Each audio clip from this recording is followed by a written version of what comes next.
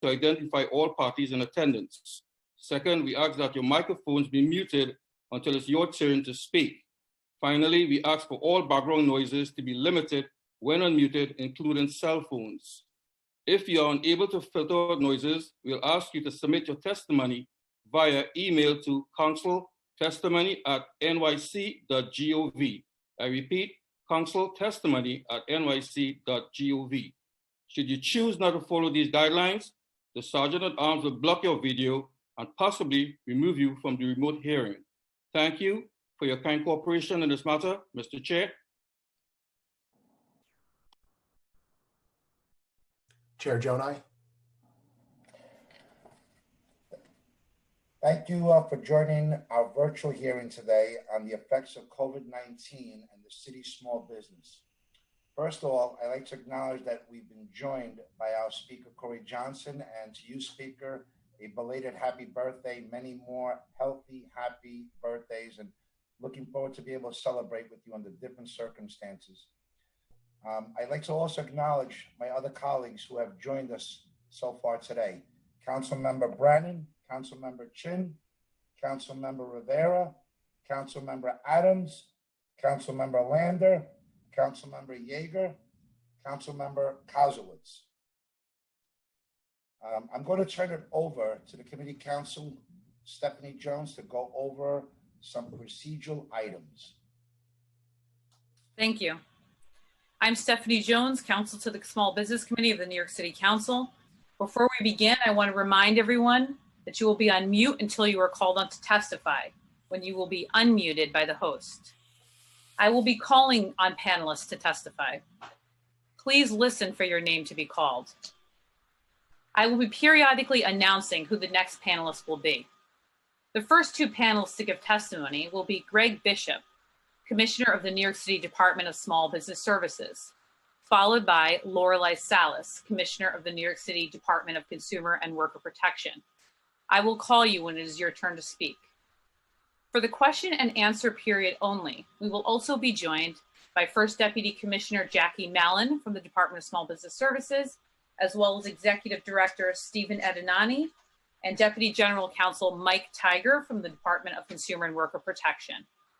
During the hearing, if council members would like to ask a question of the administration or a specific panelist, please use the Zoom raise hand function and I will call on you in order.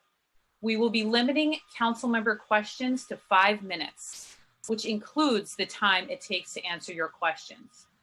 Please note that for ease of this virtual hearing, we will not be allowing a second round of questions for each panelist. Thank you. I'll now pass to the speaker to give an opening statement. Thank you, Stephanie. Thank you, Chairs Jonai and Cohen, for holding this hearing today. There are a lot of bills on deck, so I will be brief. But I wanted to say that, as we all know, small businesses make our neighborhoods feel like home for residents, and they show tourists why we're the greatest city in the world. So we have no choice but to make sure they're able to weather this unbelievably painful storm. It is too important for New York City. I can't imagine my neighborhood or any neighborhood without our local small businesses, and I'm sure every New Yorker would agree with that sentiment.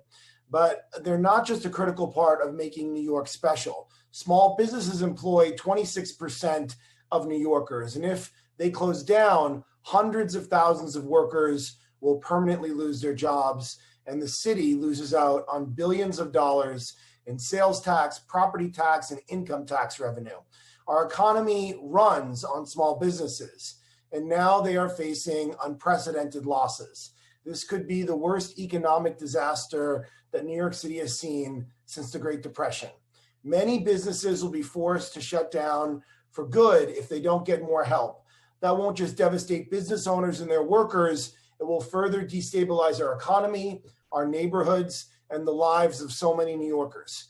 Congress made some improvements to the Paycheck Protection Program, but those loans are still too hard to access and they're in short supply. And I'm not confident that they will end up helping the vast majority of New York City small businesses. This is particularly true for the city's immigrant-owned small businesses. They face significant obstacles in accessing loans because of language barriers, documentation requirements, and eligibility criteria. We absolutely need more federal support here, but there are some things that the city can do. We've got a large package of bills that we're hearing today, including bills that would give desperately needed help to restaurants by capping delivery app fees. I want to give the sponsors time to discuss, so I'll just briefly mention two bills that I'm co-sponsoring. Introduction 1914, which I co-sponsored with Councilmember Adrian Adams, would make threatening an impacted commercial tenant a form of harassment punishable by a civil penalty of between $10,000 or $50,000. And Introduction 1932, which I co-sponsored with Councilmember Rivera, would suspend personal liability clauses so that city business owners don't face the loss of their businesses and also personal bankruptcy. I want to thank everyone who has joined us. I know it is especially challenging for small business owners to take time to be here today. And I know we can't solve all of the issues that you're facing, but I want you to know the City Council is committed to doing everything we can as quickly as we can. And I will now turn it back over to the chairs. Thank you very much. Thank you so much, Speaker Johnson. I'd like to acknowledge that we've been joined by colleagues since the start of the hearing, and we've been joined by Councilmember Mario and Councilmember Moya. Good afternoon. I'm Councilmember Mark Jonai, Chair of the Committee on Small Business, and I'd like to welcome you to our remote joint hearing today with the Committee on Consumer Affairs and Business Licensing, chaired by my dear friend, Councilmember Andy Cohen. As chair of this committee, I've had the honor of being a voice in the City Council to advocate for and support the over 200,000 small businesses in New York City. The small businesses in the city are the living embodiment of what makes New York great. Nearly half of our small businesses are immigrant-owned, and in some neighborhoods, these immigrant business owners employ up to 40% of the community. Our small businesses deliver cultural relevant goods that can't be found in larger businesses or in big box stores. They beautify our neighborhoods and serve as a meeting place for city's residents to socialize. Micro businesses with 9 employees or fewer, capture the more common conception of the mom and pop shop. They are a symbol of what hard work and an entrepreneurial spirit can accomplish in our great city. The COVID-19 crisis perhaps presents the greatest threat to our economy and small businesses in modern history. Our non-essential businesses are currently closed, and they must now decide whether they can continue paying their staff, rent, debt, real estate taxes, sewer and water charges throughout the duration of this crisis. Our essential businesses may also be struggling with declining business and sales, and now have the added burden of providing personal protective equipment, or PPE, to protect their staff and customers. I look forward to hearing from Commissioner Bishop about the SBS's loan and grant program and their success and failures in getting necessary financial resources into the hands of small business owners. I believe with the right amount of resources and leeway, you could have done more to save our businesses, and you still can. I have a number of questions for the Commissioner, specifically how SBS engaged with our immigrant small business owners, why these programs closed so quickly, and to get a breakdown of which types of businesses and neighborhoods benefited the most from these programs. It is well documented that this virus had a tremendous negative impact on the communities of color, and I want to make sure that the issuance of financial relief did not disproportionately benefit business owners living in certain areas or working in certain industries or of a certain size. And while I'm eager to get answers from the Commissioner on the grant loan program, I have to be honest. I have deep concerns that the mayor may have taken his eye off the ball in protecting New York City's small and micro businesses. While he's out busy playing national politics, struggling business owners were left wondering if he would do his job and focus on protecting him during the crisis. To say he was MIA, we'd be putting it mildly.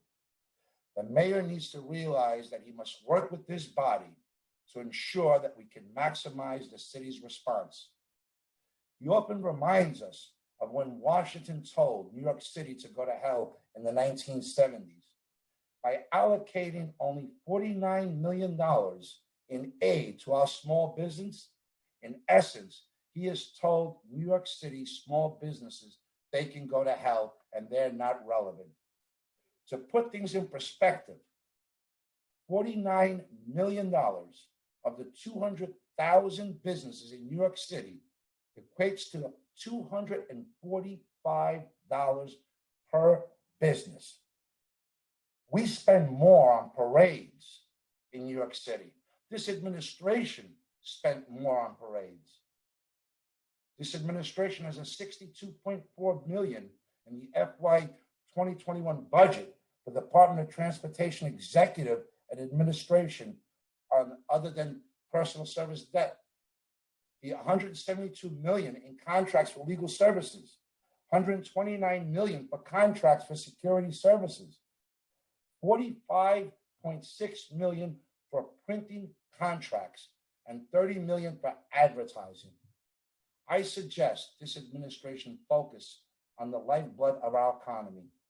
Our small businesses contribute billions annually to our budget. They deserve more. They're entitled to more. The city must be there for them in this time of crisis. This hearing is also a legislative one. We will be hearing a package of bills today intend to provide immediate relief to our struggling small businesses during this crisis. We will be hearing 8 bills today that relate to third-party delivery platforms. We've had 2 oversight hearings on this topic this legislative session and have spent almost a year working on this legislation. The bills we're hearing today will ensure that the restaurants will be able to weather this storm and reopen for business after this crisis is over. I'm especially proud of my bills, intros 1895, 1896, 1897, 1898, and 1921. I'm also co-sponsor on my colleague's bill, Councilmember Francisco Moya's bills intro 1907 and 1908. The committee will also be hearing intro 1914 and 1932. I look forward to beginning a dialogue with SBS and our advocates here today on all these bills as they continue the legislative process. The package of bills we're hearing today will provide small businesses with the essential relief they need and deserve. I fear after we open back up this city and life begins to return to a new normal, we will see our commercial corridors decimated and empty. There were signs of this before this crisis. We can't even imagine what our commercial corridors will look like after this crisis. We must prevent mass retail vacancies. We must save mom and pop shops. We must take advantage of legislative action to ensure small businesses are protected. Now is the time to be proactive. I created a petition calling for City Hall and Albany to wake up and delay business income tax, sales tax, payroll tax, real estate taxes, and water and sewer charges. Nearly 20,000 New Yorkers agreed that this must be done. With that said, I'd like to thank the Speaker of the Council for adapting to this new normal and allowing the Council to resume our work despite these challenges. I want to thank my Chief of Staff, Reggie Johnson, our Legislative Counsel, Stephanie Jones, our Policy Analyst, Noah Mexler, and Financial Analyst, Aliyah Ali, for their hard work in preparing for this hearing. I'd like to turn it over to Chair Cohen, who chairs the Committee on Consumer Affairs and Business Licensing, to say a few words and give an opening statement. Chair Cohen? Mark, it's good to see your face. Same here. All right. Good afternoon. My name is Andrew Cohen, and I'm the chair of the Committee on Consumer Affairs and Business Licensing. I'd like to thank everyone who has managed to join us for this remote hearing, And thank you, Councilmember Jonai, for convening this important hearing together. The scope of today's hearing is extensive, and it has been mentioned, it is both an oversight hearing and an opportunity to gather feedback on numerous pieces of legislation. I look forward to hearing directly from small business owners about the impact of this pandemic on their operations and their experiences navigating government programs meant to assist them. Small businesses are the lifeblood of our economy, but we all know that even before this pandemic hit, maintaining a profitable one in the city was incredibly difficult. So it is hard to comprehend how tenacious small business owners are making it happen now. But many of you still are. We've heard incredible stories of ingenuity and innovation in the ways that you have been able to utilize technology to reach your customers. I hear that there are bodegas in the Bronx that are now taking orders online, while others, such as restaurants and food trucks, are still operating and sending food to our frontline healthcare workers. While it is inspiring to hear about the generosity and resilience of our small business owners, we do not want you to bear this weight alone. Many of you have called for very specific legislation and governmental support to help you navigate this unprecedented crisis. In response, Chair Jonai, myself, and my fellow council members have introduced a package of legislation geared toward reducing the burden on small business to help you maintain your operation and get through this crisis. My bill, Intro 1916, will require the Department of Consumer Affairs to waive and refund all fees related to sidewalk cafe licenses for the remainder of this year. Sidewalk cafes cost restaurant owners thousands of dollars in fees annually. There are approximately 1,400 sidewalk cafes in the city, representing an annual cost to the industry of between $11 and $12 million. It simply does not make sense for the city to collect these fees when restaurants are one of the hardest hit industries. I look forward to hearing from Commissioner Salas and the administration regarding this legislation. I'm also proud to be a co-sponsor on several of my colleagues' bills, including the bills limiting the fees and commissions that restaurants and grocery stores have to pay third-party food delivery companies. In this time of need, these businesses and their workers continuously put themselves on the front line to help New Yorkers acquire basic necessities. It is distressing to hear that their already slim profit margins are further diminished by exploitively high commissions and fees.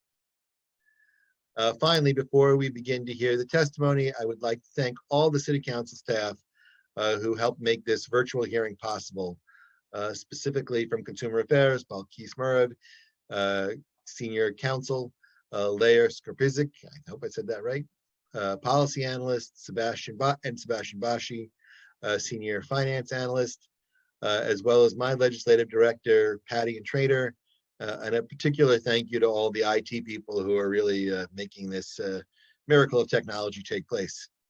These certainly are trying times, but I hope New Yorkers find it reassuring to know that the council can continue its work to serve the people of this city. I believe the Councilmember Jonai acknowledged all the members of my committee. I'm not sure he acknowledged Councilmember Koo, who has joined us also. And with that, Mark, I'm going to turn it back over to you. Thank you, Council Member. I also want to acknowledge that with us we have Public Advocate Jamani Williams, and we've been joined by Council Member Powers.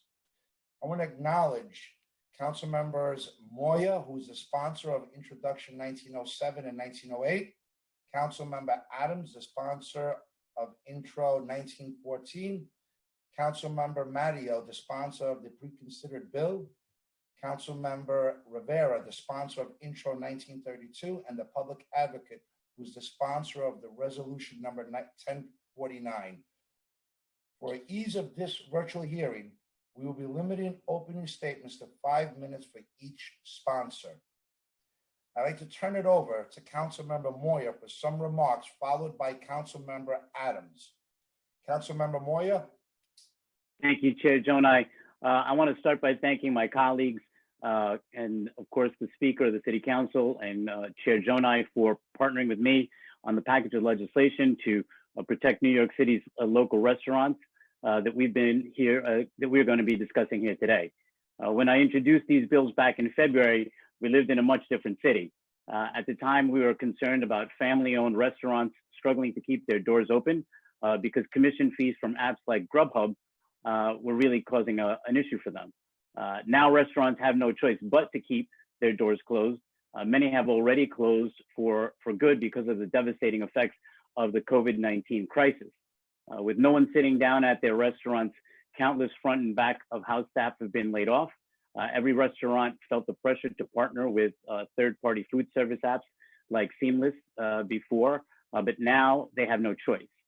Some people treated these apps like saviors for restaurants, allowing them to reach customers who are staying home and social distancing. In March, Grubhub made headlines when it announced it would suspend commission fees as restaurants struggled to cope with the pandemic. Good news for restaurants on the brink of failure. Outlets like CNBC and others reported that Grubhub would, and I quote, forego or waive commission fees, except it wasn't true. In fact, there was so much confusion and misrepresentation about what Grubhub was doing that it later had to clarify its statement. No, it wasn't waiving fees, it was just deferring them to a later date. So in other words, they were telling restaurants, we hope you survive long enough to pay us our money. How generous of them. Is there anyone who actually believes that these restaurants barely hanging on will be able to pay off the commission fees by some unidentified date? Of course not. It's disingenuous to act otherwise. Restaurants needed help before COVID-19 epidemic. They're getting swallowed up by the exorbitant commission fees that reach as high as 30% and exceed the slim profit margins most restaurants operate in. Now, as they perform the essential functions of feeding New Yorkers, they need this help more than ever. This is why we've added a section to Intro 1908, which would place a 10% cap on commission fees from third-party food vendor services to specifically address the needs during a crisis like COVID. The new section mandates that in times of declared emergencies where restaurants are limited to pickup or delivery only, apps could only charge restaurants for actually delivering meals. When we introduced this package of bills, I already could see a nightmare version of New York that had nothing but chain restaurants on every block because no locally owned place could survive the cost of doing business here. Without putting in place the protections these bills would create, that nightmare seems almost impossible to avoid. Restaurants and the workers who keep them running and the communities that they serve are demanding that we do something to give them a chance at survival. This was true before the pandemic turned the world upside down, but now more than ever, there's a greater urgency to get this done. So I want to take this opportunity again to thank the Speaker, Chair Jonai, and my colleagues for being a leader on this issue and a champion for New York City small businesses. And I urge my colleagues to join us in supporting these bills. Thank you, Chair Jonai, for the opportunity to speak. Thank you, Councilmember Moya. I'd like to call on Councilmember Adams for some remarks, followed by Councilmember Matteo. Councilmember Adams? Thank you so much and good afternoon. I'd like to start by thanking Chairs Jonai and Cohen for today's important hearing on the impact of COVID-19 on New York City. I'm proud to sponsor Introduction 1914 with Speaker Johnson. This bill would make threatening a commercial tenant based on their status as a COVID-19 impacted business or person a form of harassment punishable by a civil penalty of $10,000 to $50,000. Our businesses, especially small businesses, are extremely vital to the pulse of our neighborhoods. Small businesses are suffering right now as they're forced to adapt to a new normal. We need to act now to protect the businesses that make our neighborhoods vibrant and maintain the history and character of our communities across the city. Unfortunately, thousands of businesses in our city are suffering as they've been forced to close due to COVID-19. As availability of federal loans is limited, many businesses are unable to pay their rent. This leaves them vulnerable to harassment from landlords in search of ways to collect, or in essence, force the incumbent tenant to voluntarily abandon the property so that new tenants willing to pay higher rents can move on in. The threat of harassment will particularly impact the city's small, independently owned and immigrant-owned businesses, many of which were operating on thin margins and struggling to pay rent even before this crisis. So I thank the Speaker for his leadership and partnership, and I certainly thank my colleagues for considering Intro 1914 to protect our small businesses and protect commercial tenants. Thank you, chairs. Thank you so much, Council Member. I'd like to call on Council Member Mario to give his remarks, followed by Council Member Rivera. Council Member Mario. Thank you, Chairs Cohen and Jonai, for holding today's joint hearing. Thank you to the staff that has helped make it possible. Truly appreciate all your hard work. Everyone knows how terrible this pandemic has been. It has kept families and friends apart. It has taken so many loved ones from us. The toll on our physical and mental health continues to be felt, and the hardship it has placed on our small businesses has also been unprecedented. Small businesses are the backbone of our communities and the engine of our economy. They employ more than half our city's workforce and most of our residents. They support not-for-profits that enhance our neighborhood's quality of life to a level that government can never accomplish on its own. We have to support them to get back on their feet so they can continue to fill that vital role in New York City. That is why I've introduced this pre-considered intro. I appreciate that licenses and permits have been extended during the duration of this emergency, but the agency response to Executive Order 107 of 2020 has been uneven at best. Some agencies maintain that permits have to be renewed at the expense of small businesses. So we need the mayor to clarify which permits and licenses have been extended. We also must ensure that our small businesses are not burdened with red tape, just as we are starting to allow them to reopen. That is why no permit or license should have to be renewed for 90 days after this emergency is over. This will give small businesses, our mom and pop establishments, our local restaurants, and others at least some breathing room as they try to restart and to operate without worrying about paperwork or a fine from the city. I look forward to hearing from the administration and working with them to make sure that this burden is lifted from small businesses before it hobbles them in their comeback. Thank you, chairs. Thank you, Councilmember Mario.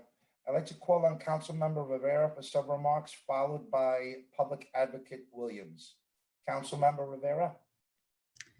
Thank you. Good afternoon. I am Councilmember Carlina Rivera, and I'd like to thank Chair Jonai and Chair Cohen and members of the Small Business and Consumer Affairs Committees for letting me speak briefly at this hearing on my bill Introduction 1932, which would prohibit the enforcement of personal liability provisions in commercial leases or rental agreements involving a COVID-19 impacted tenant.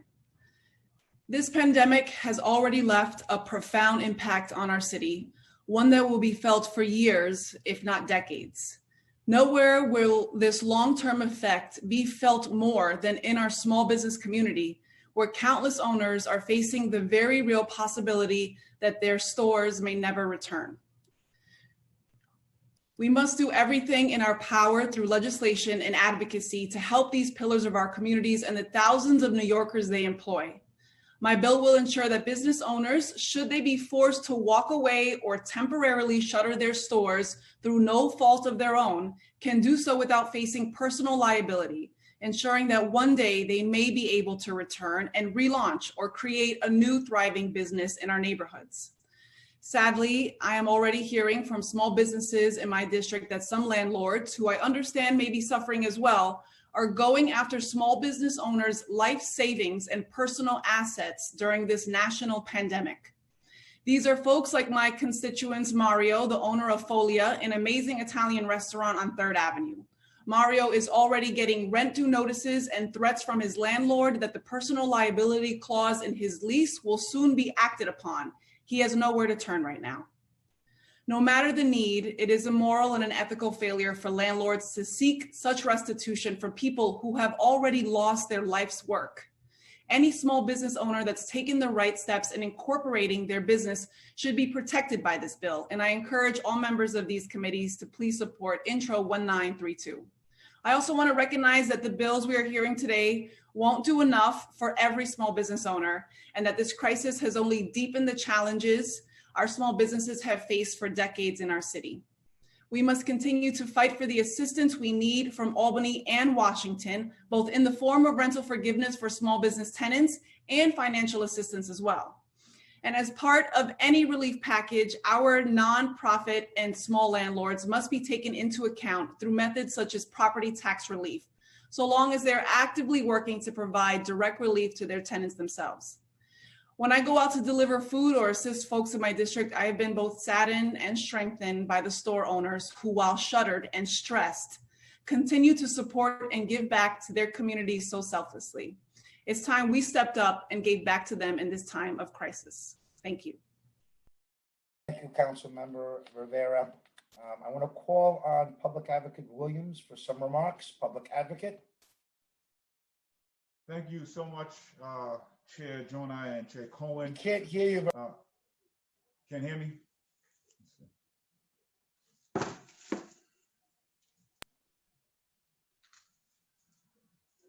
Can you hear me now? Want to thank Chair Jonai and Chair Cohen for this. I apologize. I have to keep the mask on. I'm at a food distribution event in Staten Island, but I'm new to the magic of technology. I could still get my statement in this hearing. So I appreciate the opportunity to speak. I do want to thank Speaker as well for working with the council to get these hearings online and showing leadership for our legislatures actually across the country that this can be done. And I also like to say the Speaker's quarantine barrier is much better than mine. So I appreciate that as well. And I appreciate the attention for Consumer Affairs and Business Licensing and Small Businesses for holding an oversight hearing on the impact of small businesses in New York City. I know the committee is hearing several bills that would support our restaurants and food delivery workers and our small businesses. I support my colleagues' efforts and thank them for introducing these bills.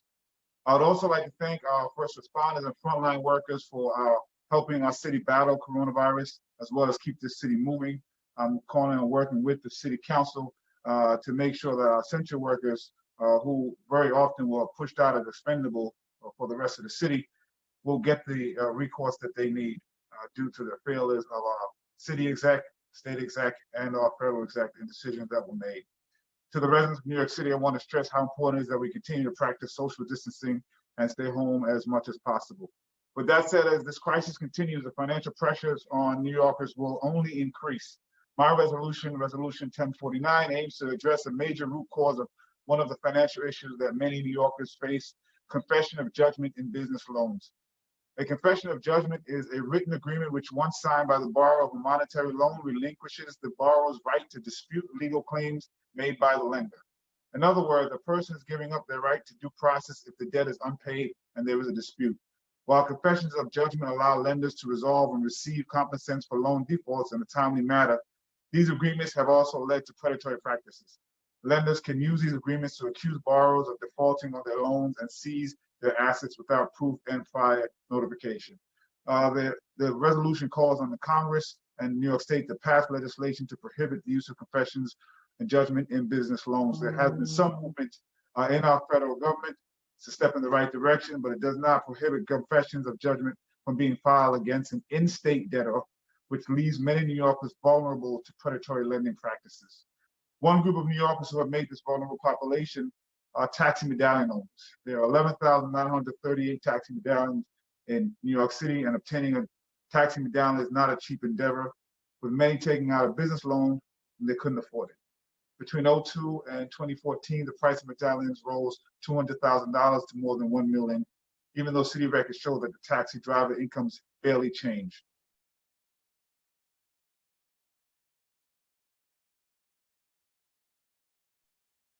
All right, can you still hear me? All right. The following year, the cost of medallions began to fall. As the value of taxi medallions fell, lenders denied borrowers appeals to refinance and instead issued confessions of judgment, allowing the lender to seize the borrower's assets as recompense. In fact, several banks use confessions of judgment in their lending activity, where the borrowers admitted defaulting on a loan even before borrowing any funds at all. The ripple effect of the predatory lending practices, much of which were based on confessions of judgment, has left taxi drivers and others who own medallions in a lot of debt.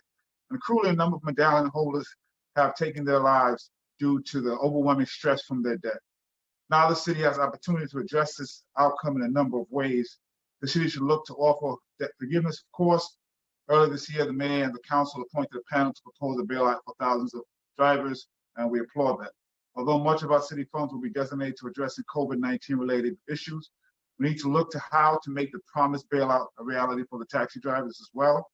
Not only are they among the frontline workers who are going outside every day to make sure people can get around safely, they are also among those who are financially struggling during this pandemic. Small businesses are also at risk of confessions of judgments used against them, probably even more so as we move through this COVID responsive recovery. Whether a local restaurant or retail store, the reality is that small business owners are vulnerable to the predatory practice. This is especially true in our current environment, as most businesses are closed, effectively stopping a steady stream of income. Businesses already have very tough decisions to make. Businesses that have signed loans with high interest rates cannot afford to go under because of a missed payment. The situation for these small businesses that empower and strengthen our communities is precarious at best. Losing any of these small businesses will be a catastrophe, and we expect it might be more than a few. But it does not have to be this way, and legislation on the federal level and on the state is the best recourse. New Yorkers in distress cannot wait any longer for as long as debt collectors continue to misuse confessions of judgment. So I'm asking my colleagues to join me, and this is just a resolution, but I think it helps New Yorkers, New York City Council, make sure that we are pushing as hard as we can in conjunction with the other bills. I think we'll be moving in the right way in protecting all New Yorkers, including our small businesses. Thank you again. I appreciate it. Thank you, Public Advocate. Before I turn it over to the moderator, I want to acknowledge that we've been joined by Councilmember Rosenthal. Council Stephanie Jones. Thank you, Chair. We will now call on members of the administration to testify. First, Commissioner Greg Bishop of the Department of Small Business Services, followed by Commissioner Lorelei Salas of the Department of Consumer and Worker Protection. Before we begin, I will administer the oath. Commissioner Bishop, Commissioner Salas, First Deputy Commissioner Mallon, Executive Director Edinani, and Deputy General Counsel Tiger. I will call on each of you individually for response to the oath. Please raise your right hands. Do you affirm to tell the truth, the whole truth, and nothing but the truth before these committees, and to respond honestly to council member questions? Commissioner Bishop? I do. Thank you. Commissioner Salas? I do. Thank you. First Deputy Commissioner Mallon? I do. Thank you. Executive Director Edinani? I do. Thank you. Deputy General Counsel Tiger? I do. Thank you. Commissioner Bishop, you may begin when ready. Thank you. Good afternoon, Mr. Speaker, Mr. Public Advocate, and of course, Chair Jonai, Chair Cohen, and members of the Committee on Small Business and the Committee on Consumer Affairs and Business Licensing. My name is Greg Bishop, and I'm the Commissioner of the New York City Department of Small Business Services. I'm joined by SBS First Deputy Commissioner Jackie Mallon. First and foremost, this has been such a difficult moment for our city, and especially our small business community. My staff and I are working tirelessly for small businesses through our programs and advocacy for additional support. I'm so grateful for the Council's enthusiastic partnership and engagement as we continue to reach constituents in your districts that need help and to better understand the evolving impacts of COVID-19 on the city's small businesses. New York City small business owners are facing unprecedented challenges. Our goal is to connect them to the resources they need to preserve through this crisis and come out on the other side stronger. Based on the concerns we heard in January and February, SBS worked quickly to launch 2 financial assistance programs, the NYC Employee Retention Grant and the NYC Business Continuity Loan Fund. Through the NYC Employee Retention Grant, SBS has approved financial assistance totaling more than $19 million for over 2,600 small businesses.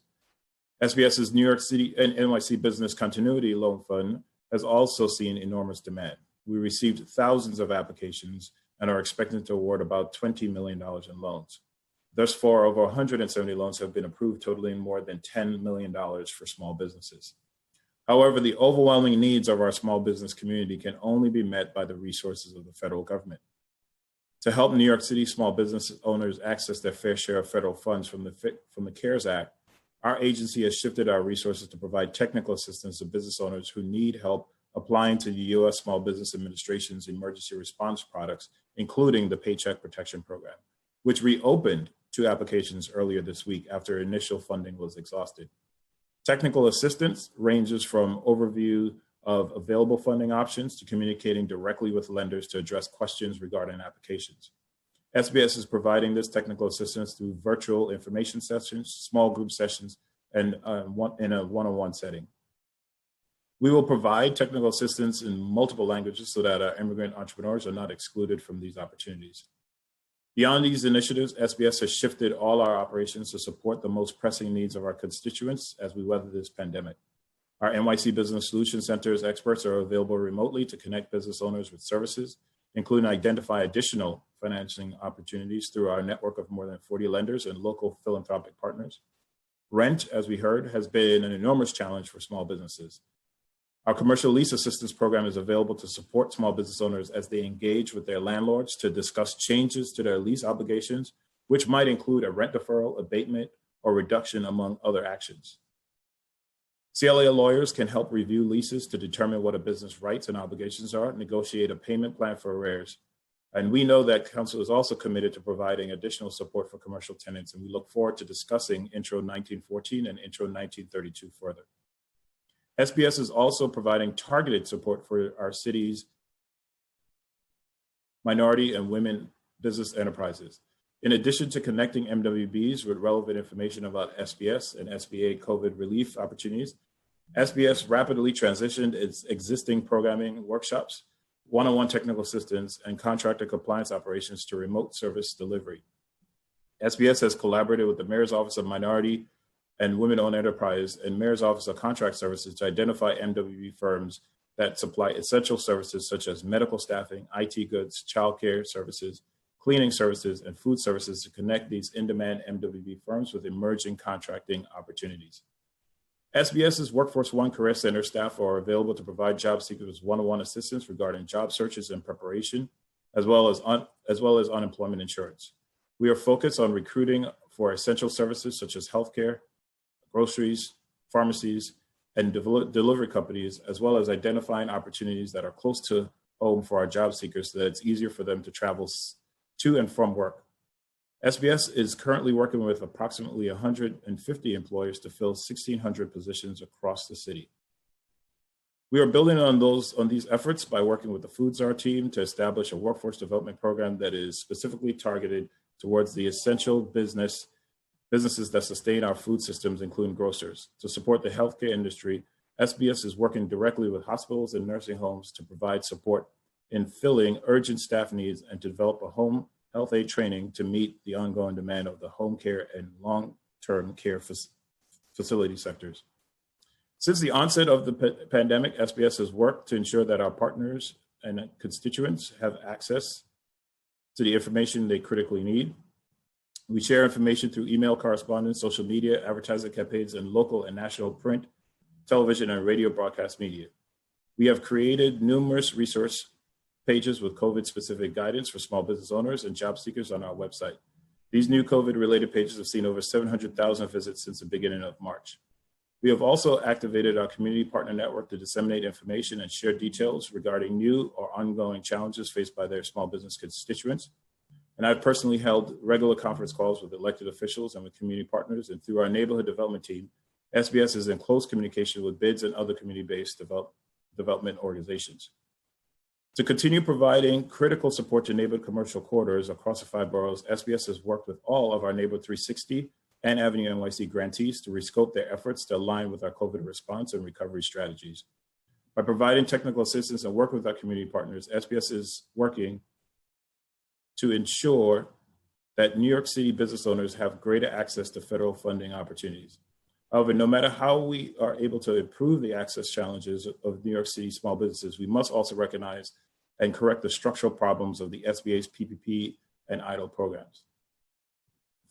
Foremost among them, the timeline for loan forgiveness needs to change to be fair to New York City businesses. Congress needs to follow businesses that receive PPP funding to bring their employees back when their city reopens, giving them a fighting chance to sustain their business without taking on insurmountable debt. We are advocating for the extension of these federal loan terms as increasing the timeline for repayment would provide companies with the necessary breathing room to emerge from this pandemic financially sound. Furthermore, many business sectors, especially restaurants and the hospitality industry, need additional assistance with their fixed costs like rent, mortgage, and utilities, in addition to the expense of employee retention, which is the focus of the PPP. And finally, the federal government needs to do more to ensure that our smallest, most vulnerable businesses have access to the resources they need by developing financial tools and routing more money to business owners that have been left out of early federal funding rounds, including undocumented New Yorkers, some nonprofits, and religious institutions who desperately need more support.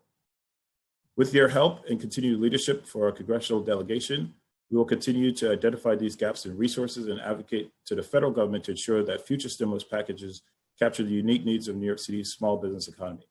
I applaud the Council's leadership in developing local solutions, especially related to third-party delivery applications, but I do want to ensure we are not putting additional regulatory burdens on small business owners at this time. I look forward to discussing further and continuing to work together to effectively serve New Yorkers. Thank you, and I'll be happy to take your questions. Thank you, Commissioner. Next, we'd like to invite Commissioner Salas of the Department of Consumer and Worker Protection to testify. Commissioner Salas. Thank you. Good afternoon, Speaker Johnson and Chairs Cohen and Jonai, and members of the committee. I am Lorelei Salas, Commissioner for the Department of Consumer and Worker Protection. First, I'd like to say that I hope that each of you and your loved ones are staying safe and healthy during this crisis. My office has been in regular contact with many of your offices, but I look forward to, at this hearing, officially update you on the work that my agency has been doing. The economic cost of COVID-19 crisis is tremendous, as my colleague Greg Bishop just testified to. But for the over 200,000 small businesses in New York City, including thousands of DCWP licensees, revenue streams are strained or non-existent. Under this administration, DCWP has been especially attentive to small business needs by promoting a culture of compliance through presentations, roundtable meetings, and business walks. In fact, just last month, at our preliminary budget hearing, I testified to yet another consecutive year of decreased fines on businesses. DCWP's mission to protect and enhance the daily economic lives of New Yorkers to create thriving communities is more important than ever before. This is why DCWP has and will continue to work to provide guidance to small businesses and work in good faith to address unforeseen matters of concern. In compliance with New York State on pause, DCWP suspended in-person customer visits to the New York City Small Business Support Center in Jamaica and our Lower Manhattan main office on March 16th. Instead of in-person visits, DCWP published guidance advising customers to use a suite of online services and published public-facing contacts to further guide customer questions on issues including business compliance, collections, and licensing. This notice remains on our website homepage and is available in multiple languages. Less than 3 weeks after New York pause, we extended to June 30th upcoming license terms and provided additional grace periods for licensees to submit renewal applications. The mayor has, of course, also issued Executive Order 107, which extends license terms for the duration of the state of emergency. And if the state of emergency extends beyond June 30th, we will extend our deadlines accordingly. DCWP has also been responsive to stakeholders. Although prohibited by state statute from extending the license expiration date of employment agencies, we acted where we could and extended the renewal application grace period deadline to August 28th in response to questions from industry. The complete licensing extension guidance is available on our website and in multiple languages, as I said. My staff and I have also been in close contact with the City Council through the COVID-19 crisis. Our partnership facilitated a mayoral executive order waiving consent fees for sidewalk cafes for the pendency of the state of emergency. We are processing refunds as quickly as possible and are on track to complete final steps over the next few weeks. Even in these difficult times for businesses, DCWP's core function and mission to protect workers and consumers must persist. In order to prevent stores from overcharging New Yorkers, I used my authority on March 5th to declare face masks temporarily in short supply. Subsequently, I expanded the short supply order to cover disinfectant wipes and hand sanitizers. By March 16th, our agency took further steps and issued an emergency rule making price gouging illegal for any service or personal or household good that is needed to prevent or limit the spread of or treatment of COVID-19. Under the emergency rule, businesses have an opportunity to provide evidence to DCWP if prices were raised in excess of 10% due to increased costs to supply them. DCWP has also subpoenaed several suppliers to investigate claims by businesses that they were being gouged. Thus far, the agency has reached out to several manufacturers of products to request assistance with positive results. Informational flyers for business compliance are available on our website and in multiple languages. And on March 6, DCWP physically distributed this flyer in various business districts in New York City. In late March, DCWP published updated COVID-19 guidelines for employers and employees as it relates to city, state, and federal laws that govern New York City private sector workplaces. DCWP received appreciation from stakeholders on updated paid sick leave guidance that clarified obligations as it related to new emergency protections passed by the state and Congress. I also want to take this opportunity to thank Speaker Johnson for amplifying the regularly updated guidance, which is now available in multiple languages on our website. Both the guidance for workplace laws and price gouging are the subject of ongoing virtual outreach events, stakeholder communications, and daily communication with sister agencies like SBS that further amplify our work. To date, DCWP has participated in 14 outreach events for small business owners since the COVID-19 crisis began. Before I discuss the broader package of bills, I'd like to express the sentiment that my agency and administration generally, we agree with the issues that the Council is trying to address with these bills. Given the ongoing emergency and fiscal situation, it would be challenging for us to contemplate taking on a broad area of new regulation. With that said, we want to work with the Council to figure out the best pathway forward and what we can do to help small businesses the most need this help right now. Introductions 1846, 1896, 1897, 1898, 1907, and 1908-A. This package of bills aims to regulate third-party food delivery services. Would like to work together on addressing fees as addressed in Intro 1908-A by Council members Moya and John I. Intro 1908-A would place a cap on the fees charged to restaurants during this crisis. We are discussing with City Hall to identify the best agency to tackle this pressing matter to protect small businesses and would like to continue the conversations with the Council to find a path forward. Similarly, DCWP supports the intent of Intro 1846, but we have several questions, including but not limited to the prudency of only requiring these disclosures to consumers who use a third-party food delivery service and not to those that order directly from restaurants. We're interested in working with you on the other bills as soon as the crisis is behind us. Introduction 1916 waives all license and consent fees for sidewalk cafes that are due on or after January 1st, 2020 until December 31st, 2020. As noted earlier, DCWP worked successfully with the City Council to address sidewalk cafe consent fees concerns for the pendency of the state of emergency by way of mayoral executive order. Circumstances resulting from COVID-19 are impacting the bottom lines of thousands of different types of businesses. DCWP alone licenses more than 75,000 businesses across over 50 business categories, and sidewalk cafes represent less than 1,000 of those businesses. As a general matter, DCWP will continue to explore ways that we can help businesses tied to dependency of the state of emergency.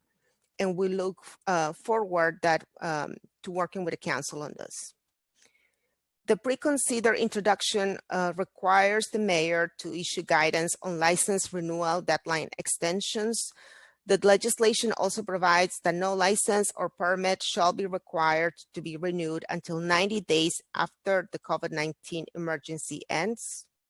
This legislation impacts licenses and permits beyond those under the purview of DCWP.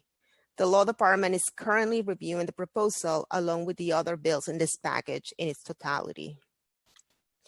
In conclusion, I'd just like to say that we're very, very grateful for the essential workers that are taking care of the sick and vulnerable, and for those delivering a variety of services we normally take for granted. We're also grateful for the incredible sacrifices in our communities, the small businesses that had to close their doors to protect New Yorkers, the New Yorkers who continue to abide by social distance guidelines, and our collective staff who have remained steadfast in working for the greater good of the city and on behalf of millions who are suffering in these trying times. Thank you for the opportunity to testify, and I look forward to hearing from you and answering any questions you may have. Thank you, Commissioner. I will now turn it over to questions from Chair Jonai and then Chair Cohen. For these questions, again, we will additionally be joined by First Deputy Commissioner Jackie Mallon from SBS and Executive Director Stephen Atanani and Deputy General Counsel Mike Tiger from DCWP. Panelists, please stay unmuted if possible during this question and answer period. Thank you. Chair Jonai, please begin. Thank you, Stephanie. Commissioner Bishop, thank you for your testimony. What is the total dollar amount in loans that have been allocated so far that have actually reached our small businesses, whether it be in grants or loans? So first of all, it's good to see you, Councilmember Jonai, and glad that you're well. As I mentioned in my testimony, we have, as of today, in terms of our grants, we approved over $19 million. And as you know, during the when we make the approval, it is a direct debit into someone's account. So depending on their bank, once the approval is done, it could take up to a week for the money to actually get into the individual's bank account. And on the loan, we've approved over $10 million. That's $39 million in total. Is that the total budget that was allocated for loans and grants? So we actually, for the total budget was around $50 million. And as you know, and I know you talked about the allocation earlier in your opening statement. When we created these programs, we were on the ground in early February because we saw a lot of businesses experiencing the impact of COVID-19 in the city, particularly in our Chinatown communities. So this program was designed for smaller businesses that were already experiencing the impact. When the mayor made this announcement, the world changed within 5 days, as you can imagine, and we were able to quickly pivot, but we knew that the need was going to be far outweigh the ability for these programs to meet the need of the entire city. And we said, and the mayor said, that we will need the federal government to step in. From when we launched the program, it took us 5 days from launching, accepting applications to making the first disbursement for our grant program. And for our loan program, it took us less than 2 weeks. So our team moved as quickly as possible. And for anyone that's in finance, that standing up a program, making disbursements that quickly, it was a Herculean task. And we worked well into late hours, weekends to get these programs up and running as quickly as possible. But I share your concern in terms of the need. We know that the federal government has the resources. As we all know, our budget situation we have as a city, we have to have a balanced budget. The state has to have a balanced budget. So we need to depend on the federal government in order to not only help our small businesses, but help the city in general. So we certainly agree with you that more needs to be done. We've been advocating, and I want to thank our New York congressional delegation because they've been fighting for the little guys. And I can talk a little bit more about the federal programs, but I just wanted to let you know that we moved really quickly. Money is out the door. There are companies that have received dollars from our programs. Thank you, Commissioner, but I'm still not clear. Is it $39 million or $49 million that has been allocated in funds for loans and grants? So the total number is 49 million. What you're seeing here is that we had, and I'll ask First Deputy Jackie Mallon to give you the clarity in the dollars. When we announced the closure of our grant program, because when we originally went out, there was a smaller number for our grant program. But instead of shutting the door and saying no to we had a tremendous amount of applications on the last day, I think double the amount that we had throughout the entire program. And remember, this grant program was an employee retention. So when we decided that we were going to pivot to now help our small businesses connect with the federal employee retention program, that is why we decided to sunset our program, because our program was only for businesses 1 to 4 employees. We did open it up to nonprofits and individuals who, immigrants could have also participated in this, but the federal program had a much larger catchment area. So we had a surge of applications, and we are going through those applications. So that number that you're seeing, there's dollars that far exceeds the allocated budget that we're working on right now. Jackie? Yes, $39 million is allocated for the grant program, $10 million for the loan program, which is we're also using private capital in the loan program, which is how we get $20 million ish in loans awarded. And to date, it's about 19 in the grant that's been approved and 10. So it's not 39 so far, it's 29 actually. And in the loan. Council member. So how much has been allocated already? 29 or? No, awarded. So like on its way to the customers is 19 in the grant program, 10 in the loan. So that's 29 out of the 49 that's in the funding. Well, thank you, Deputy Commissioner, but what's the holdup? I mean, this dollar amount is so small to begin with, but only 29 million is out the door. That would mean we have another 20 million that we could be allocated to these small businesses that are in dire straits. So I'm not sure who can answer that question. So I started by saying that, we moved very quickly. And, part of and when we talk about out the door, we're talking about there's a financial process, right? So once we make the approval, the money needs to move from different bank accounts. And as I talked about, depending on your account, some of these transactions, and depending on the dollar value, some of these transactions do take a certain amount of time. We also have, for the loan, it is an underwriting process. And the underwriting process, our third party, we are not underwriting the loans. A third party is underwriting the loans. They have put all the resources that they need to. They process roughly about 40 applications per day. And they're moving as quickly as possible.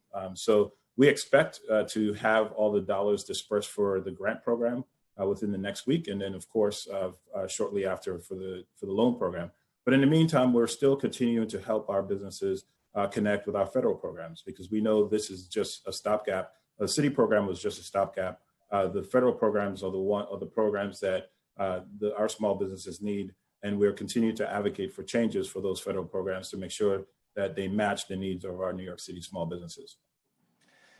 Thank you, Commissioner. I'm just going to reiterate that you need to get this money out the door sooner than later. And the total dollar amount of $49 million, which equates to roughly 204. How many loans and grants were made? And what was the total that was requested? So maybe I can ask this in a different form. One, what was the dollar amount of the total loans and grants that came in the form of request, and the total dollar amount? You have that answer? Yeah, so I think we had over 8,000 applications for our loan program. And if you look at how we are doing with the average size loan of like $60,000, that's about 1.5 to $2 billion in terms of need. That doesn't mean everyone will get, everyone has that average. But again, it highlights the fact that the need far outweighs our ability to help on a local level, which is why we were so excited when the federal government came in as quickly as they did. Because as you know, in the past, after Hurricane Sandy, the federal government took some time to bring in the additional resources that we needed. So in terms of our ability to stand up this program, we knew that it was going to be a program that would just be a stopgap until the federal government brought in their programs. In terms of numbers, we do have that information. So in terms of the grant, no, Jackie, do you have that readily available? Sure. We received 8,800 grant applications, and we have awarded little over 2,600 to date, which equates to that nearly 20 million that we're talking about. So less than a quarter of the applicants have received any funding. The approval rate is about 61%. Some people that apply are actually not eligible. They're larger businesses or whatever, a number of different reasons. Right. We saw some. Remember, the grant program was specifically for small businesses. We wanted to make sure that we had, our very micro businesses. So only businesses that had 4 or fewer employees were eligible for this program. But that we had a number of applicants that had more than 4 employees. So what we have done is, for those that were not eligible, we've connected them to the Paycheck Protection Program, meaning we've provided technical support to help them with the application process, either through their lender or through a lender that's accepting new applications. Thank you, Commissioner. Again, this is only a fraction of the need that's out there. And the total dollar amount of $49 million is less than crumbs when it comes to the needs of our small businesses. And I broke down the number, the total dollar amount versus business that we have in New York City. And that equates to about $245 per business. Our small businesses contribute billions of dollars a year to the city's budget. Billions. And in their most time of need and crisis, all this administration could give back to them was a total of $49 million. And in my opening statement, I outlined that we spend more, or this administration spends more on parades. They spent more on printing than they gave out in a form of grants. The message is clear from this administration. And although you're going to say this is a stopgap measure that was only temporary, the mayor's gone on the record quite a few times to say that the money's not coming in quick enough from Washington to aid our small businesses. It's time for our mayor and this administration to start focusing on this city with the resources that we have, no matter how limited they are. $49 million doesn't even come close to showing the relevance and the sincerity that is needed to our small businesses. This is their dreams that have been destroyed. They see a dim future. And this city and administration has failed to be there for them in this time of crisis. I don't want to take more time on this issue because we have so many that are going to testify on the other issues and the bills that we have. I'm going to open this up to Chair Cohen if he has any questions for the administration on the loans and grants, and as the Commissioner of Business Consumer Affairs. Thank you, Mark. I will be brief. I'm going to let the bill sponsors, I think, focus on their bills. So I'm just going to say it's good to see you, Commissioner Salsa and Commissioner Bishop. I appreciate the collaboration. Consumer Affairs, we've had regular briefings together, and I appreciate the transparency and us being able to work together. But one, in your testimony, you don't object to 1916. I understand that the agency is taking action on their own, but you don't have any objection to it, do you? the question is addressed to me, right, Chair Cohen? Yes. Yes. Yes. So I think that what I did testify to is that the bill implicates, many more agencies than the Department of Consumer and Worker Protection, right? And so it is a larger conversation for the law department to really understand how this would affect the other agencies. I would say one thing, that operationally, we had timed our license expiration dates and renewal expiration dates so that they would be staggered deadlines, right? As you can imagine, operationally, it could be a challenge to suddenly have to process 70,000 licenses at once, which could just add to waiting times for license applicants or renewal applicants. But as related specifically to Sidewalk Cafe, you don't have any objection to that legislation? Oh, I'm sorry. So with respect to the consent fees waiver for the year January through December 2020, so as you know, we work collaboratively to arrive at a waiver of the consent fees for the March installment period. These consent fees are part of contractual agreements entered into with the city, right? The agency doesn't have its own discretion to act without involving other stakeholders that are part of or involved in these contracts, right? And I would just say also that obviously this would have an impact on revenue streams. So it's something to just take into consideration. Can you tell us what the status is? Have you refunded everybody who's paid so far? Or are you still processing? What percentage of the Sidewalk Cafe license holders did pay? Can you just give us a little rundown on that? I can tell you that we are still processing the refunds, right? We're in the middle of that. Our finance division will be sending out checks to those who had already sent their consent fees within the next 2 to 3 weeks.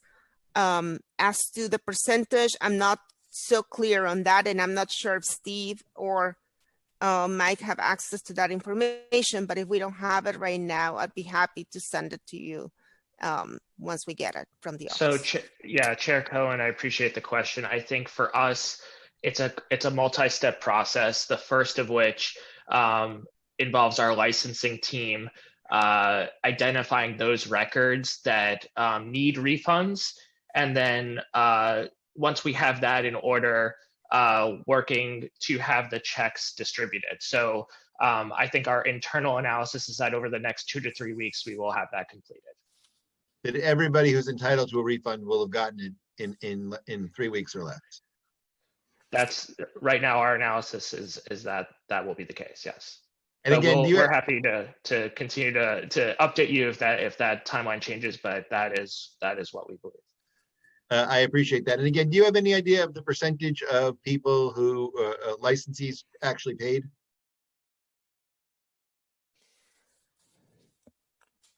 I don't have that right now. I think that when we did some of the estimates, we were talking about $300,000 in total fees paid, but I don't know what that represents. So we'll have to come back to you with an answer on that. Well, that sounds like a relatively small percentage. All right, that's great.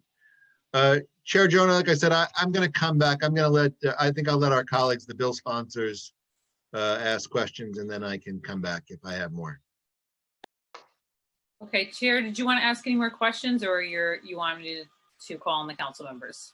No, thank you, Stephanie. Thank you, Chair Cohen. We have a slew of questions that our colleagues can ask. Okay, thank you. Okay, so I will now call on council members in the order they have used the Zoom raised hand function. If you would like to ask a question, you have not yet used that function, please raise it now. Council members, please keep your questions to 5 minutes. The Sergeant at Arms will keep a timer and will let you know when the time is up. You should begin once I have called on you. Okay, so first we'll hear from Councilmember Rivera, followed by Councilmember Lander. Councilmember Rivera. Thank you so much. Thank you to the commissioners, all of you, and everyone here. I just wanted to follow up on a couple of numbers that were kind of discussed. I guess the first one is you have some numbers here for the SBS, the Business Continuity Loan Fund, Commissioner Bishop, and the Employee Retention Grant Program.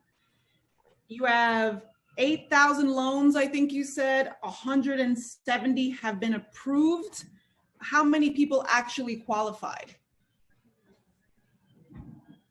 And I'm asking because I heard from some of my constituents that they were turned down. So I'm trying to understand versus how many applied, how many qualified, and then of course the number you included in your testimony, which is 170 loans. Right, so far. So we had 8,000 applications, which represents the demand for a program that far outweighed the funding for the loan program. So it's a two-step process. So we go through the approval process, make sure that they have all the documentation, et cetera, and then we send it over to the lender to actually make the loan. That's the underwriting process. And so the loan is a traditional loan. So that is. I'm so sorry. I just don't have a lot of time. And I just wondered, do you have the number of how many people qualified or not really? Yes, we do. Jackie, do you have the for the loan? So far 174. 174 out of 8,000? So by the lender, that's what you're asking, right? Yeah. Okay, just want to move on. How many small business owners have contacted you about inability to pay rent? And since the city's applications are closed, where are you referring them to? So we can get back to you in terms of the number of businesses that we refer to our legal services. But council member, I was going to tell you, so Mario, for example, can use our commercial lease assistance to get a free attorney. And we've been partnering with other law firms who are providing pro bono legal services to help our businesses negotiate with their landlords. Okay. So you're referring them where? Sorry. To attorneys. So right now, if anyone needs assistance with their landlords, we have the commercial lease assistance program. So we're referring them to pro bono legal attorneys, which will help them review their lease, help them negotiate with their landlord.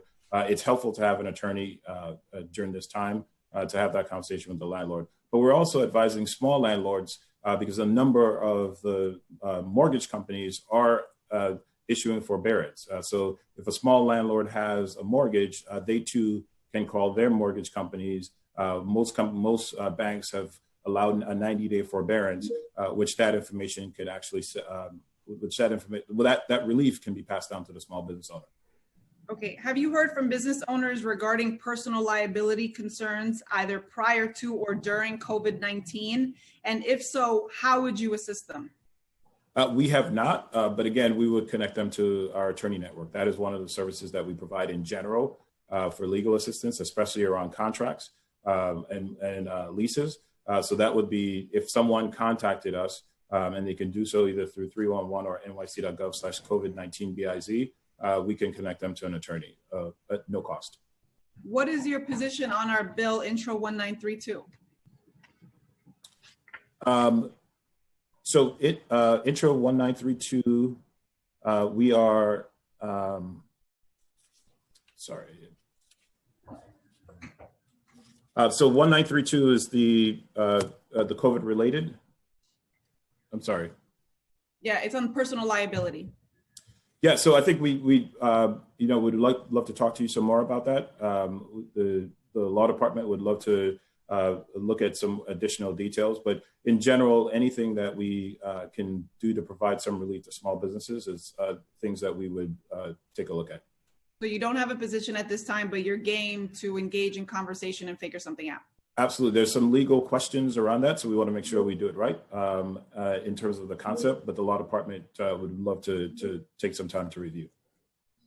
Okay, and then I just want, in the wake of the city shutting down its loan and grant programs, do you think the city still has a role to financially support businesses, particularly those owned by or employing undocumented New Yorkers and thus cannot apply for federal programs?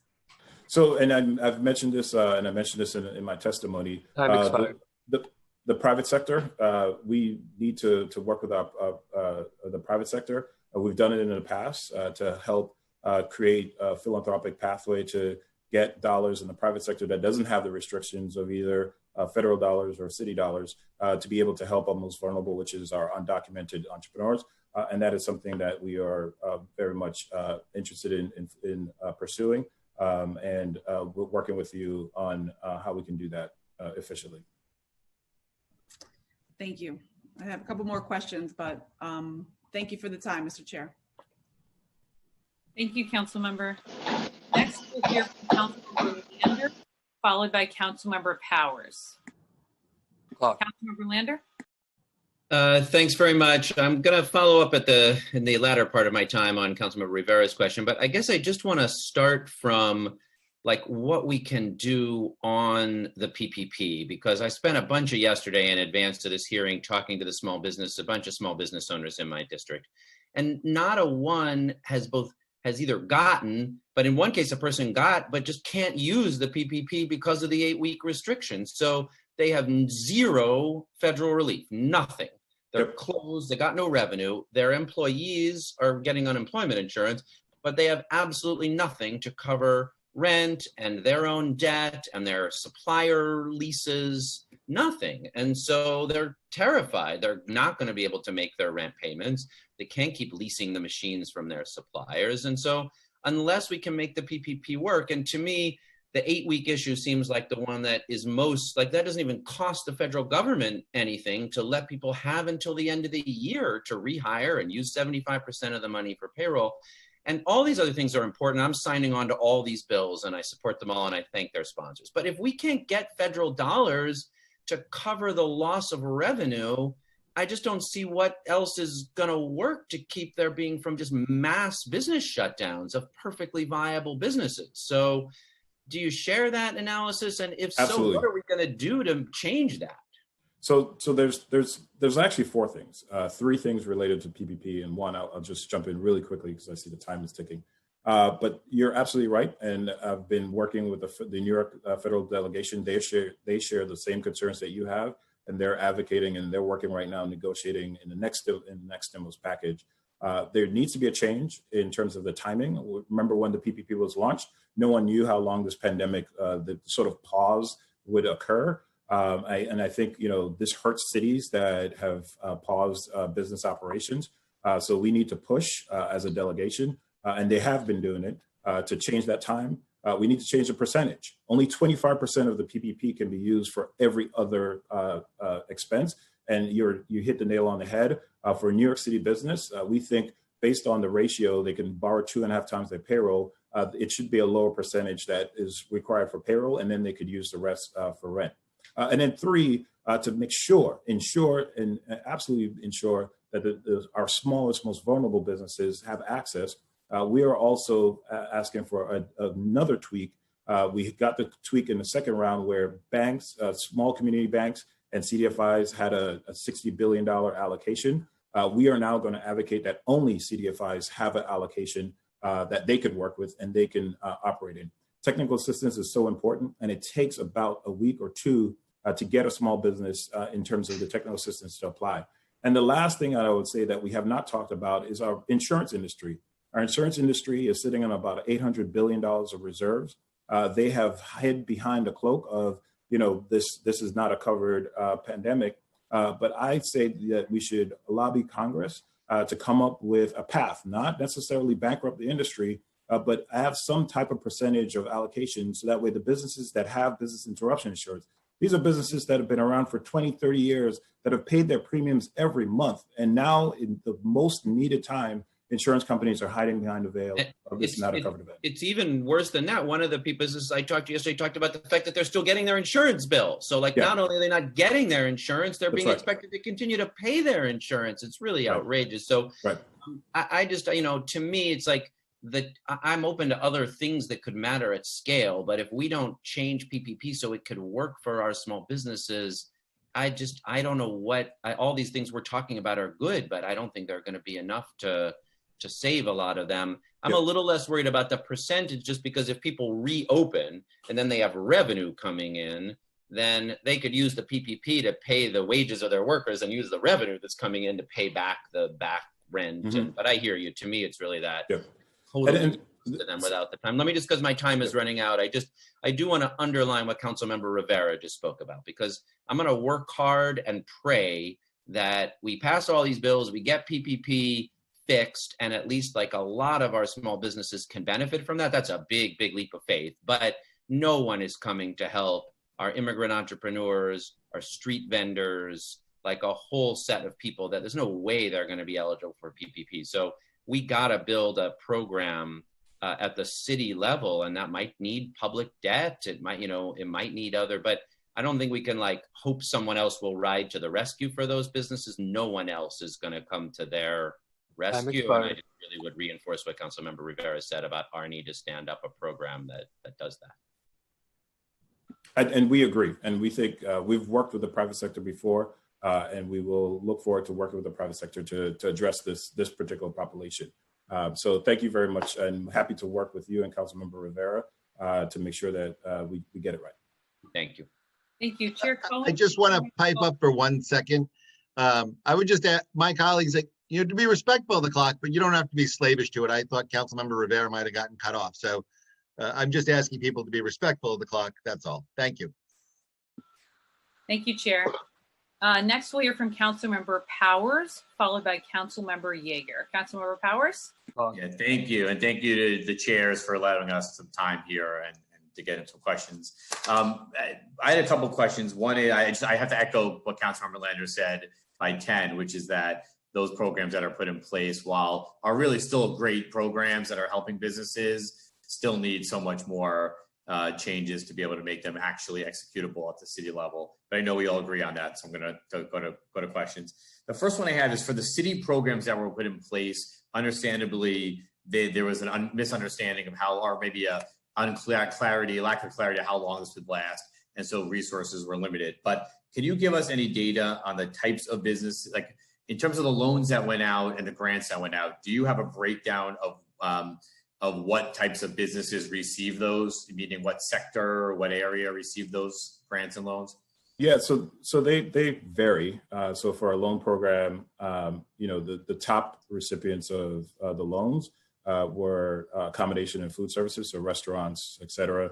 Then followed by what we describe in the NAICS codes as professional, scientific, and technical services. But that's like your architects, architectural firms, graphic designers, and then followed by beauty salons, dry cleaners, et cetera, and then retail. And then it goes down all the way to wholesale trade, healthcare, transportation, and manufacturing.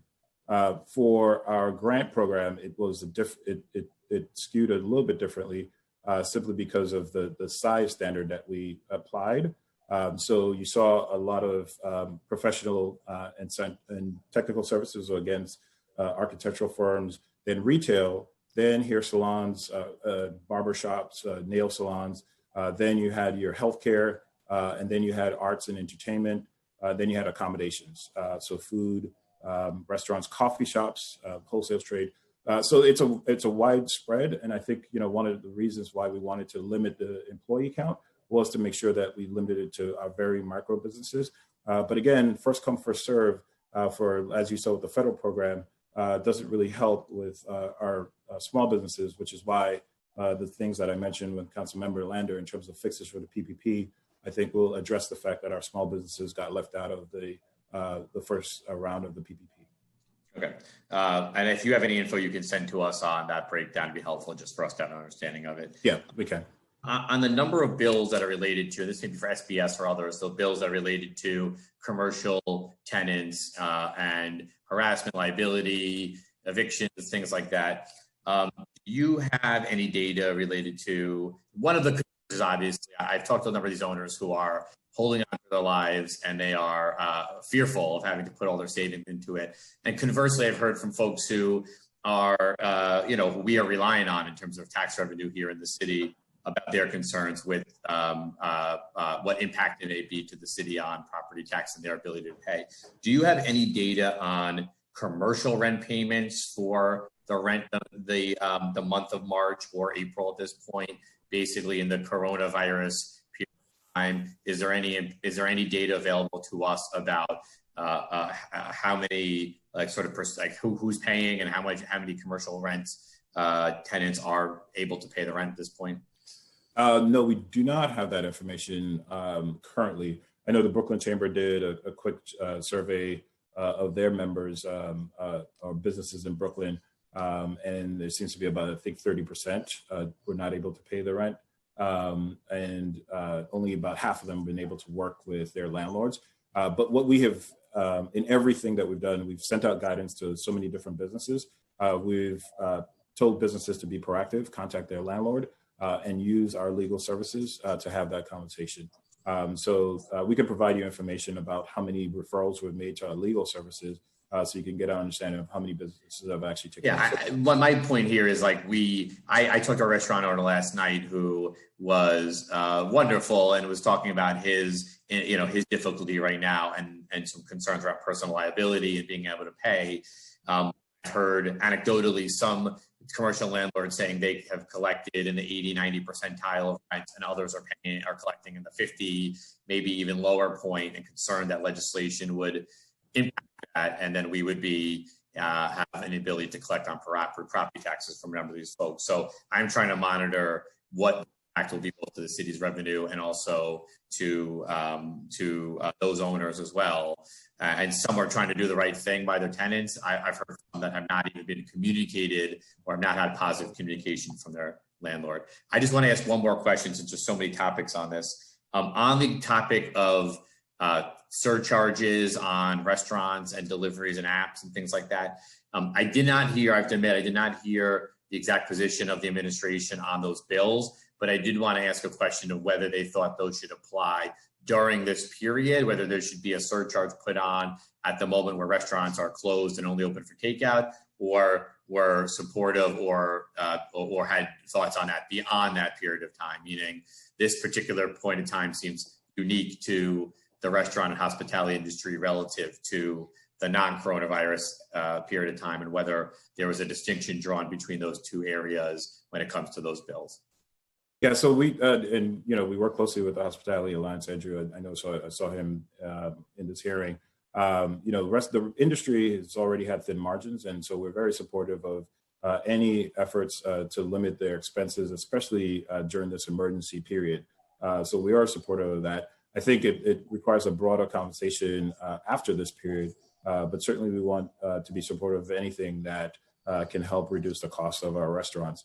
Primarily because our restaurants right now, they're operating on just takeout. So in some cases that might not be enough revenue for them to actually operate, but some of them are just operating just to be a resource to the community. So we are very supportive of that. Thank you. Thanks. I'll end there. Thanks, Chair. Thanks, Councilmember. Next, we'll hear from Councilmember Yeager, followed by Councilmember Kozlowitz. Councilmember Yeager. Thank you, Mr. Chairman. Thank you very much, Mr. Chairman. Commissioner, it's good to see you again. And I'm going to be easy because I'm not asking you any questions. I'm simply going to make a few statements and you can sit back and relax. I appreciate the work that SBS is doing for small businesses. I do think that the city can do more, not necessarily from within your department, but I'm going to use my brief time at the microphone today to make a few points that I've been making over the last few days in these hearings. The city is continuing its standard process of issuing summonses, for example, sanitation. So that hasn't really laid off. Sanitation employees are going around writing summonses on businesses, on homeowners. The city is still doing what it can to suck the life out of New Yorkers and get the cash. And I get that because we are facing tough times. But I also think that the city can and should do more. For example, the last real property tax payment was due on April 1st. The next one is due July 1st. There are people who have not been able to make the April 1st payment and may not be able to make the July 1st payment. And a lot of that, particularly when it comes to real property owners that aren't one and two family homeowners, relies on rental income. The city has an obligation to help tenants of small businesses to alleviate their rental burden. But at the same time, it can't be one directional. The city must use the resources that it has to alleviate the burdens on those who have to pay the bills, the landlords, who have to remit the money to the city. If tenants can't pay rent and landlords can't pay property taxes, the city gets hurt. But if the city can figure out a way to alleviate that burden a little bit on landlords. And one easy way to do it right now is give them a little breathing room. For the city to tell them, look, you may not have been able to make your April 1st payment. The grace period was 14 days ago. Interest is accumulating. We're waiving that. Right now, the mayor and the city council can make that announcement. Well, not me, but the mayor and the council can make that announcement that interest payments for interest debt being accrued on payments that were due on April 1st will be waived. Interest payments due on payments that cannot be made by July 1st will be waived. And a commitment to New Yorkers that real property taxes will not go up this year when we adopt the budget. Not that the rate won't change, because that's always the trick we play with New Yorkers, that we don't change the rates, but everybody gets a higher bill. That the property tax itself will stay, whether that means freezing assessed valuations or rolling them back down. We have to do something to release the pressure on those pipes, otherwise they're going to burst.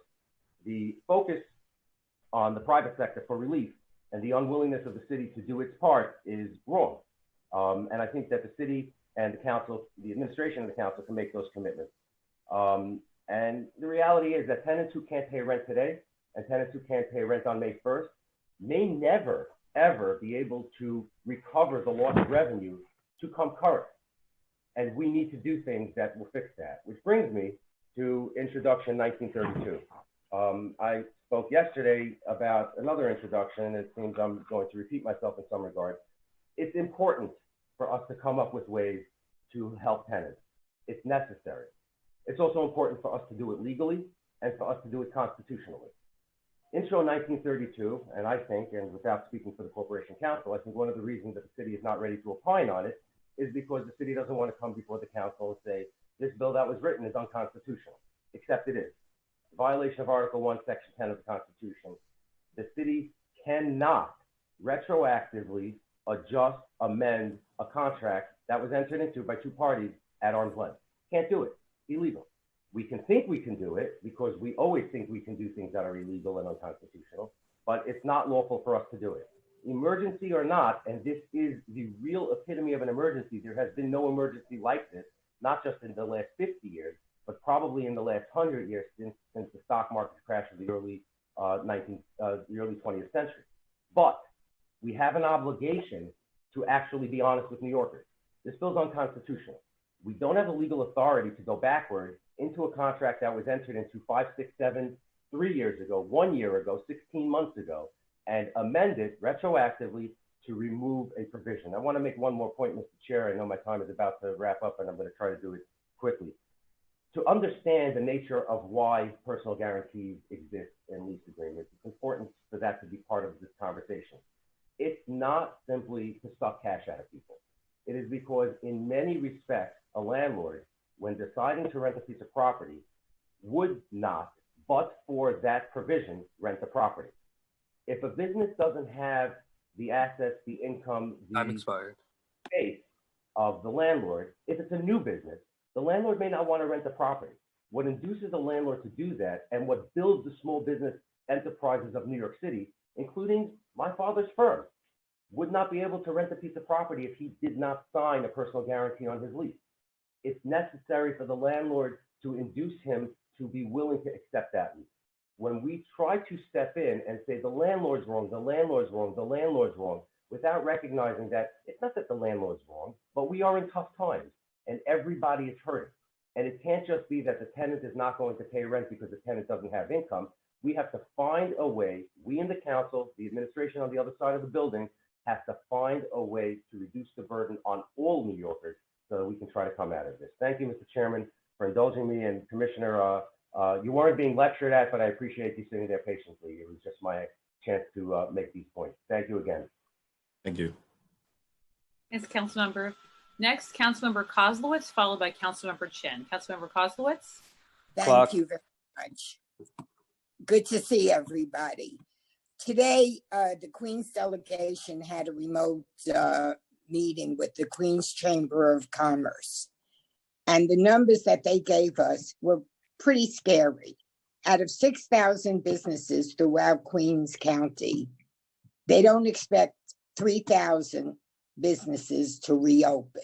That's a very scary number. I know my district is full of commercial businesses all over, wherever you walk. I have all of Queens Boulevard that has from Elliott Avenue all the way down to into Kew Gardens, all businesses, 108th Street, and that's a very scary number. I've gotten calls from different businesses doing the same kind of business. For instance, hair salons. One person got a check for $10,000 and the other hair salon got $1,600. How do they decide who gets what? So those two instances were the SBA's Economic Injury Disaster Loan Program that they applied to. There was an emergency grant that was attached to that program. That program, the grant was up to $10,000.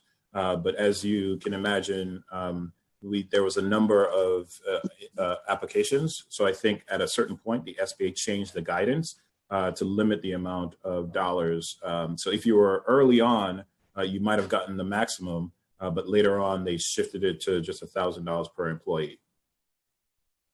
That's like kind of unfair. And the truth of the matter is that in most hair salons, the employees are they work on commission more than salary. And that's really unfair because the bills are the same. The rent is the same. You know, whenever they apply, the rent is still the same and their expenses are the same. And for one to get $1,600 and then the other get $10,000, well, why didn't they foresee that there were going to be a lot more people applying and like kind of decide how much each person would get?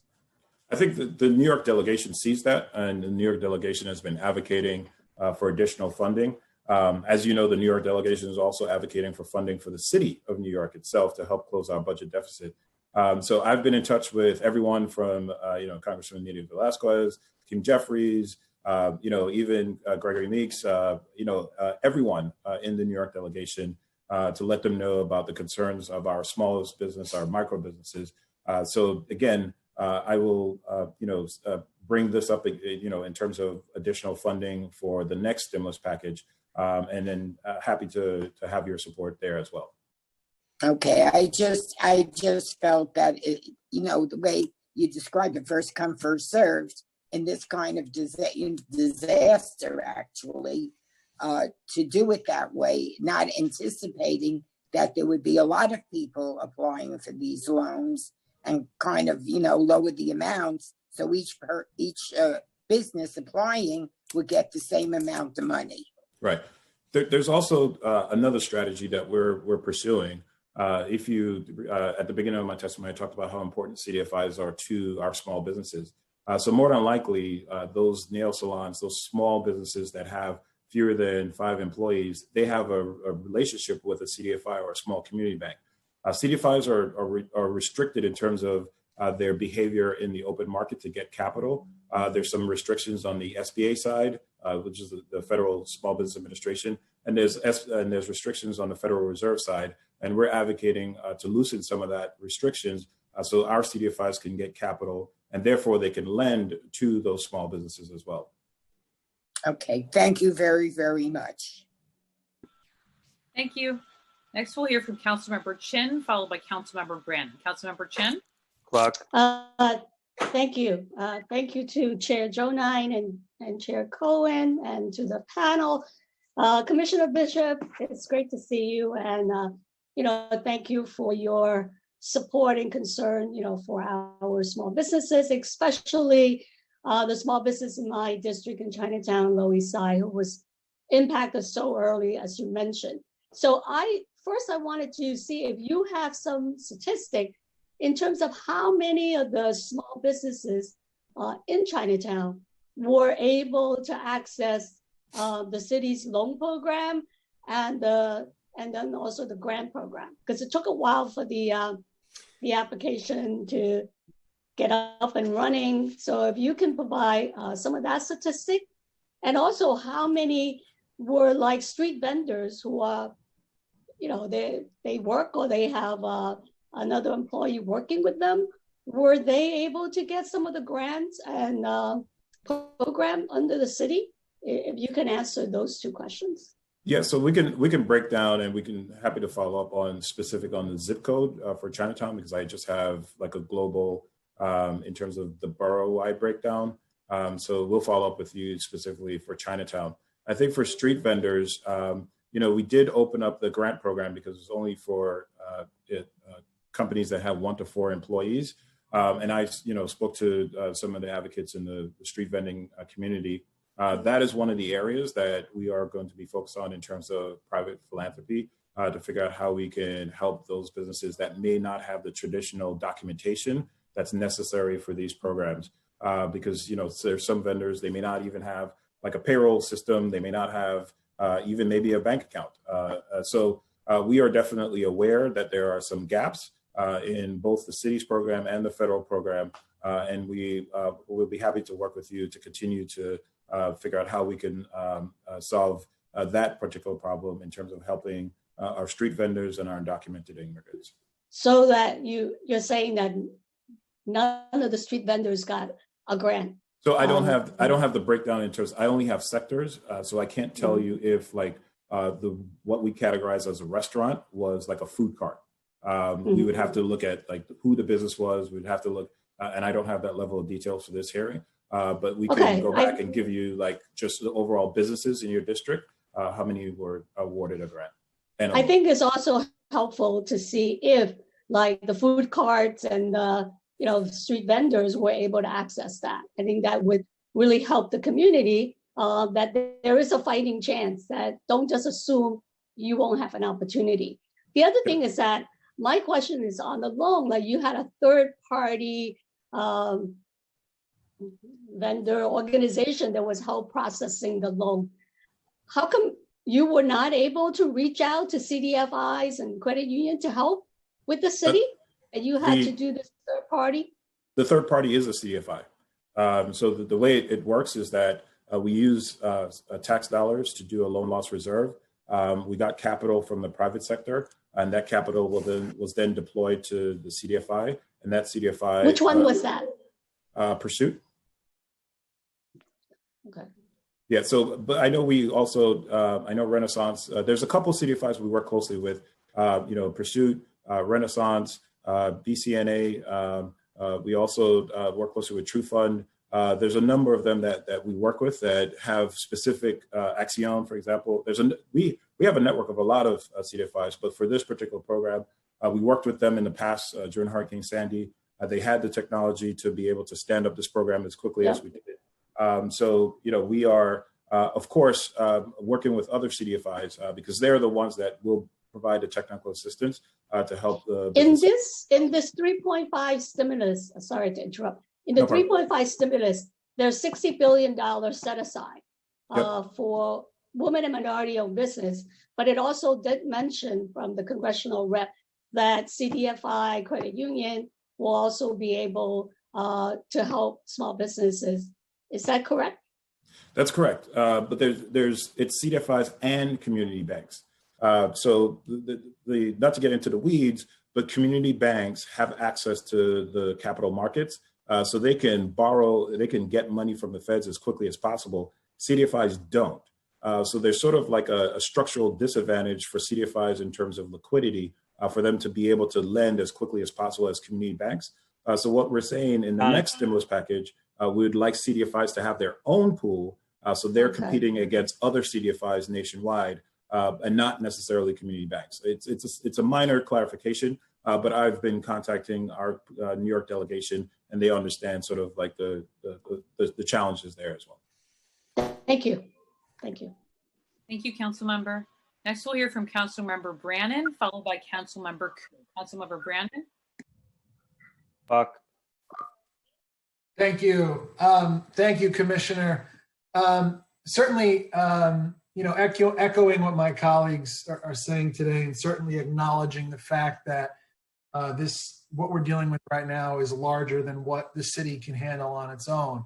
But I wanted to ask, as far as the SBS grant and loan programs, how do we decide, how does SBS decide how much money to put into that pot in relation to the amount of taxes that our small businesses pay? There seems to be a substantial discrepancy in the money that our small businesses are funding, putting into the city to keep the lights on versus the money that is now being extended or offered to them, or was being extended and offered to them in the grant and loan programs. How is that decision made? And is there any talk about putting more money into those funds? So I think just to make sure we understand the landscape, when we designed this program, the world that we're in right now was totally different. So we looked at what was happening, as the Councilmember Chin talked about, with businesses that were impacted in January and February. We looked at the landscape of our small businesses in terms of our micro businesses, and we focus on the largest amount of help that we can assist. So businesses with 1 to 4 employees make up about 60% of our small businesses in New York City. So we figured that was going to be the maximum reach to help those businesses that were trying to hold on to their employees, but still had services for businesses. They were still operating. 5 days later, we got to this point where the entire city needed assistance. Now, we were able to quickly adapt the program because we heard a lot of businesses saying you're only looking at lost reserves in January and February. So we were able to add March, but we publicly said that this is not going to be enough for everyone. We need federal help. And as soon as we got federal help, we started transitioning our resources and all our efforts to make sure our small businesses connect to the federal programs.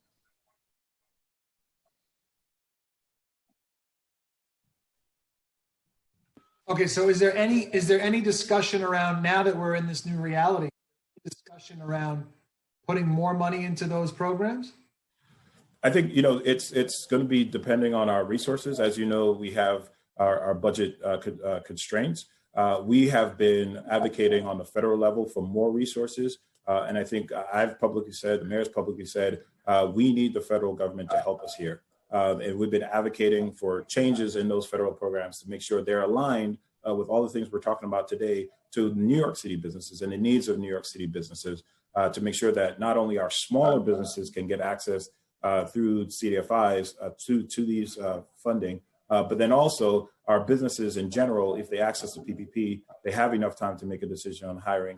They have enough time to figure out in terms of how to repay their employees in terms of the percentage. So there's a number of things that we've been advocating for, in addition to, asking for the banks to do more. They don't have to wait for the federal government to back the loans. They could create their own loan programs. So we're doing a number of things to help our small businesses get the capital that they need. Okay, I'll finish up, but I guess my concern is, we're hearing a lot of talk now about donor states, right? And states that send back more money to DC than we get.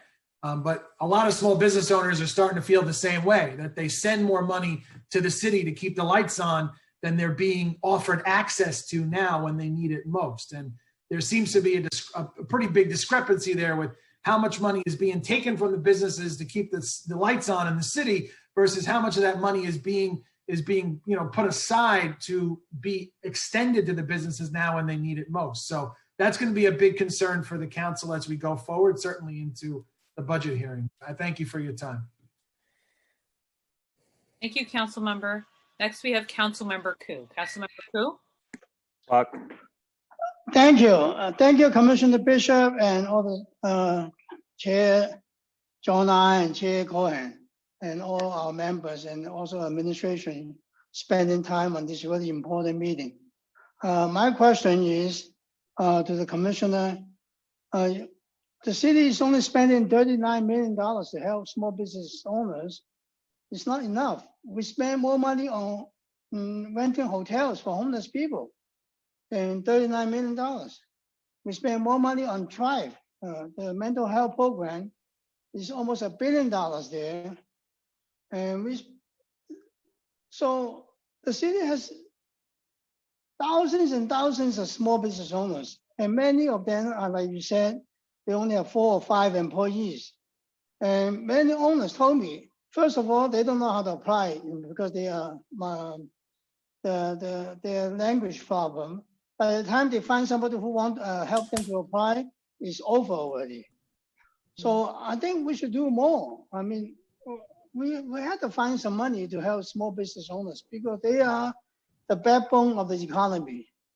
They pay taxes, they hire people, and that's how a small business should work. No, so your agency, your priority should be help small business owners, because without small business owners, they don't have, if they close the door, they don't have money to pay the rent, and the landlords are calling them, and they have bills to pay, the electricity bills, the insurance bills, even though they haven't opened the business for 3 months.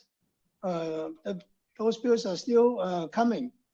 So I'm hoping, as a commissioner, you will persuade the mayor to spend more money to help small business owners. Because even if you give them like $5,000 each, it will help them a lot. No, because at least you will pay them, have them pay partial rent or something, you know. Right now it's tough, and if you don't do anything, I will foresee maybe 1/3 and half of the business will file bankruptcy. You know, so it will be bad for the city if you don't want to spend money to feed these golden goose. We used to feed the city with lots of tax revenues. We are the golden goose, right? The golden geese. Now, the geese have nothing to eat. They cannot lay any eggs anymore.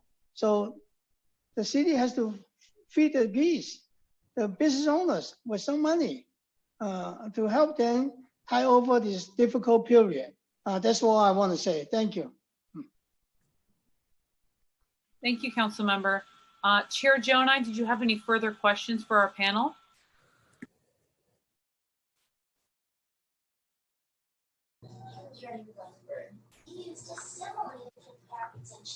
Thank you. Chair Cohen, did you have any further questions? Oh, go ahead, Thank you, Stephanie. I think the commissioner has an update for us on the number of loans that were issued by borough, grants or loans. I'm not sure if you have that now available. Yeah, so in terms of the loans by borough, and we have talked about the percentage. So I could go through the actual. So this is as of April 26th. So 5% of the loans went to Staten Island, 9% went to Queens, 66% went to Manhattan, 18% went to Brooklyn, and 1% went to the Bronx. What went to Manhattan? 66%. And how much went to the Bronx? 1%.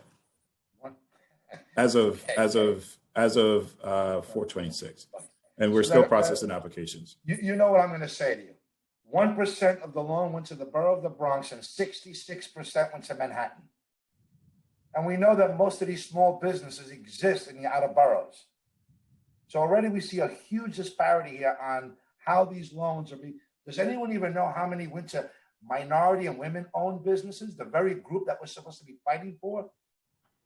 Yeah, so we have that, and just so you know, the Bronx also has. We also have for the loans. I know what we have. Sorry.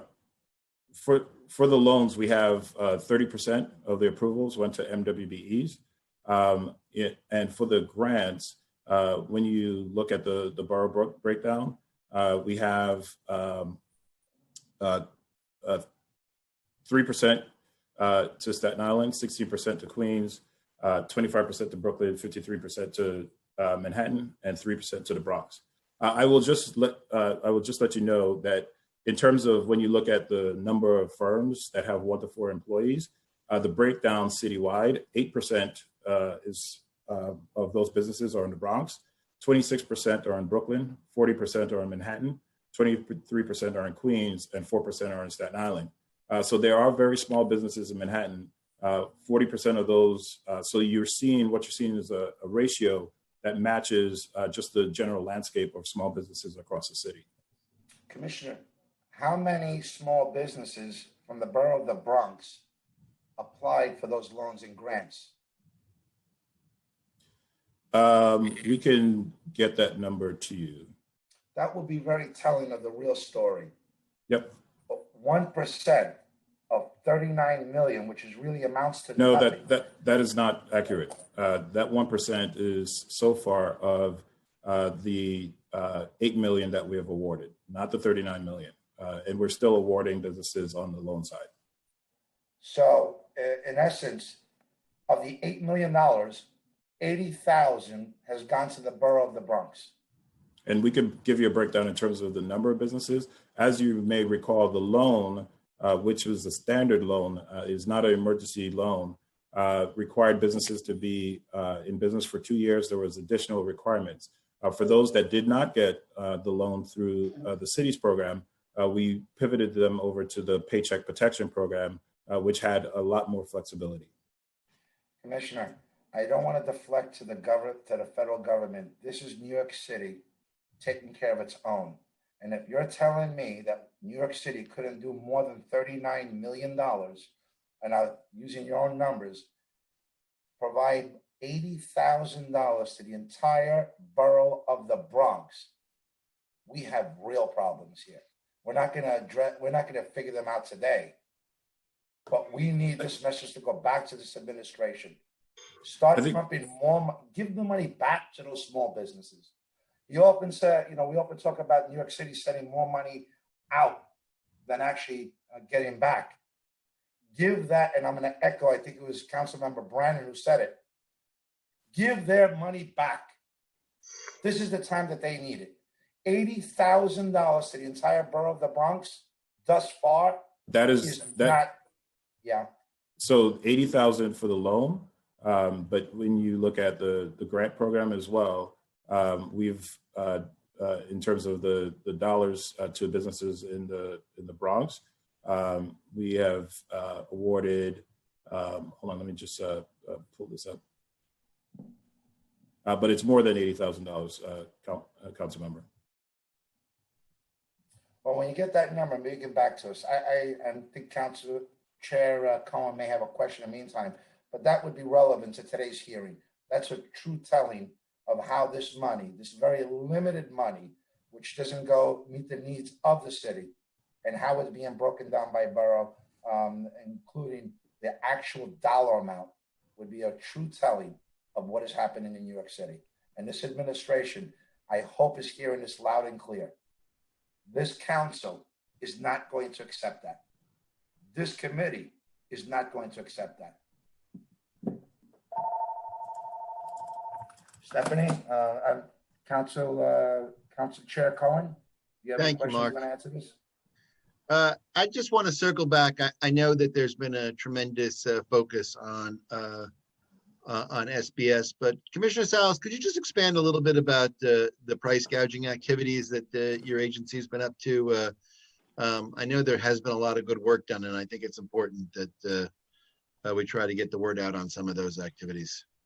Sure. Thank you, Chair Cohen. And I wanted to get back to you. My staff is telling me that it was 47 businesses that had paid consent fees by March 1st, totaling $325,000. And that's the money that we're seeking to refund in the next couple of weeks. That's great. And so with the price gouging, just briefly, I would say that, yes, we've been overwhelmed with complaints from our neighbors in New York City, over 8,000 complaints, more than 4,000 violations issued. And I mean, for the most part, I would say a lot of the businesses get the message and they stop these practices, and that's great. That's what we want. And in cases in which we are seeing repeated price gouging, we have filed lawsuits at the Office of Administrative Trials and Hearings. I did mention that businesses do have an opportunity to justify an increase in cost that is higher than 10%, and we'll take that into account when they had to incur in additional costs for labor or just to pay their suppliers to bring those items into their stores, right? We do not want to discourage the retail stores from trying to get those items into our communities. The other thing that I would say is that we're very encouraged by our conversations with manufacturers of these products who are very much interested in making sure that their products are available to our our consumers that most need them without having to pay extra money for that.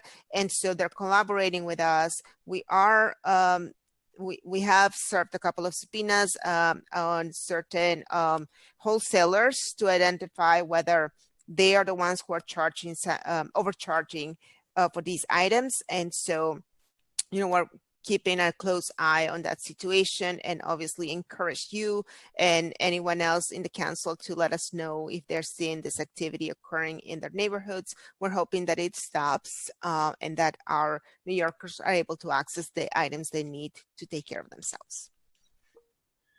Do you know in the 4,000 instances of violations, is that 4,000 individual businesses, or some businesses have multiple violations? Do you know how many businesses have been caught up in the practice?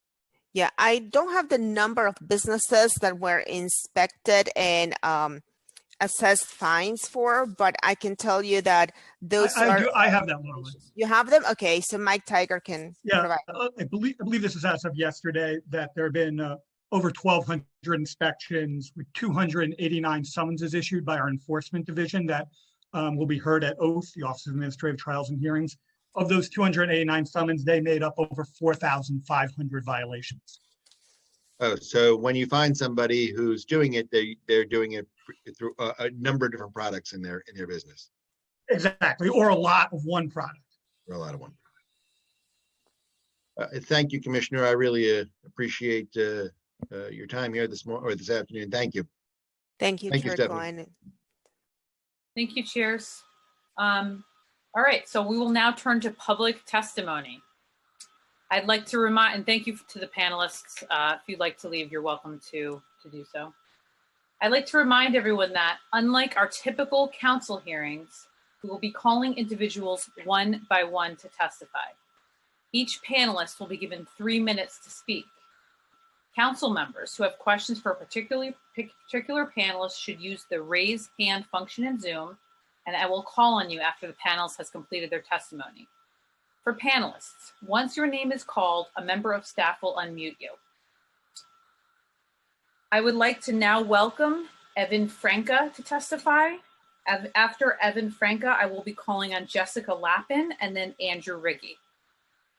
Time. Evan? Thank you. First of all, I'd like to thank the Chair Jonai and the City Council for allowing me to speak today. My name is Evan Franca, and I am the merchant member of the North Flatbush Business Improvement District and also the owner of Brooklyn Crepe for the past 12 years in Councilman Lander's district.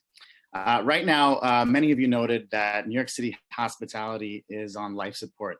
And with every day that passes, we're losing the cafes, the restaurants, and the bars that make our neighborhoods so special.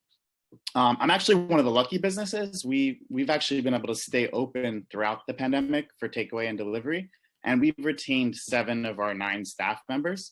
And we've even provided over 300 meals to 4 local hospitals. Now, since Governor Cuomo issued a stay-at-home order, we've seen a big change in our business.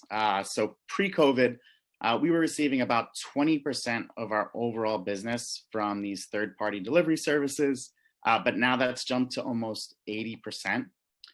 So what does that mean? So the 6 main services, Grubhub, Seamless, Uber Eats, Postmates, DoorDash, and Caviar, all operate slightly differently, but generally they take a 25 to 30% fee from us for each order that we receive, and they deliver for us. So if we did $1,000 in business before the pandemic and 20% of our orders were through these apps, we'd be looking at about $60 in fees, and I'd still be left with $940. I can make a living. Now today, if I do that same $1,000 in sales, 80% of that is going to be subject to a 30% fee. And now $240 go to these companies. I'm only left with $760, which just aren't covering my expenses. That difference over the course of the year would be over $65,000. This is simply an unsustainable model, and it's been an issue for years, but this crisis has exposed this broken model, and we need immediate government intervention.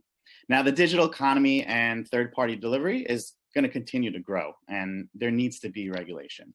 I understand that these companies, they have employees and expenses, but they also charge our customers fees and shouldn't be allowed to profit off of both sides while we're drowning in this crisis. So what we need to do is we need an immediate cap on the total fees restaurants, including the delivery fees, marketing fees, and the credit card processing fees, to no more than 10% during this crisis, and that would give us a fighting chance. In addition, on fees where the customers pick up orders, we need a smaller fee of maybe just 3 to 5%, so that we can focus on surviving these next couple of months. We also need to have the freedom to charge higher prices with these platforms than our dine-in customers. So if it costs us 30% more plus packaging costs, we should be able to factor that in and charge more. And currently, many of these platforms don't allow that. These companies also need to be licensed and be able to lose that license if they engage in poor business practices. Just how we can be fined and closed down for not running our operation properly, they should have that same oversight. For example, despite having signed contracts with one of these companies, they increased my fees overnight from 21.5% to 29%, a 7.5% jump without my approval. That's not right. And finally, I support more transparency so that the customers know what percentage of their money is going to these third-party companies and where their tips are going. Not to take anything away from these hardworking delivery drivers that we partner with, but they also need protections, and that's a whole separate issue. But I think there should be a mandatory tip line for the restaurant staff that are preparing the meals, as well as the delivery drivers. Now, not all the third-party apps are created equal. Caviar and DoorDash have reduced delivery fees in half through the end of May, and they've eliminated fees on pickup orders during that time, and I will applaud them on that. But things are not going to go back to normal in a month, and we need more protections. These steps I outlined will give us desperately needed lifeline in this uncertain time and help us feel more confident to hire back staff and reopen our doors. But time is running out, and if further inaction continues, we're going to lose a majority of our independent restaurants that make up the fabric and soul of our city. Thank you again for the opportunity to speak today. Thank you. Chair Jonah, you had a question for our panelist? Yeah, thank you, Stephanie. Evan, thank you so much, first of all, for joining us today and testifying. What you're saying hits home with so many businesses out there that couldn't participate. But can you explain a little bit more about the fee structure? You said 25 to 30%. Can you give me the extreme breakdown of the charges that you're seeing? Well, there's 6 different companies that we deal with, and each one has a slightly different fee structure. Some charge a just flat fee of 30%. Others charge a marketing portion of the fee and a delivery portion of the fee. But in general, most of the companies range in fees from about 25 to 30%.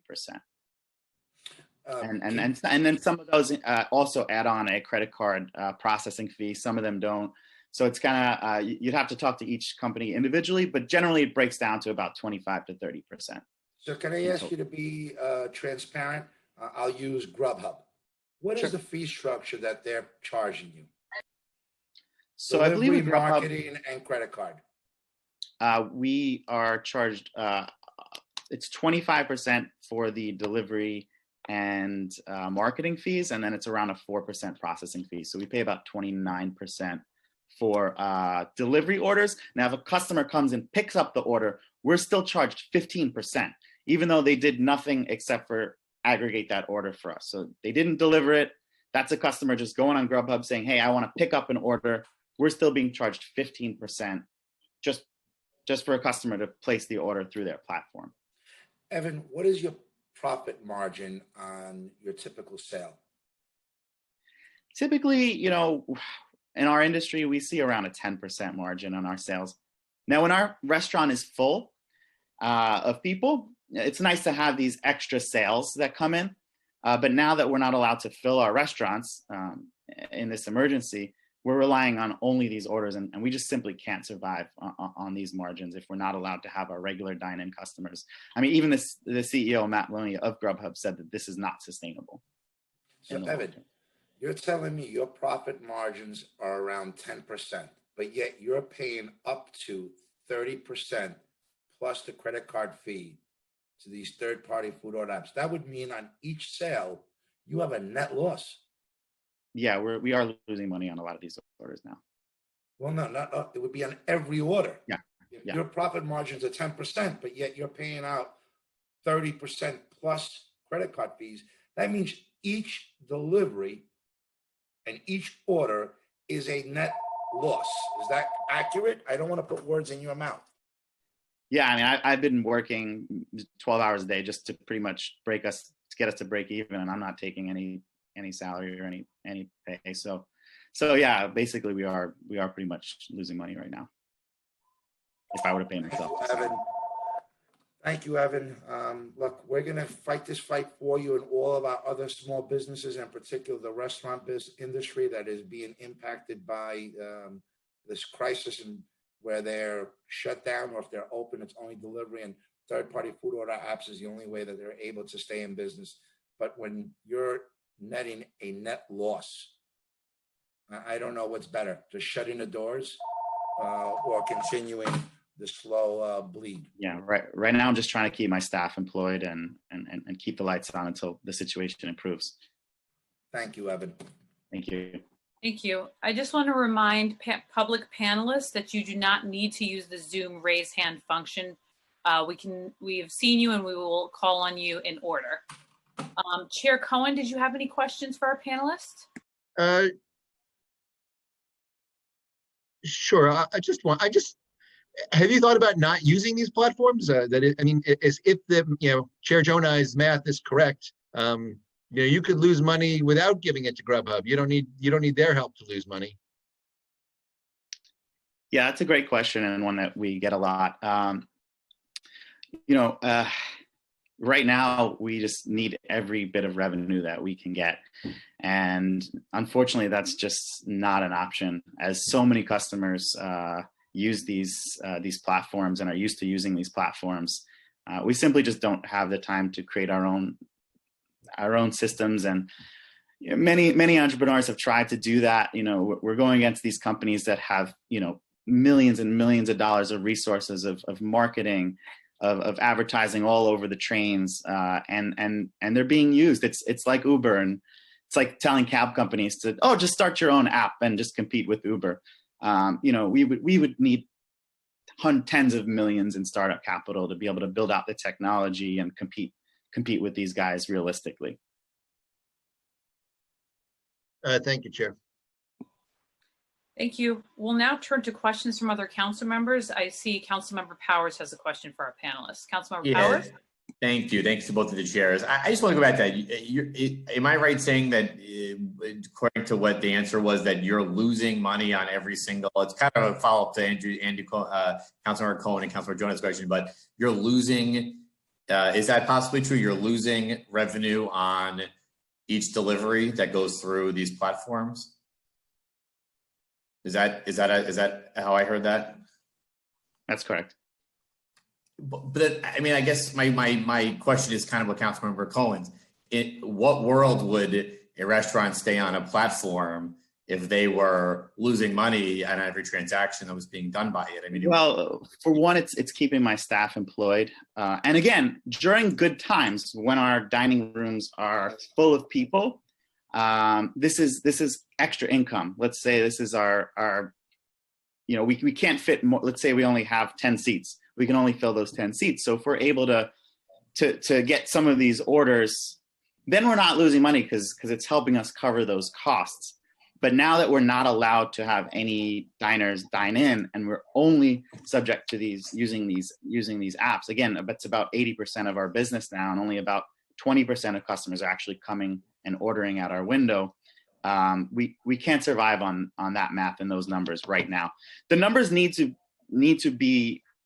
We need to have that discussion in the long term to be capped. But right now, we just really need immediate assistance during this crisis when we're not allowed to have diners No, in our I restaurant. understand that. I guess I'm just torn here in terms of, I certainly during this period of time, I think all the platforms, I see many of them on here, should be doing as much. I know some have done stuff, but to limit, this is just about takeout right now and delivery. Yeah, and we're not losing money on the Caviar and DoorDash orders because those orders are only in the 10 to 12% range right now since they've reduced those fees. You're making, that's where you're making profit is on DoorDash. We are making money on our DoorDash and Caviar. Yeah, but I guess my point is it is hard to hear or believe that restaurant that on every single delivery order, one is losing 30%. I'm not accusing you of anything. It's just the reality of that. It seems hard to put together how you could be losing 30%, a restaurant could be losing 30% on a transaction, or losing money, I should say, on a transaction, and continue to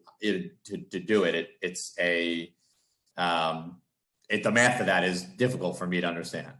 Right. We need a certain amount of revenue just to cover our rent, our expenses, our employees, and our staff. So right now, I'd rather lose a little bit of money and keep my staff that I've had for so many years, and keep paying rent and keep the lights on and keep the insurance paid and all those bills paid, than just close down the business completely and lose the 12 years that I've spent building it up in the community. Okay, I appreciate it. I just want two more questions that are related. How much of this is negotiable? I know some platforms allow you to come in and negotiate. I don't know. I really honestly don't know how every platform works with the business, but how much of this is negotiable, meaning you can sit down and negotiate with the platform about what the revenue sharing or what the arrangement is, and how many platforms allow you to negotiate, how much of it is negotiable and renegotiable, and then lastly, how much of those fees are mandatory versus things that you can opt into. I know on certain platforms you can elevate yourself because you may want to be seen by more folks. But can you explain to me just in terms of how much of that is negotiable and how much of that is optional in terms of how you pay to get seen, things like that? Sure. So as an independent restaurant, we don't have a lot of negotiability. I know, if you're a McDonald's or you're a big chain and you have a lot of locations, you're going to have some power there in the negotiability of your contracts. Like I said, we were at a certain rate, and Grubhub and Seamless said, hey, this is going to be your new rate starting next week, and like it or not, you can drop us if you want. I've called other companies to speak about this, and they've said, no, we're not going to move the rates. The rates are what they are, take it or leave it.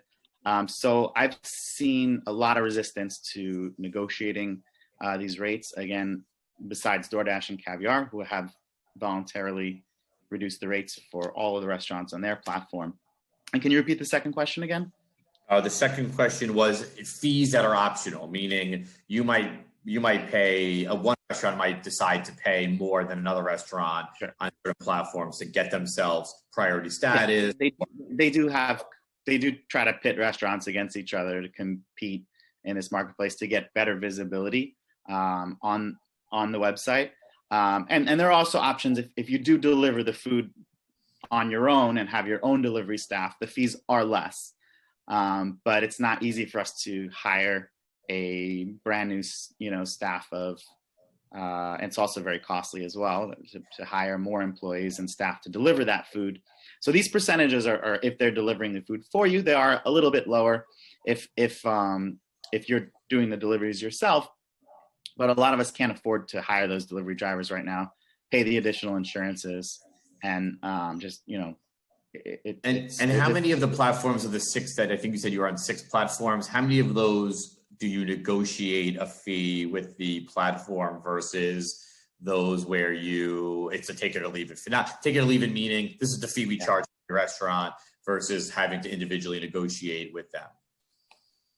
Like if I open up a restaurant today, how many can I go to and I'd pay the same rate as you by a default versus having individually negotiated? Most new restaurants now, it's pretty non-negotiable. In the beginning, when they were first piloting these programs, they were offering better rates to get restaurants to sign up. But I've found a lot of resistance now in negotiating, at least on my own. Maybe if we had a larger collection of restaurants that were negotiating, but then again, we'd have to pull out if they didn't a lot of restaurants rely on this income, and every order right now really counts. So, you know, I hope they don't take me off their platforms for for saying anything negative about them. All right, I'll leave it at there. Thank you for taking some time to answer the questions. Sure. Thank you. I understand Chair Jonai has a follow-up question. Thank you, Stephanie. Thank you, Stephanie. Evan, just to piggyback on some of the questions and your responses to Councilmember Powers, is this the most you can get from the platform? Is there any other bells and whistles? So the 29%, is that the maximum that you can be charged by Grubhub, or is there other programs that you can participate in marketing that would increase the fee? Is this the Rolls Royce that you're enrolled in? So there is another program, and it's I think you've touched on it before in your previous hearing. It's called virtual restaurants or ghost kitchens. For those concepts, I've seen rates of up to 34%. If you're trying to introduce a secondary concept within your concept, they'll charge up to 34% fees on those orders. And Evan, the last thing that you brought out that is a little sensitive for me, and I want to make sure that everyone hears this. There will be no repercussions for you. You spoke up, and your testimony is important, and you've been only honest and frank with us. I assure you that if there is any unintended consequences that you feel that you get retaliated against, I want you to reach out to me and the council, and I promise you that we'll be there for you to support you. But I don't expect any type of retaliation, Evan. I appreciate that. Just Thank to you. put you at your mind at ease. Thank you. Thank you. Chair Cohen, did you have any follow-up questions for our panelists? No, I'm good. Thank you. Thank you. I would like to now welcome Jessica Lappin to testify. After Jessica, I will be calling on Andrew Riggi and Robert Bookman. Jessica? Well, hello. Thank you for allowing me to testify and for having this hearing. I think, like the rest of the city, the coronavirus has really had a devastating impact on Lower Manhattan in particular. You're not down at City Hall or at 250 Broadway, so you probably aren't seeing for yourself, but I can promise you that only a very small number of our essential businesses are open, have managed to stay open and provide services for the hospital workers downtown and others. And so while I'll talk about a couple of the bills, the one I really wanted to focus on was Intro 1908.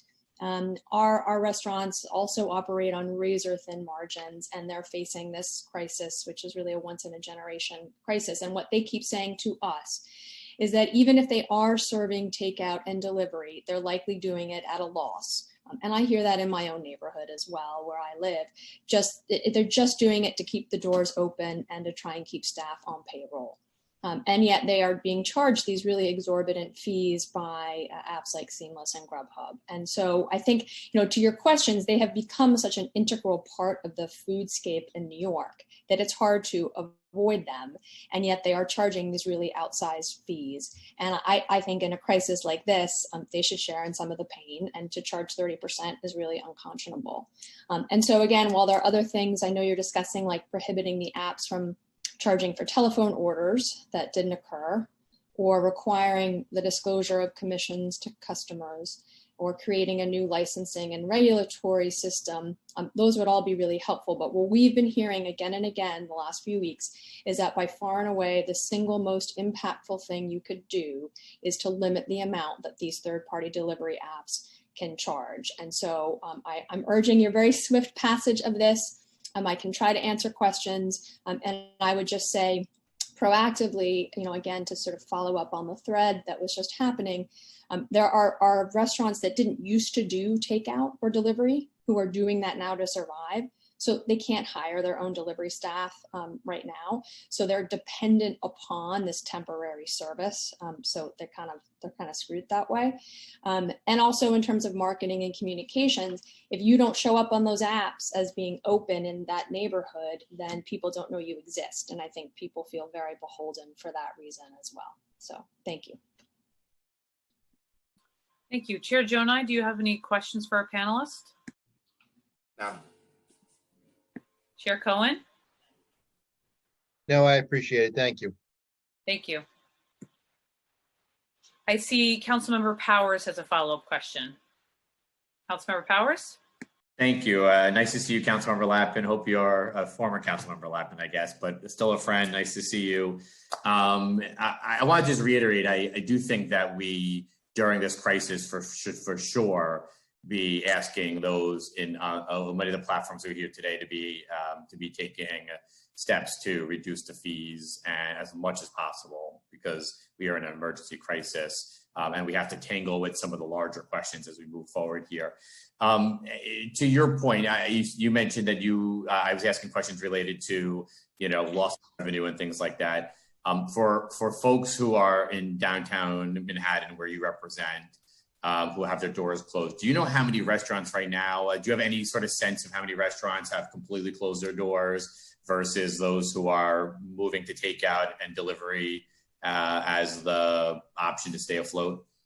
Well, I would say we have roughly 1,200 retailers all in, and we're at about 25% that are open. So 200 and some odd.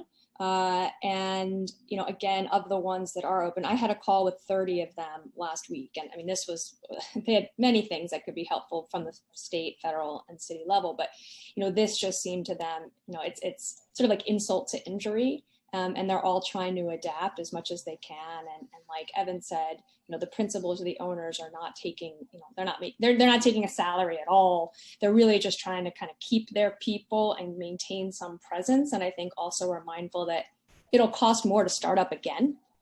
And they don't want to have to incur those startup costs. So if they can kind of eke it out. I mean, we announced today a grant program actually at the Alliance, $800,000 for small independently owned businesses to help them pay April or May rent, kind of just for that reason. Like, we got to keep the doors open. We got to keep the lights on. We got to help those who can survive. And I think this is such a common sense, easy way to help them. And longer term, we can figure it all out, as Evan said. But, it's nice to see like Caviar and DoorDash being proactive. It's not in their best interest for these restaurants to close. That long term, it's like sort of stupid for their own business model, quite frankly. Thanks. I hope all your businesses are hanging in there. Thank you for that announcement today. And we are looking, I think, for ways to continue to help businesses. So, any guidance you have in that with the folks you're working with is much appreciated. Thank you. Thank you, Councilmember. I see Chair Cohen has a follow-up question. Stephanie, could you recognize Councilmember Kozlowitz? She wanted to clarify something she said. Yes, Councilmember Kozlowitz. Thank you. I just want to make a correction. I said there were 6,000 businesses. No, 6,000 restaurants, and the estimated 3,000 would close. Not businesses. We have a lot more business, thousands more businesses in Queens. Thank you.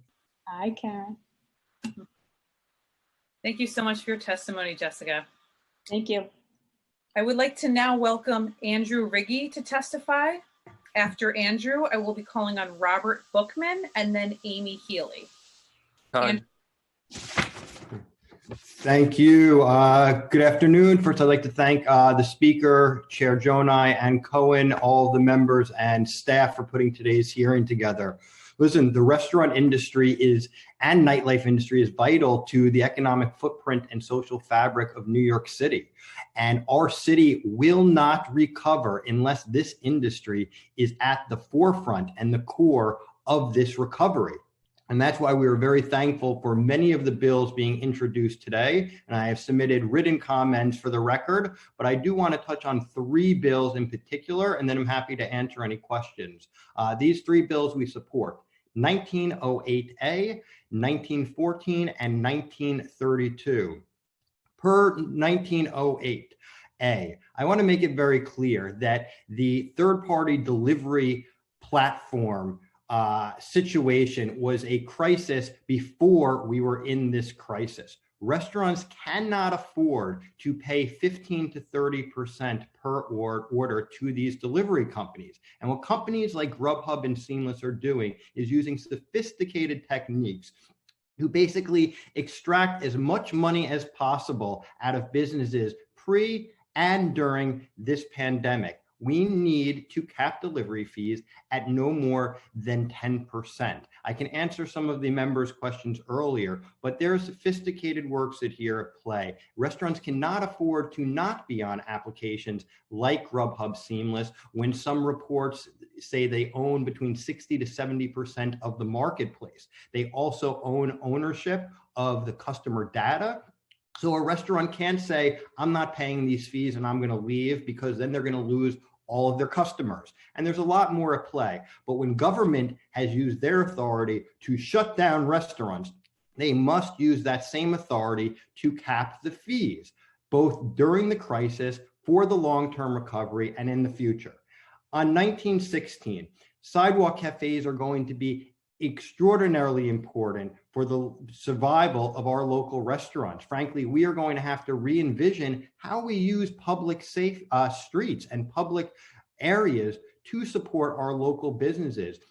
And one thing we can do is waive these fees throughout the remainder of the year. It will bring much needed support. It will also help generate sales for these businesses, which will then generate sales tax and create activity on our streets, which we desperately will need to get back to a sense of whatever the new normal will be. Finally, 1932. Businesses are in crisis and they are going to lose their livelihood. They are also laying off all of their employees. It would just be absolutely tragic if now people are not only losing their businesses, but then they are losing their own personal assets. We're not failing because we're not running our businesses properly. Government has required us to shut down. We never anticipated this when we entered into these lease agreements.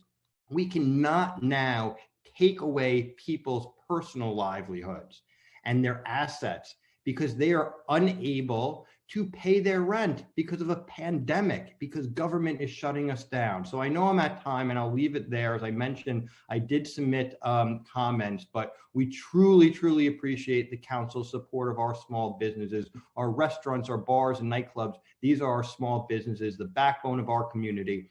And we need it not only for our economy, but for New Yorkers and our visitors to get back to some sense of normalcy. And we will not do that if we are not at the core of the recovery. So I want to thank you all again for your leadership here, and I'm happy to answer any questions. Thank you, Andrew. I see Councilmember Rivera had a question. Councilmember Rivera. Hi, thank you so much for being here. And congrats on your appointment to the governor's board. Thank you for what you said about the bill. You know, this is it's not an amendment to a contract, it's a temporary suspension. And contract law does allow for broad changes based on emergency situations. And I think this is certainly an emergency. We are in crisis. So Andrew, I wanted to ask you, and thank you for your testimony, how many of your members have been impacted by personal liability clauses during COVID-19, more or less? And how many do you expect to face this?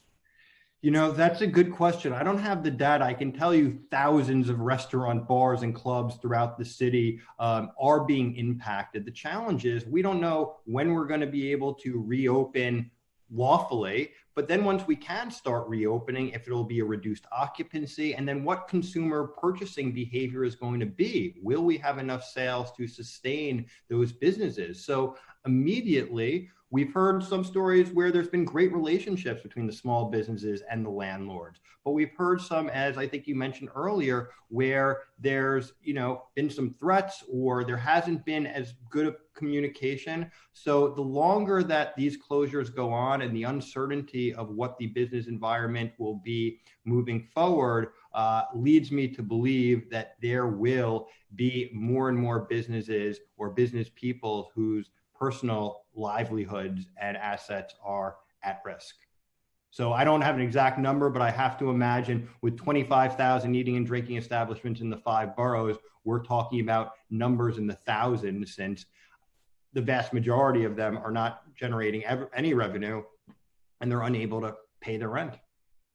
So, and just my second question is, do you have any recommendations for what owners should do now to make sure they're ready and prepared in case a landlord attempts to follow through on a personal liability cause? And then what else should the city and state be doing to support your members? Sure. Thank you. So, one, and it's tough to say go hire a lawyer because people don't have money. So I know that the Department of Small Business Services and the commissioner had mentioned some of the resources that they are offering. I'd highly suggest businesses do reach out to them. If they can speak with a lawyer, or they can reach out to groups like the New York City Hospitality Alliance, and we can try to provide some general guidance. But you need to have dialogues with your landlords. And like I said, there are some good landlords that understand, because we as New Yorkers are all in this together. And there's not going to be another restaurant ready to reopen if a business, just shuts down. And that's going to have great consequences for the city of New York. So I think one is dialogue, but also make sure, to the best of your ability, you have legal counsel guiding you through all of this. And again, I understand it's not easy, but that's one of the challenges that we're facing here. As far as what can the city and state do, it is going to have to be a comprehensive save restaurant and save nightlife plan. We are going to have to look at everything from issues like capping fees and waiving sidewalk cafe fee, or capping delivery fees and waiving sidewalk cafe fees. We're gonna have to look at utilizing public space, like I said to you. We're also gonna have to look at a lot of other policies throughout time. I think there's going to be some immediate needs that may have to come from the federal government, amending the Paycheck Protection Program, which was mentioned earlier. How do we get business interruption insurance claims paid out to businesses right away? We've heard from restaurants that want to be able to add a clearly disclosed charge to menu prices in a way to help generate additional revenue to keep their doors open and to keep people employed. So I think, again, we are going to need to look at every single angle possible and work together to get it done, because there's not going to be one policy that's happening that's going to be a save all. But certainly many of the bills today, including yours, the package of many of the delivery related bills, those would take a great step. And they'd also be symbolic in showing the local business community that our elected leaders are not just saying we need to support you, but they're taking bold action to do so, and doing it quickly, because every minute we waste, we're losing more businesses and more jobs. Thank you. And I did write a letter to the governor specifically trying to include what I think the language should be for the business interruption clarification, which so many of you will not qualify for based on what stands right now. So thank you so much for your time, and thank you to the chairs for the ability to ask questions. Thank you, Council Member. Thank you. I see Chair Cohen had a follow-up question. Thank you, Stephanie. Andrew, it's good to see you. You too. I had two questions I wanted to ask. Are you concerned at all about the impact of the availability of credit if the council, I'm referring specifically to the Public Advocates Resolution or Councilwoman Rivera's legislation. I'm concerned that I don't want to freeze credit to these businesses, and if lenders can't use the normal contracting procedure loan agreements, are you concerned about that at all? I think many there are complexities in all of this. I do believe many of these types of loans, not the ones that are just being offered today, but the ones that are going to be needed for opening capital for businesses to open, are going to have to be backed from the government. These are going to be difficult choices to make. But if we are serious about getting businesses, reopened, we are going to have to pass multiple bills. So if for some reason one bill that is passed is going to then prevent a business from getting a loan, we need to understand why that's going to happen. And frankly, the government may need to step in and provide some sort of backstop. Again, I think everything we do, there's going to be additional questions that need to be addressed. But these bills are critical for people, again, not to lose their personal livelihoods, not just their professional, and if the government is going to have to step up in some ways to support or back these other entities, then that's what needs to be done. You know, the situation demands it. Well, do you think it might be a better approach to be offering guarantees rather than sort of changing the nature of the agreements? Well, I think you could suspend it immediately, pass this legislation, and then quickly move to figure out how you can provide those funds or that type of support. I'd imagine, and that's kind of, I guess, more of your work than mine, that may be a little bit more complicated, longer term discussion than immediately prohibiting, the enforcement of the personal liability provisions. And related to the apps, I'm cautious only about changing the nature of contractual relationships. And I guess, I don't know if it was your testimony or someone else's, that these apps, that there were problems sort of structurally with these apps and the restaurant industry before the COVID crisis. I'm not sure what, it's a different constituency. When I have an individual tenant who comes to me and says that, that they're having problems with their landlord, you see the real strong differential in bargaining power. But, you have business owners who are, I think, not the least sophisticated members of our society, that, it takes a lot to open a business in New York. How do you think we got here in terms of how these apps the situation got so destructive? Yeah, well, good question. Try to answer as quickly as possible. But listen, the world is changing and it's changing fast. Technology has changed the way that we interact and we make purchases. Grubhub, Seamless in particular, well, Seamless was the original New York City business, was able to capture a lot of the market share early on. They were also able to capture a lot of the corporate business, where in the past, an accounting firm had a house account at 12 different neighborhood restaurants where their employees could order, lunch from or dinner from if they were working late, and they'd have to tally them up at the end of the month.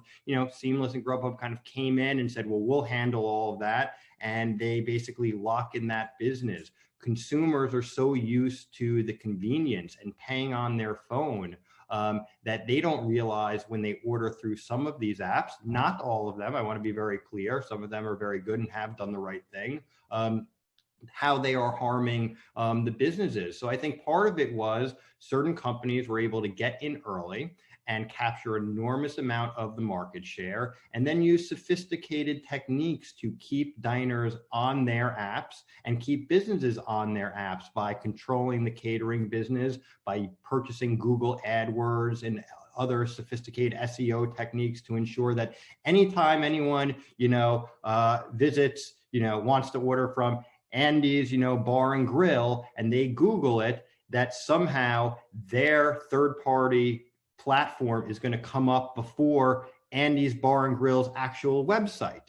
They've also created phone numbers for the restaurant. So when a customer thinks that, hey, I'm ordering directly from my restaurant, guess what?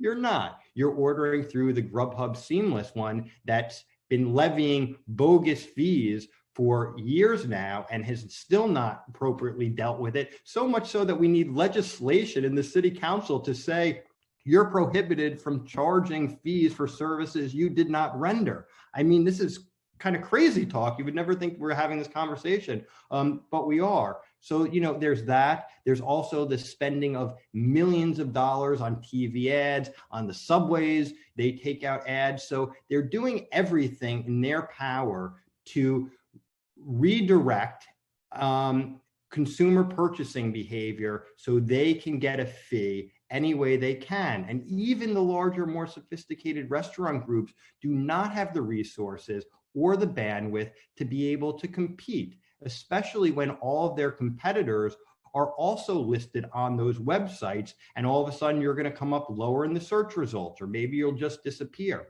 I will tell you one last thing on that is, I've been doing this work for a long time over some really challenging issues, everything from minimum wage to paid sick leave, and all these issues, where small business owners that are consumer facing would come to public hearings and speak out. And it's not always a great look. But when it comes to this issue with third-party delivery platforms like Grubhub and Seamless, they are scared. They almost are being silenced. As you saw earlier, the person who just spoke prior to me is concerned about retribution. I want to thank Councilmember Jonai for recognizing and for having their back. This is a real significant issue. It's very sophisticated. And again, when we're required to close, we need support. And when we open back up, we need support. This is not only about small businesses and jobs, we're also vital to the food supply system of the city of New York. And if restaurants close because they can't afford doing third-party delivery, then New Yorkers aren't going to be able to get their food. And I think we've seen the display of philanthropy and support our local restaurants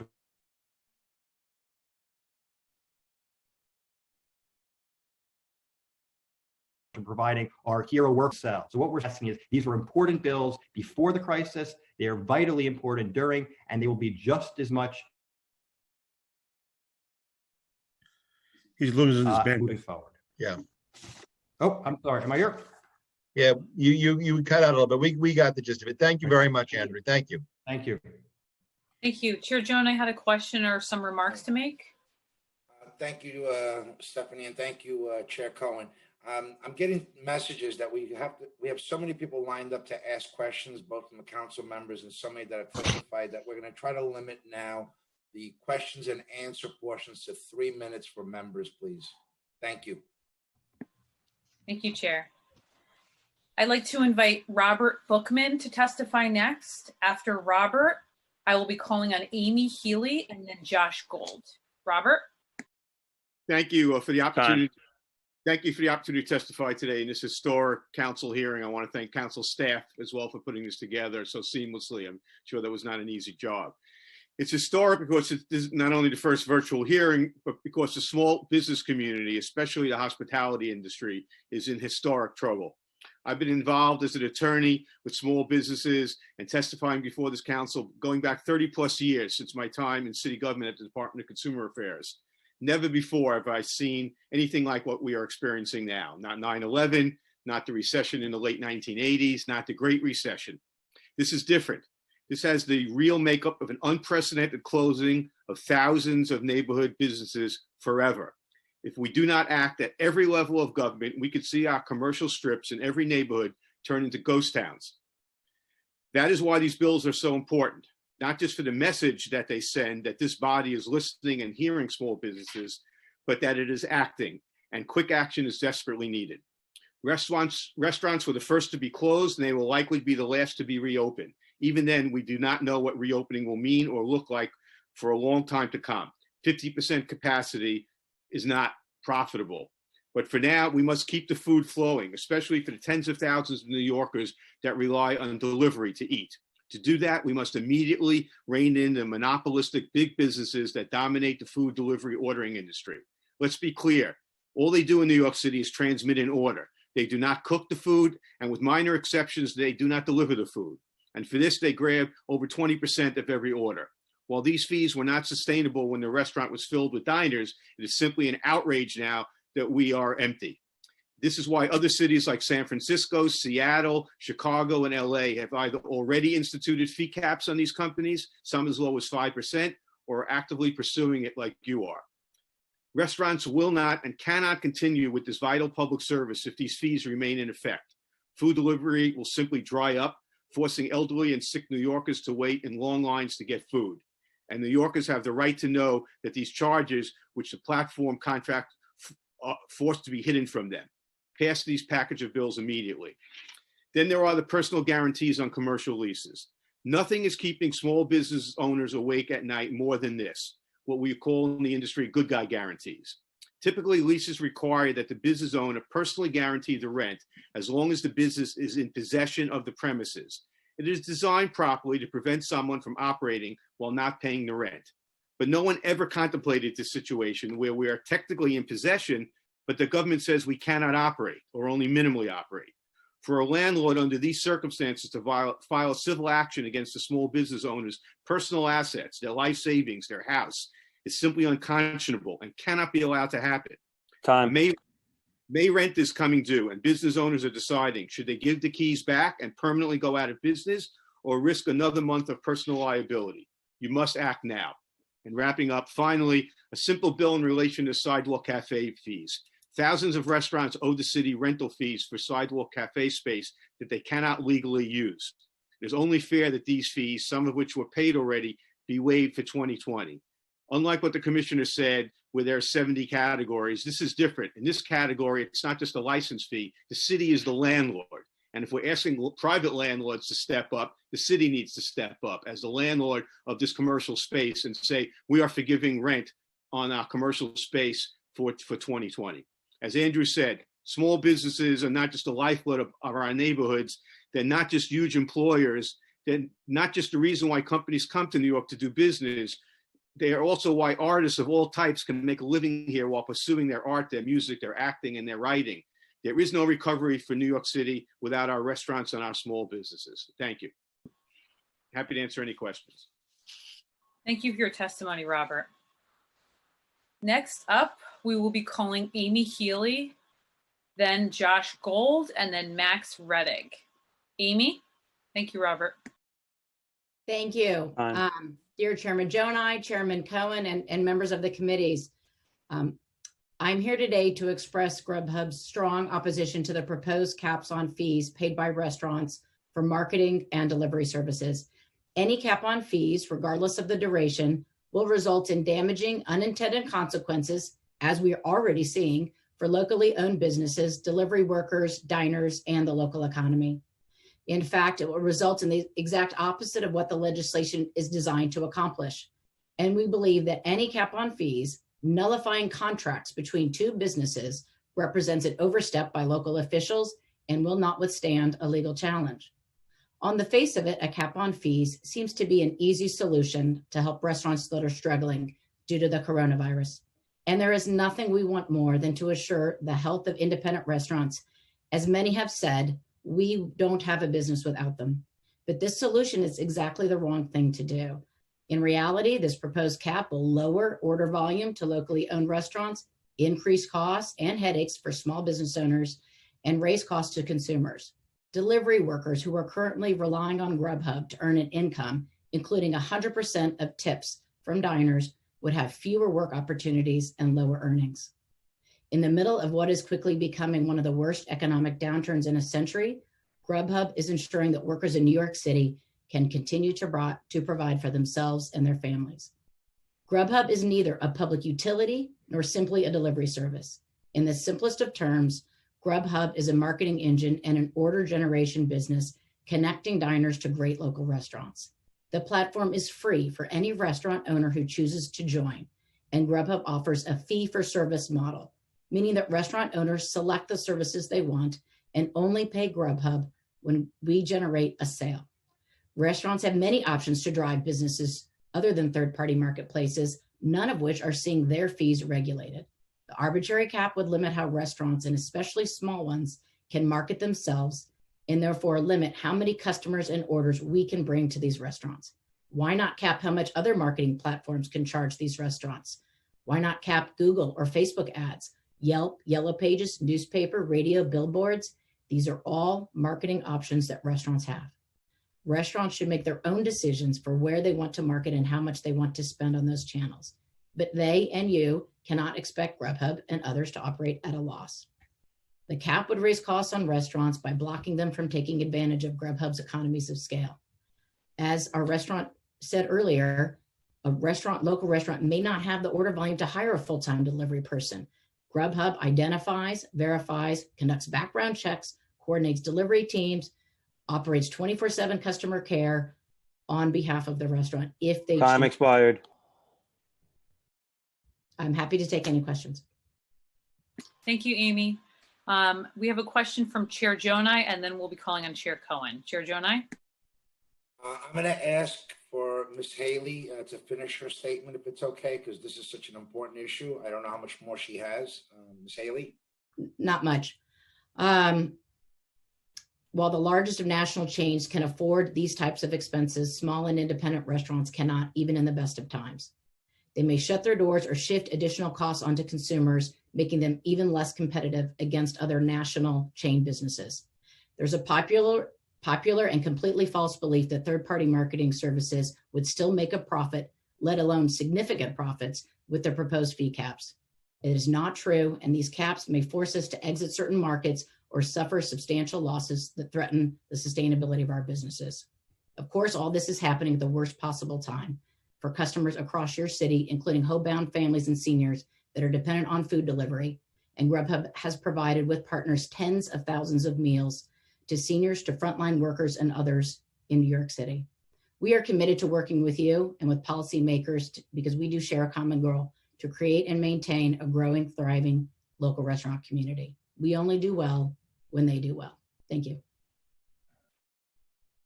Thank you, Ms. Healy. I'm going to call on Councilmember Moya. I believe, Chair, that Chair Cohen also has some questions.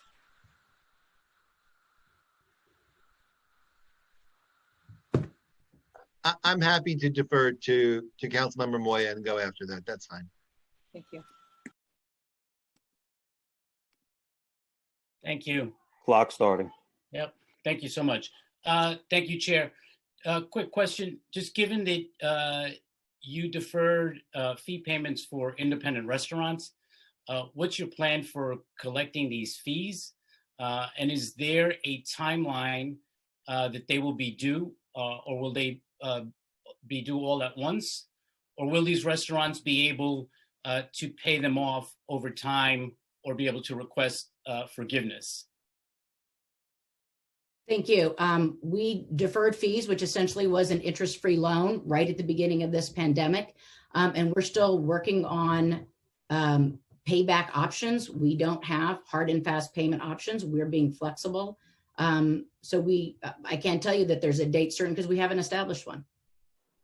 So, well, what will you do for restaurants unable to pay back their fees after this pandemic is over? Well, we knew taking that risk of deferring fees that there would be some restaurants that would not be able to pay them back. And we were willing to take that risk on. So really quickly, because I know I don't have that much time, what is the lowest percentage and the highest percentage that you've charged restaurants for listing advertising fees? Because we'd like to have a sense of the full range that you've been able to charge. Sure. And given we have competitors on the line, I'm sensitive to, putting out our pricing in this forum, but our average. Same question to all of them. So. Yep. Our average 10% for delivery. And we don't charge to be on our platform. There's no annual fee, no sign up fee. We provide the tablets and all of the onboarding for free. And then my understanding is an average commission rate is at 15%. Okay, thank you very much. Thank you. Chair Cohen. Thank you very much. Thank you for your testimony. I guess I'm just wondering, what percentage, do you have any sense of what percentage of the market in New York City Grubhub has penetrated? I should have started my comments that I started at Grubhub 3 months ago. So if I don't have answers to your questions today, I certainly will get them. I believe we are the largest player in the market in New York, especially with our acquisition of Seamless. I mean, I think that there's a feeling from restaurants that there's like a monopoly problem, that you have such tremendous unequal bargaining power between the restaurant and you, that you control the customer and the restaurant needs you. That there's really a monopoly problem or an antitrust problem here. We believe that consumers love the service that we provide. We have the way the consumers want to buy services. They don't want to read their credit card number into a crowded restaurant lobby. I had a credit card written on a to-go bag the other day with my name, address, and credit card number. That's not a great customer experience, and we know that. People like that their information is secure, that their favorite restaurants are saved in one place. It's convenient. Anyone in their family can log in. So consumers are demanding this type of experience when they order today. And that's a fundamental shift, as somebody said, in the economy. That's just how people want to order, especially New Yorkers. Young New Yorkers want everything at their fingertips in a secure, easy way. And so the diners were demanding services like this. And it's a very competitive space. I've got, friends of mine that are going to talk after me, and we're always, competing against each other. Well, I guess that's really the issue that I think is most germane here. Is it really competitive? Does Grubhub control such a large portion of the app market that it's not as competitive as it needs to be in New York? And that would be, I think, a good justification for city government to step in. If the market is broken, that's an opportunity for, and I am, believe me, cautious and reserved in interfering in marketplace transactions and particularly commercial transactions. But if this market is broken, that's of deep concern to me. Chairman, I think you'll see media reports that say that other companies have surpassed Grubhub. So, I challenge that Grubhub is a monopoly. Thank you, Chair. Thank you. I see Councilmember Powers has a question. Councilmember Powers? Thank you. After this, I'm going to stop talking so much, but thank you, guys. Starting. Thank you for more time. I just wanted to ask a question. I think the comment here was that by lowering the fees, or capping fees rather, it would lower restaurant orders, which seems to be counter to what many of us would think or believe when you talk about lowering prices and increasing the ability for people to afford it and then to order it. Can you explain that to me? Sure. If you cap our fees, price controls lead to shortages. So if our prices are fixed, then other parts of the business are going to be squeezed. So there may not be as much marketing available to that restaurant. We drive orders. Somebody said we're, simply a pass-through. We provide a lot of services to showcase a restaurant. And if our ability to do that is limited, then, we might have to make business decisions that are going to reduce service. I mean, if you increase prices, something's got to give. Meaning you're saying like essentially that you'll have to change your model here as a company to be able to help deliver services to restaurants. Is that your point? I'm saying if our costs are increased, we will have to make business decisions about how to be sustainable. Yes. Okay. Okay. I understand that. And then can I just, I asked, I might miss a piece of your testimony, but have you made adjustments during COVID-19 to help the restaurants here in New York City who are obviously closed? I mean, we had to close them as a public health issue. What has Seamless and Grubhub done in terms of addressing fees or helping their customers? Right. We're doing a multitude of things. We, again, deferred fees right at the beginning, which was, again, an interest-free loan. We have a separate support, $30 million of cash that we're just giving to restaurants that choose to participate in that program. Our marketing team is constantly working on other promotions to drive orders to small businesses. And the $30 million is get free $10 on any order over 30. So that drives $100 million in sales. And again, we've got marketing support going out for these restaurants all the time.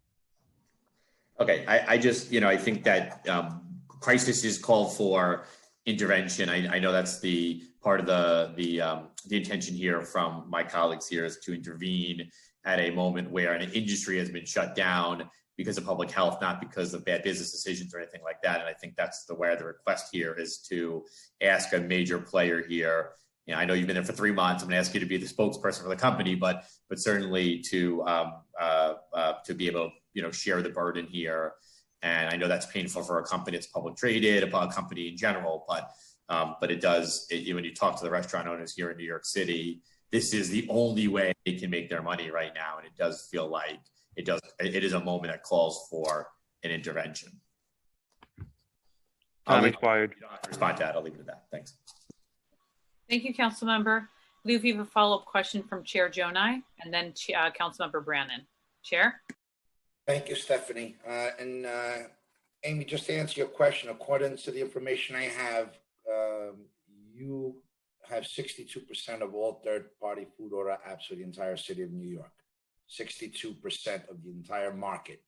The other food order apps share in the 38%. Okay, thank you. You're welcome. In addition, can you tell me about the deferral program, the duration? I believe it was for only 2 weeks. Am I correct? I believe it was about 2 weeks, yes. So you sought to help these small businesses, these restaurants, deal with this COVID crisis by allowing a 2-week deferral. That was the first step, Chairman. We knew that access to capital and cash was hugely important.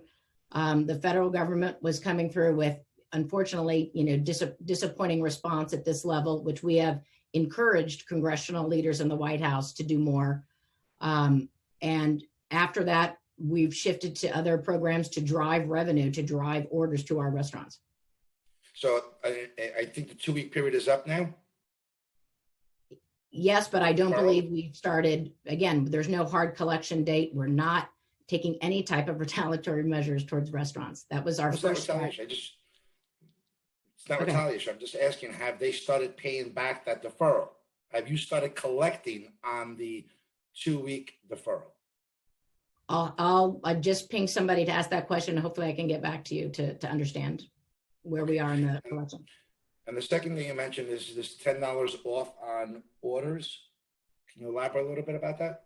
Sure, it's $10 to the restaurant so that if somebody, to encourage a larger order. So if a customer will buy a $30 order, we'll give the restaurant $10 to increase the size of that order, because bigger orders is better for the restaurant. So that's a $30 million cash injection for the restaurants, that the $10 drives a $30 order. So it's called Suffer for Support. So the marketing ranges for those that participate in the marketing services product that you offer, they range from what to what on a low level to a high level? I think our average is about 30%, and they range from a low of 15, no fee or cost at all to get onto our platform or to onboard. And then of course restaurants can pay more. Right, but that's what I'm asking. The fee structure that you have for marketing, not the delivery, not the 3% credit card fee, just the marketing. How high does it go, the range? Yeah, from low to high. 15, I don't know the highest that a restaurant has chosen to pay, but I believe it starts around 15 and averages around 30. Excuse me, averages around 15 and goes up to 30. I don't know if there's a few restaurants that have maxed out at something higher than that. And I did just get a note that we have not started recollection of those deferral payments that we deferred in March. So I'm going to ask them the question we heard earlier, and this is what I've heard time and time again from all restaurants, that in good times, they do not make more on a high level than 12% return. But if they're paying 15, that means to you, for your services, that means each sale is yielding a net loss. Unless my math is completely off, and I did pretty well in math, I'm not understanding this. I don't understand either, because to me, profit means after all costs are accounted for. So if restaurants are saying they have profit of X, why is it that then this particular cost is being audited on top of that versus rent or another cost? So I don't understand either. I mean, why would a restaurant choose to use our service outside of an emergency situation if it wasn't helpful to their business? I'm glad you said that, because this is an emergency situation. There is no way you can get an order today unless you use a third-party food order app. No, you can call a restaurant directly. I'm sorry? You can call a restaurant directly. That restaurant can choose to pay for their own delivery service, which we heard is expensive, or somebody can pick it up. That's why I took the delivery portion out of it. I'm not referring to the delivery portion. I'm referring to the marketing only. your advertising and marketing capabilities and the percentage that you charge. You said an average of 15%, but it goes much higher. I still don't know why we don't know that number, where it should be a hard and fast number. It starts at X and can go as high as Y, but I'll leave it at that. We've heard time and time again, they do not make 15%. Before third-party food order apps came into the arena and have become the norm now, consumer behavior demands it. And also, I can show you that if we Google any restaurant, the third-party food order apps come up before the individual restaurant's own website. In essence, you're controlling or directing the market and the availability. I wouldn't know. If I'm looking for pizza, Grubhub and third-party food order apps will come up before the actual restaurant's website. So when you say, why would they use you? I just Googled my favorite pizza place in my town, and it came up. A Google map came up, and then the restaurant website came up. So I don't think that's the case everywhere. Not everywhere, but is that person a user of your service? Are they, that pizzeria, are they taking? They are. It's Fiamma Wood-Fired Pizza in Westfield, New Jersey. I'll give them a plug. They're fantastic. Good. So we have much more to talk about then. But time and time again, I hear each transaction is a net loss based on these percentages.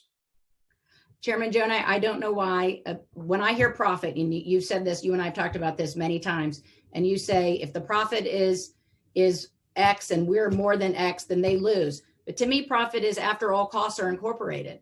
So if they have a cost, whether it's rent, city fees and taxes, labor, all of the other fees that they have, including advertising and marketing, and then they have a profit. So I don't know why we're singled out to be layered on top of that. So it's not you, it's the entire industry. So no, that's what I mean. Like that specifically that part of their marketing fees. Maybe it's rent that causes them to lose. We hear time and time again from our small business restaurants that one of their biggest challenges in operating in New York City is New York City. And there's a lot of issues they have with how they feel that they're being treated, and the regulations and the high rents and all of the issues, again, that you and I have talked about before. These are smart business people. We design marketing programs with them. We don't mandate what they do. We have a menu of services, and they choose what they believe is good for their business. So earlier we heard a restaurant owner reveal what his business model and what this means to him, where prior he was doing 20% with third-party food order apps. Now it's 80% of his business. 80% paying the commission rate that he referred to is from 25 to 29% or 30%, has yielded a net loss on his transactions. How do you respond to that restaurant owner? And by the way, many have shared their same sentiments. So either I'm getting misinformation or you're not in touch with what the bottom line is for these restaurants. I have yet to hear from someone to say third-party food order apps are giving me a greater return, not more business, because right now you can't do without them. And it's an instant death if you don't work with third-party food order apps, and it's a slow death if you're working with them. I have yet anyone to show me that their profits have increased, not the amount of traffic that yielded in sales, but their profits. And right now there is no in-house dining. That is shut down across the board. So they can only do pickup or delivery. And there is no option. I mean, we have restaurants that you can call and have delivery. You can call, you don't need to go through a platform for all of these instances. We know that some restaurants who have never used our platforms before after COVID are experiencing order volume through us that they didn't have before. Absolutely. And any restaurant can call their account advisor at any time and renegotiate and pay for a different package of services. Thank you. Stephanie, I think other council members have questions. Yes, thank you, Chair. Councilmember Brannan? Thank you. Clock starting. Thank you. Amy, you testified that you feel that this is government overreach, and you also testified that you want restaurants to do well. So why not voluntarily give us this cap so we don't have to overreach? We are considering all kinds of pricing models, council member. And can you be more specific? Cap at 10% voluntarily? For an emergency for COVID, yeah. Well, I'm happy to go talk to our competitors. I don't know if this is the right forum to all agree on pricing. All right, I mean, because you're saying a lot of this stuff would force you to operate at a loss, but you don't seem to care that you're forcing restaurants to operate at a loss. That's not true. Of course we care. We are a publicly traded company with shareholders.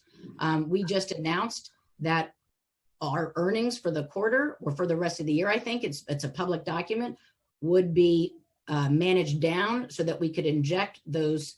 What is that? What is managed down? Means we're not going to take. It means we're Is not. Grubhub right now? Is Grubhub right now doing better than ever? Is profits up? I don't believe so. I'm not in our finance. I don't want to say we're a publicly traded company. I don't want to say something that's not I mean, are true. orders up? I assume orders are up. In some areas, yes. Yes. So then I assume New York, restaurants aren't making the profit, so you are. so many people in New York have left. So that's had a dramatic. What do you mean have left?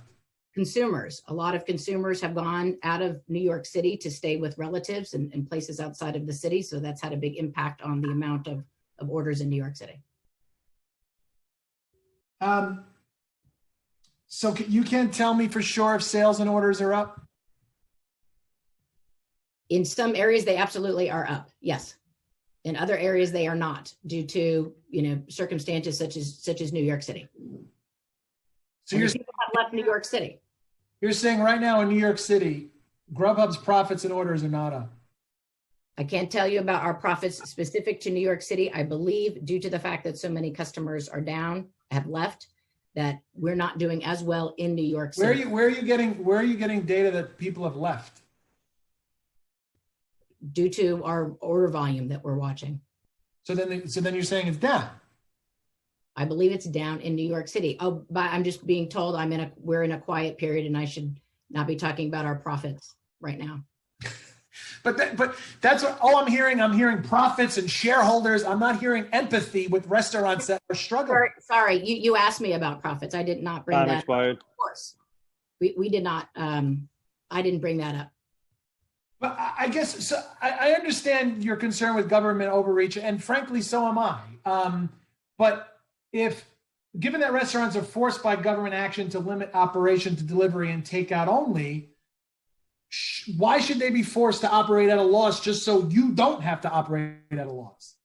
I'm getting information from folks to help out, and we have it guided to no profit for the rest of the year.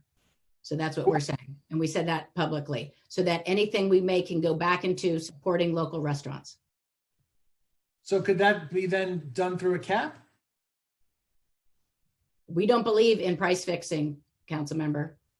We believe in using those dollars to reinvest in restaurants to provide support in the ways that we think will drive more order volume and help restaurants.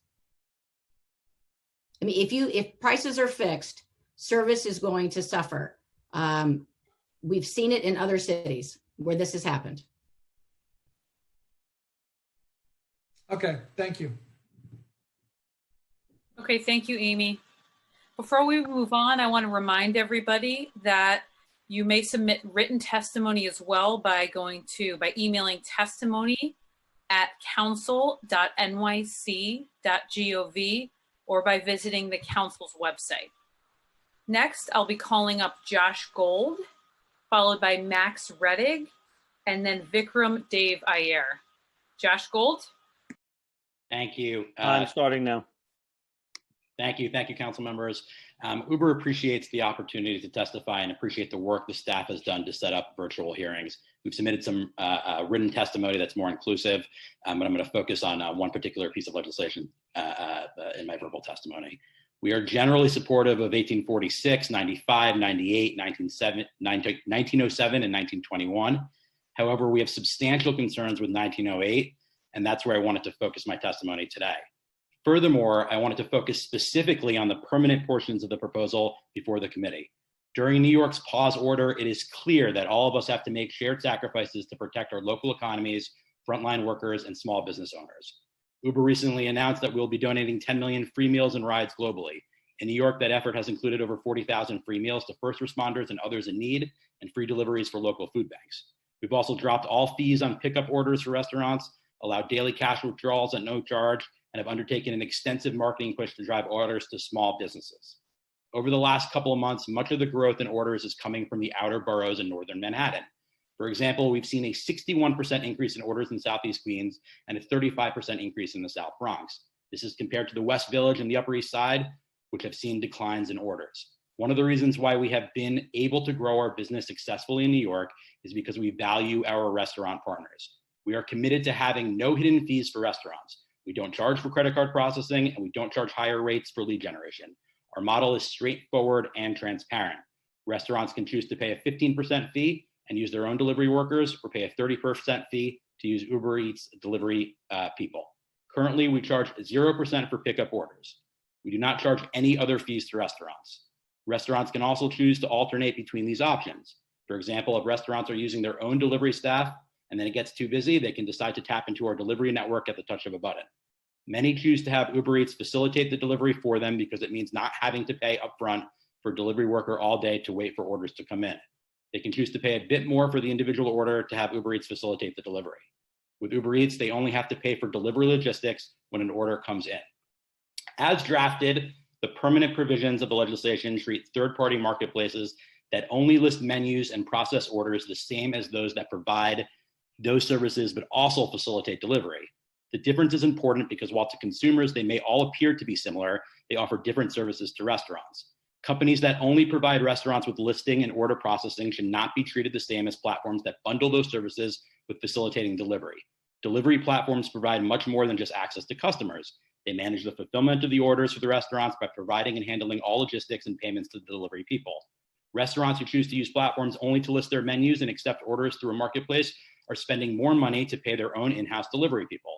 Alternatively, they are spending money to list with one platform and deliver with another platform like Relay.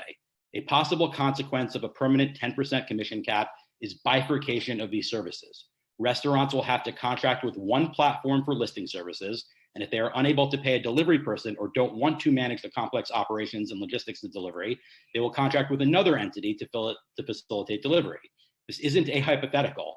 The seamless style listing only model has existed in New York City for decades, and companies like Relay currently provide delivery services to many restaurants in New York City who choose only to list on platforms. Finally, as drafted, the legislation also treats large chains and virtual restaurants that don't have the same overhead as restaurants with a large amount of real estate, the same as small mom and pops, and I would urge the committee to reconsider that. Thank you for your time, and I look forward to answering any questions. Thank you. I see Councilmember Moya has a question. Yes, thank you. Thank you, Josh. Thank you, Josh.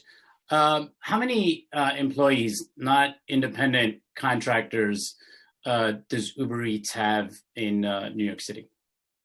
I'm not entirely sure how many are Uber Eats, but it's a few hundred. We have 27,000 employees nationally or globally. Can you get that information? Yes, it's. I think it's in the neighborhood of 200 to 300, but I'll get back to you. Okay, and just can you just break down the fee structure that you have? Yeah, it's a 0% for pickup, it's 15% for listing, and it's 30% for delivery. There are no hidden charges, there's no processing fees, there's no telephone charges, there's no website charges. That's it. And so do you charge exclusivity, like delivery fees, or do you charge commission on the orders as well? We charge, sorry, do we charge the consumers as well? Is that what you're saying? Do you charge commission on your orders?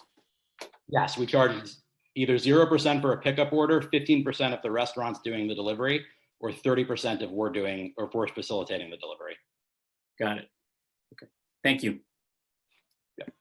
Thank you. Councilmember Powers? It's nice to see you. Hope you're doing well. Just a very quick question. You said something at the very end, which was about mom and pops versus virtual restaurants. I think of them being treated differently. Can you just explain that point to me? Sure. So as drafted, if you're a McDonald's or a Starbucks, or if you're the corner slice place, you get the same benefit for the 10% cap, even though presumably a McDonald's or a larger corporation, even though they have franchises, are striking national deals. And so, I would, New York has singled out small business owners, and as I said on the top, I think we need to do a lot to figure out how to protect our small businesses that are the lifeblood of our city during this time. But I'm not sure larger corporations see that same level of protection from government. And then there are also virtual restaurants that Councilmember Chair Jonai has talked about in the past that don't necessarily have extensive real estate costs because they're only paying for a kitchen and may not have the same sort of financial issues that a restaurant that relies on dine-in during non-COVID times has at this moment in time. Okay, thanks. And I'll leave it at that because I've talked too much during this hearing. Thank you. Thanks, Josh. Thanks for the time. Thank you, Councilmember. Chair Cohen? Josh, good to see you. I just want to clarify one point. If I go on to Uber Eats and I place an order for pickup, there's no you make no money at all. Yes, that is how it is right now. That is one of the steps we took during the pandemic. Okay, so that's not the normal practice? We pay credit card processing fees, but we don't make any money right now. I don't believe it's been, I'm not sure if it's the normal process or not. I'll get back to you on that. But we're still paying, Visa or MasterCard for the credit card processing on that order. And you're not passing that cost through even? No. Okay, thank you very much. Thank you, Chair. I see Councilmember Chin has a follow-up question. Time starts now. Yes, thank you. Hi, Josh. Hi, I wanted to ask you a question about the delivery worker that works for Uber Eats, because you were saying that you employ about 200 to 300. So are they salary based, and also do they get 100% of the tips they get? Because right now during this crisis, customers are being very generous. So I wanted to make sure that all the tip money, goes to the worker, and how much, do they get paid per day or per hour? Certainly. So when I was responding to Councilmember Moya, I was talking about the salary staff. Our Eats engineering team is actually based in New York City. In terms of the independent contractor delivery workers, there are thousands, and I can come back to you with the exact number, although we have seen since COVID a massive spike in the amount of people that have signed up to deliver on the platform. And, I also said on the top very quickly that we support, I believe it's 1846, which is Councilmember Torres's bill, which would make it clear what portion of the tip goes to delivery workers. 100% of the tip goes to delivery workers. The tip on Uber Eats does not change the base pay. We aren't subsidizing the base pay with the tip. The tip goes entirely to the worker and does not impact their pay for service. Yeah, so if you could get back to us in terms of what the base pay is for the delivery worker, that would be good. And the other thing is, do you charge a fee, a delivery fee to the customer? Because some of the other app-based, if you order some restaurant that's further away, you have to pay a bigger service fee or deliver whatever. It's an extra charge. We do during this period of time. We since the pause order, we have waived that to try to, for small and medium businesses, to try to encourage more consumers to use small and medium businesses and drive orders to those businesses, but we do charge a fee to consumers. I could break down the fees, but if you're looking at a $20 order and the commission on the order isn't going to cover on its own the amount of money that has to be paid to a delivery worker to make sure that that wage is appropriate for the work that they're doing. And so there is an additional delivery fee on top that's charged to the consumer. Okay. All right. Thank you. Thank you, chairs. Thank you, council member. Next, I'll be calling on Max Rettig, then Vikram Dave Iyer, and then Lisa Soren. Max Rettig. Time will start now. Chairs, committee members, thank you very much for inviting me to testify today.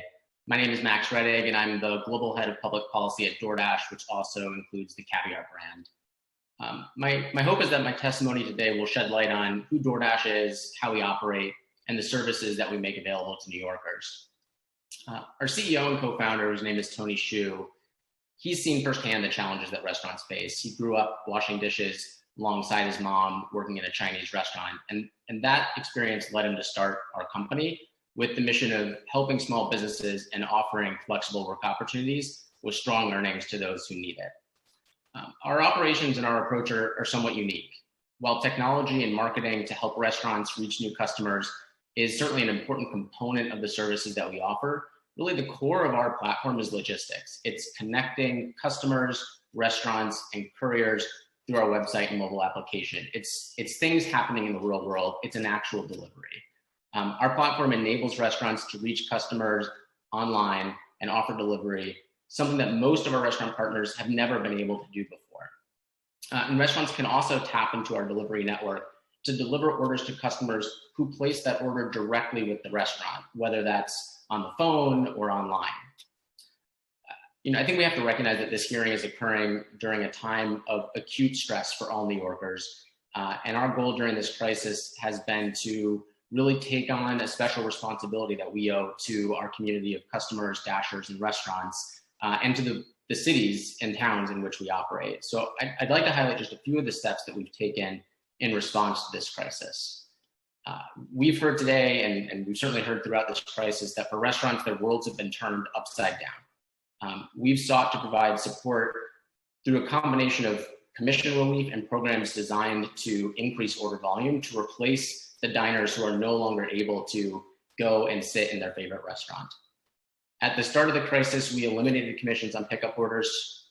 We eliminated commissions for restaurants that are new to DoorDash or Caviar for 30 days.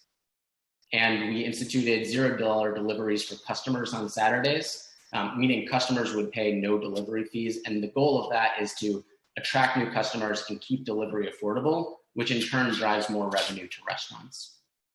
In early April, recognizing the challenges that restaurants were facing, we went a step further, and we reduced commissions by 50% for local restaurants like Evans through the end of May, and that's benefiting roughly 1,000 restaurants across the boroughs.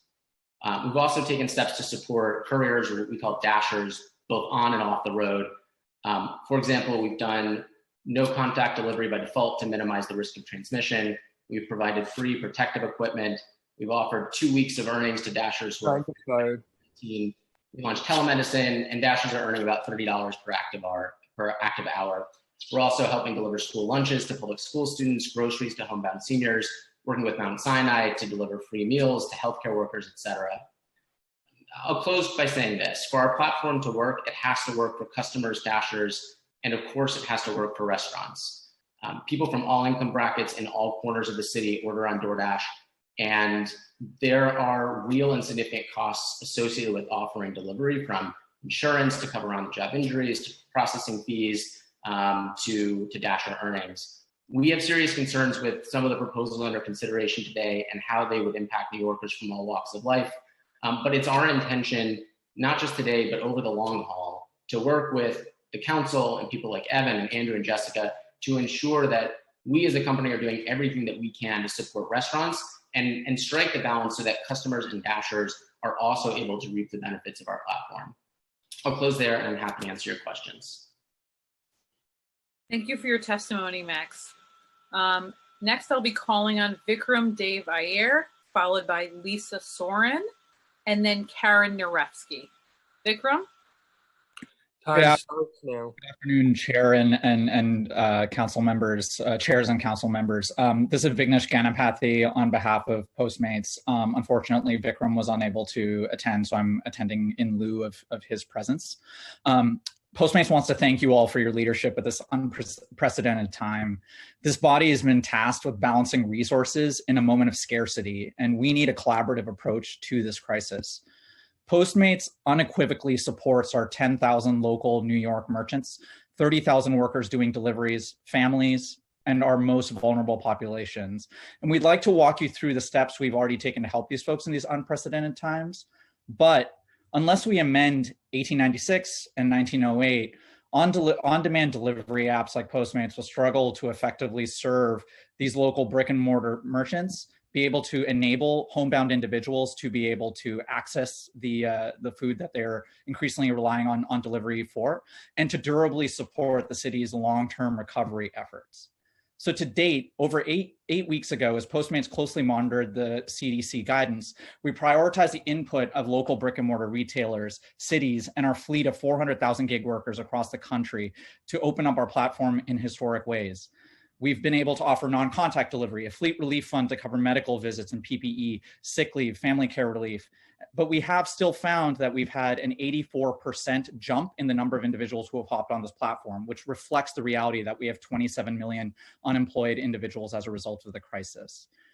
Looking at the way in which the rate cap proposal is made, you know, we see why it's being presented, but we have numerous concerns about it and are eager to work with you all on a proposal that would be able to both benefit the restaurants that rely on our platform, as well as enable delivery to continue to be an option.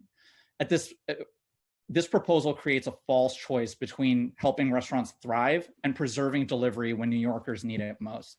And we believe we can solve this problem without pitting two symbiotic industries against each other.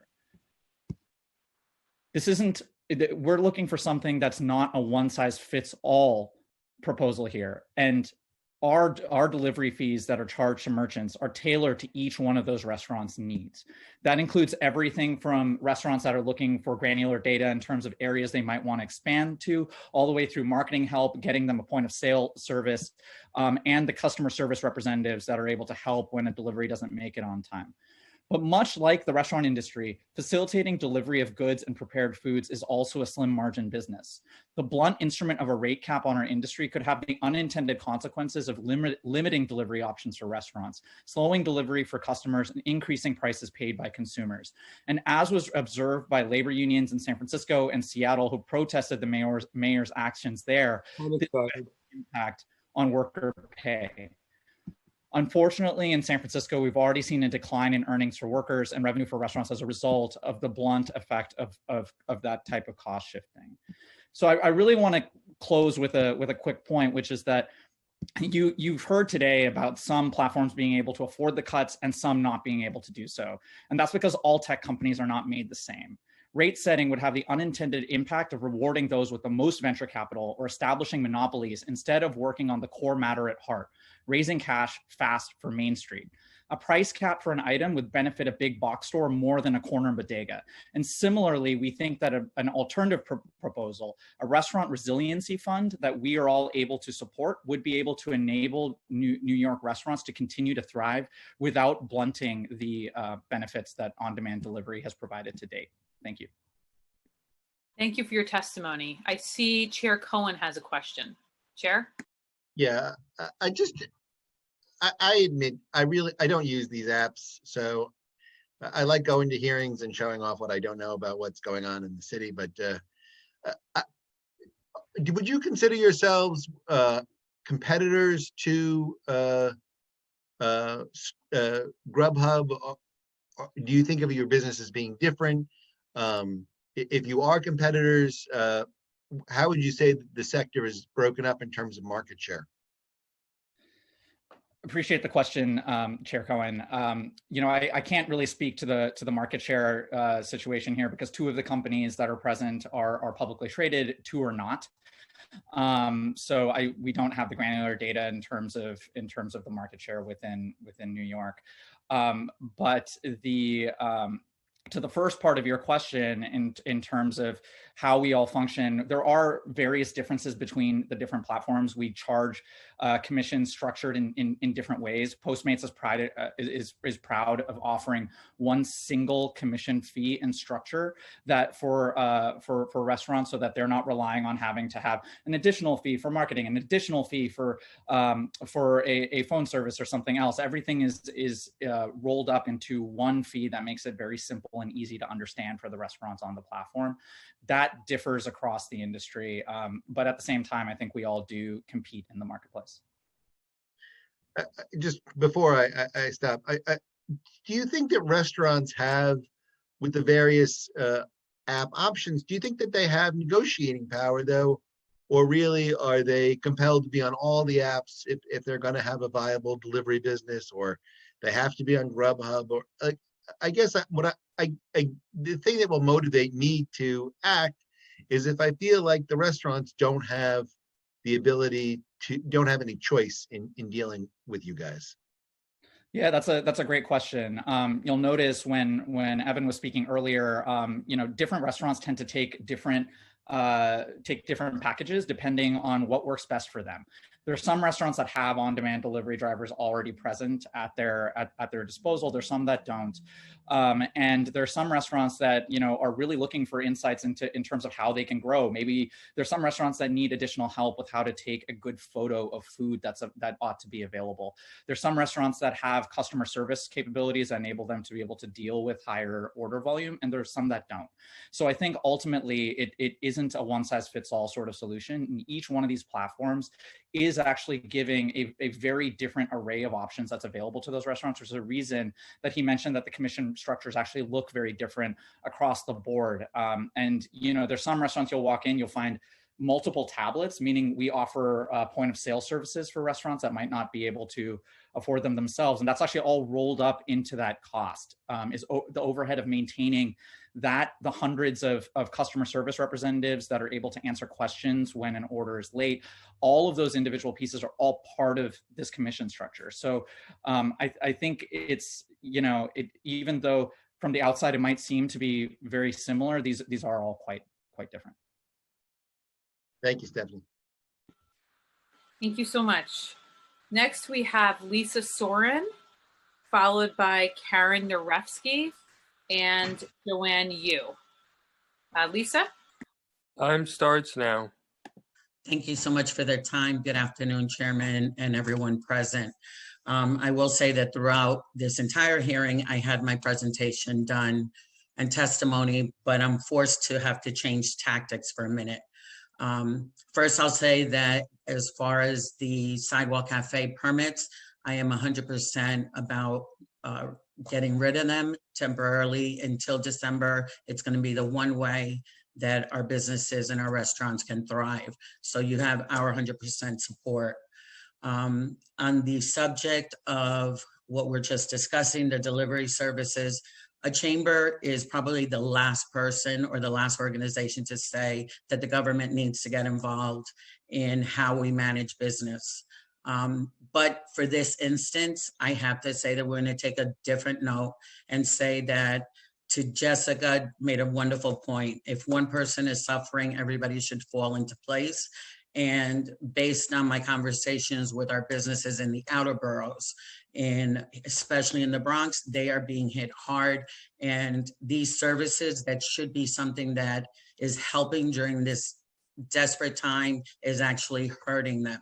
And to the point of our council representatives that are on, I echo the fact that, they're forced at this point to have to participate in these programs because a lot of them did not have the opportunity or knew of or understood how to do it. To the gentleman from Postmates, I think that it's important that maybe you take this cap temporarily, that you all look at how the impact of our businesses, the restaurants, the outer boroughs, and start with the level of education on what all these mean. Because everybody now is coming to the table, but during the time that things were settled, the conversations were very fluid as to what restaurants expected from delivery services. And now it's almost a hard pill to take. And I don't see the hard hit on the delivery services. If anything, it's almost like you're using this right now to benefit your companies, rightly so. Everybody has to make money, but these are unprecedented times. Going on to the continuity loan and the SBS, I wish the commissioner would still stay on. The 1% to the Bronx is disgusting. We have the outer boroughs have been impacted for so long as it relates to the opportunities and access to monies and resources. The Bronx Chamber has taken, along with partnerships of the BIDS, I see Jennifer and Mike Brady, fighting really hard to bring education, bringing education to our businesses. But when you see a 1%, then the city of New York needs to take notice and say that there's something wrong with the system if the Bronx is not being allocated the monies, and something needs to change. And this will be followed up with a very strong letter. And I'm asking the representatives from the Bronx especially to take notice of this, because at this point, there's something wrong with the system and the Bronx is going to fall way behind more than it has in the past. And I think there's something wrong with all of that. Thank you for the time. Thank you, Lisa. I see Chair Cohen has a question. I just wanted to tell Lisa, I'm glad to see you. I'm glad to see that you're well. And I look forward to doing business again face to face. Absolutely, Councilman Cohen, you've done amazing work for us and we really appreciate it. And as with Chairman Jonai, thank you. Thank you. And I see Chair Jonai also would like to ask a question. Thank you, Stephanie. Lisa, thank you for making the time to be a part of this. As you can see, we have our work cut out for us. I'm going to rely on you, the chamber, the BIDS, and all of the associations that exist to come together on this. You'll definitely have the cooperation of the delegation to back you up on this, but that was, as you put it, disgusting. That 1% of that money made it to the borough of the Bronx is unexcusable. It's unforgivable, knowing that we're the poorest borough, that we have so many bad things attributed to this borough. The least that they can do is make sure that the limited resources, and it's actually a joke, the amount of resources they put into the grants and loans, $39 million is an insult to begin with. And to have only 1% of that work its way to the Bronx is unexcusable, unforgivable. And we're going to be coming together after today's conference to figure out how we can move ahead. But we're going to need your support and everyone else to join Thank you, Councilman. If and I can add to the one thing that's coming positive out of this situation of working from home, we have the time to reach out to all the businesses. And, you know, our council people, rightly so, have asked us where are the businesses that when there's problems with some of the bills being introduced. And we're here to say that you'll be hearing from all of them very soon. Lisa, Thank you. This is a wake-up call. Absolutely. It's evident that in good times, we don't get the resources. And in bad times, we're not getting the resources. So thank you. Well, squeaky wheel gets the oil, right? So I think the Bronx is about as squeaky as it can get right now. Thank you. Thank you. Thank you, Lisa. I'd like to welcome Karen Narefsky to testify, then Joanne Yu, and then Ah-Young Kim. Karen? Time starts now. Thank you, Chair Jonai and Chair Cohen, committee members, for the opportunity to testify. My name is Karen Narefsky, and I'm the Senior Organizer for Equitable Economic Development at the Association for Neighborhood and Housing Development. ANHD is a nonprofit organization whose mission is to build community power to win affordable housing and thriving equitable neighborhoods for all New Yorkers. Our members include more than 80 neighborhood-based community development organizations across New York City. And we're also a member of United for Small Business New York City, a coalition of community organizations across the city who are fighting to protect small businesses from the threat of displacement, with a focus on owner-operated, minority-run businesses that serve low-income and minority communities. We've been happy to work with the council to pass commercial tenant harassment legislation, the state of the storefronts and storefront tracker programs, and the commercial lease assistance program.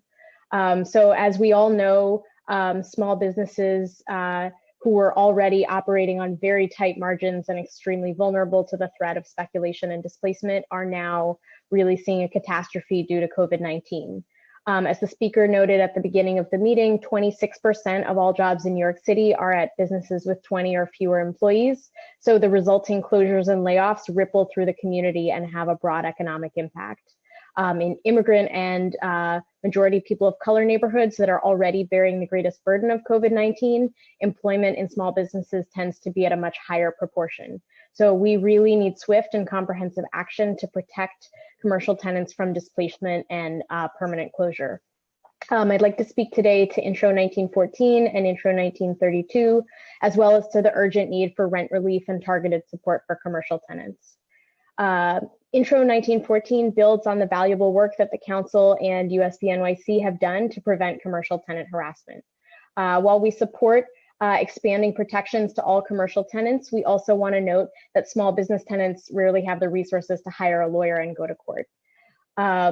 We also support Intro 1932. We think it's an important effort to protect small business owners from personal financial risk, but we ask the committee to strengthen it by expanding it beyond the COVID-19 period and by clarifying that personal guarantee agreements, even that are not included in the lease itself, are also covered by the intro. As I mentioned, we support these intros with the suggested modifications, but they are not sufficient to meet the current crisis for commercial tenants. Businesses that are closed or experiencing a significant loss of income cannot pay rent or other business costs.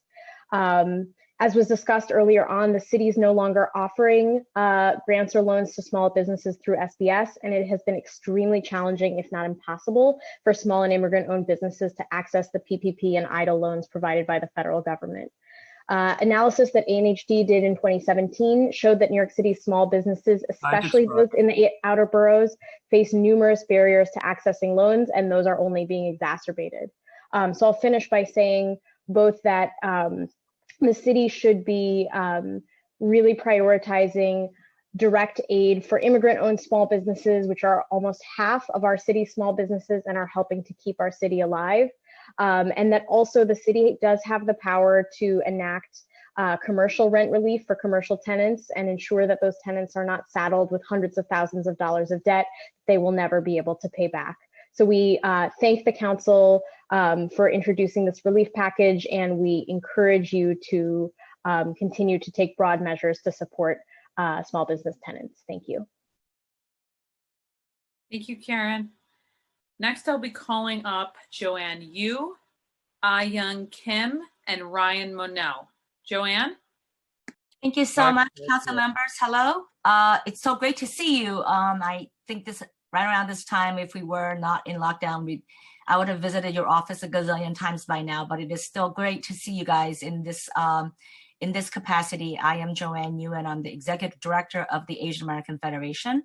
And I am here to lend my voice to the aspirations of this council. As you know, for the past 2.5 years, the Federation led the charge to legalize electric bicycles that are used by food delivery drivers who are mostly Chinese and Latino immigrants, many without immigration status. The job of a delivery worker is extremely arduous one, having to ride more than 12 hours a day, 40 to 60 miles a day, 6 to 7 days a week for a few dollars an hour. As you all, I want to thank this legislative body for supporting the workers since our fight to legalize the e-bikes began. Just before the city encountered this pandemic, electric bicycles were legalized by Governor Cuomo, and the Federation was headed back to the council to wrap up the legalization process. And then as the pandemic hit, delivery workers were designated essential workers. It should not have taken a global pandemic to make the city realize that we rely on these immigrant workers to deliver food. The irony is not lost on Asian American Federation, and certainly not to all of our council leaders, I'm sure. But the workers are grateful that they didn't have to be afraid of every encounter with NYPD that would have led to having them led to tickets that cost more than their month's wages. Every night at 7 o'clock, our city pokes our collective heads out to cheer those essential workers. Some of those cheering folks who I'm sure complained about the delivery workers. As we start to emerge from our homes into a city that now has staggering unemployment, small business that will never reopen, hundreds of thousands of New Yorkers wondering how their essential needs will be met, and Black and Latino families struggling with grief of losing so many loved ones. This is an opportunity for this legislative body to envision a new economy that is centered on the working class, the very people who kept the city going while most New Yorkers had the privilege of being at home during the pandemic. During this pandemic, the food delivery app sent emails to their customers to ask for contributions to emergency funds funds that should the workers get sick. Workers who delivered foods without sufficient personal protection equipment. The delivery apps also designated delivery workers as independent contractors to circumvent paying taxes or provide benefits. Their workers do not have much choice but to accept these unconscionable conditions of unemployment. These food delivery apps record billions of dollars of revenue through the exploitation of most vulnerable New Yorkers. After months of being at home, I'm sure as we are all looking to return to the new normal, but I hope that the new normal is not to embrace the injustices we always felt. And I hope that you will work with us to envision us an economy that really does highlight the people who've kept us alive. Finally, I want to thank all the council members who signed on to a letter that asked the NYPD to return all the electric bicycles to the workers. These bicycles are $2,000 a piece, and as we know, NYPD is holding hundreds of these the bicycles. We ask that council continue to lend their voice in demanding that e-bike workers get their bikes back, and that the economy of the city not be borne on the backs of immigrant food delivery workers. Thank you. Thank you, Joanne. Next, we have Ah-Young Kim, followed by Ryan Monell, followed by Stephen Choi. Ah-Young? Time starts now. Thank you. Thank you, Chair Jonai, Chair Cohen. Chair Cohen, did you have a question for Joanne? No, I'm just going to try to encourage people to try to adhere to the clock. There's still actually a number of people who want to testify, and if people could limit their testimony to 3 minutes, we'll get through everybody. Okay, I apologize for interrupting Ah-Young. Go right ahead.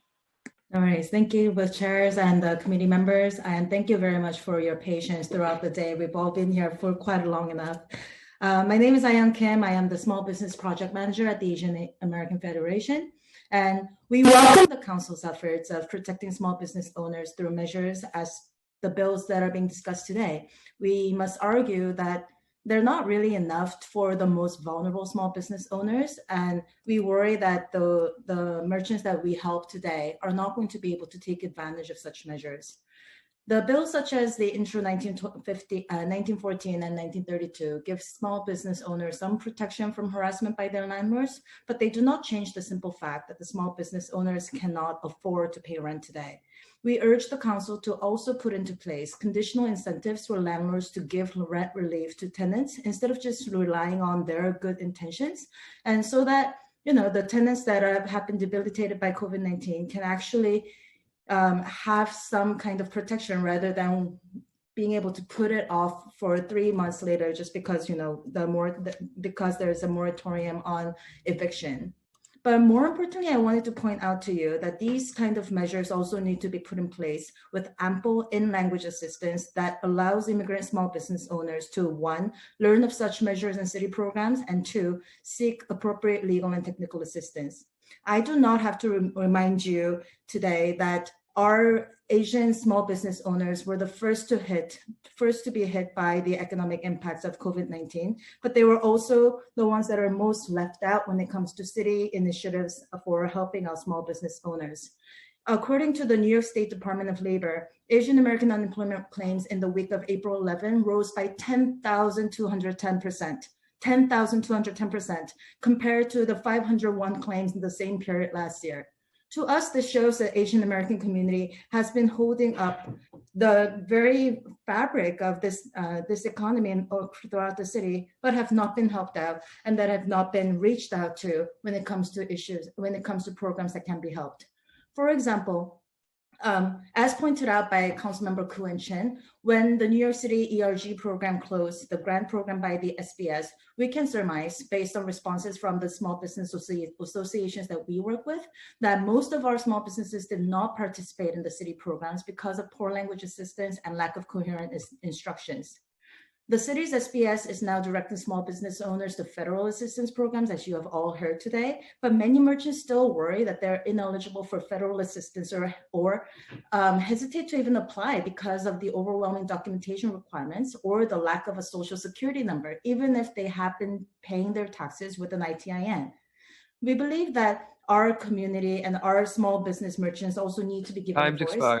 Just because they don't have the methods to be able to speak to you in a hearing like this, to come up to talk, give their voice, lend their voice to talk about what is actually going on to their business today, does not mean they are fine, does not mean they're going to be okay. In fact, in 2002, from 2006 to 2012, during the last Great Recession we experienced, the Asian small businesses were the ones that created up almost half of net new economic activity in the city. Time expired. So, okay, so just one last thing. We want to say that small business owners that have specific concerns that about new regulations also have to be heard, and we would love to work with you in the near future to talk about issues like perk machines or like small businesses that have to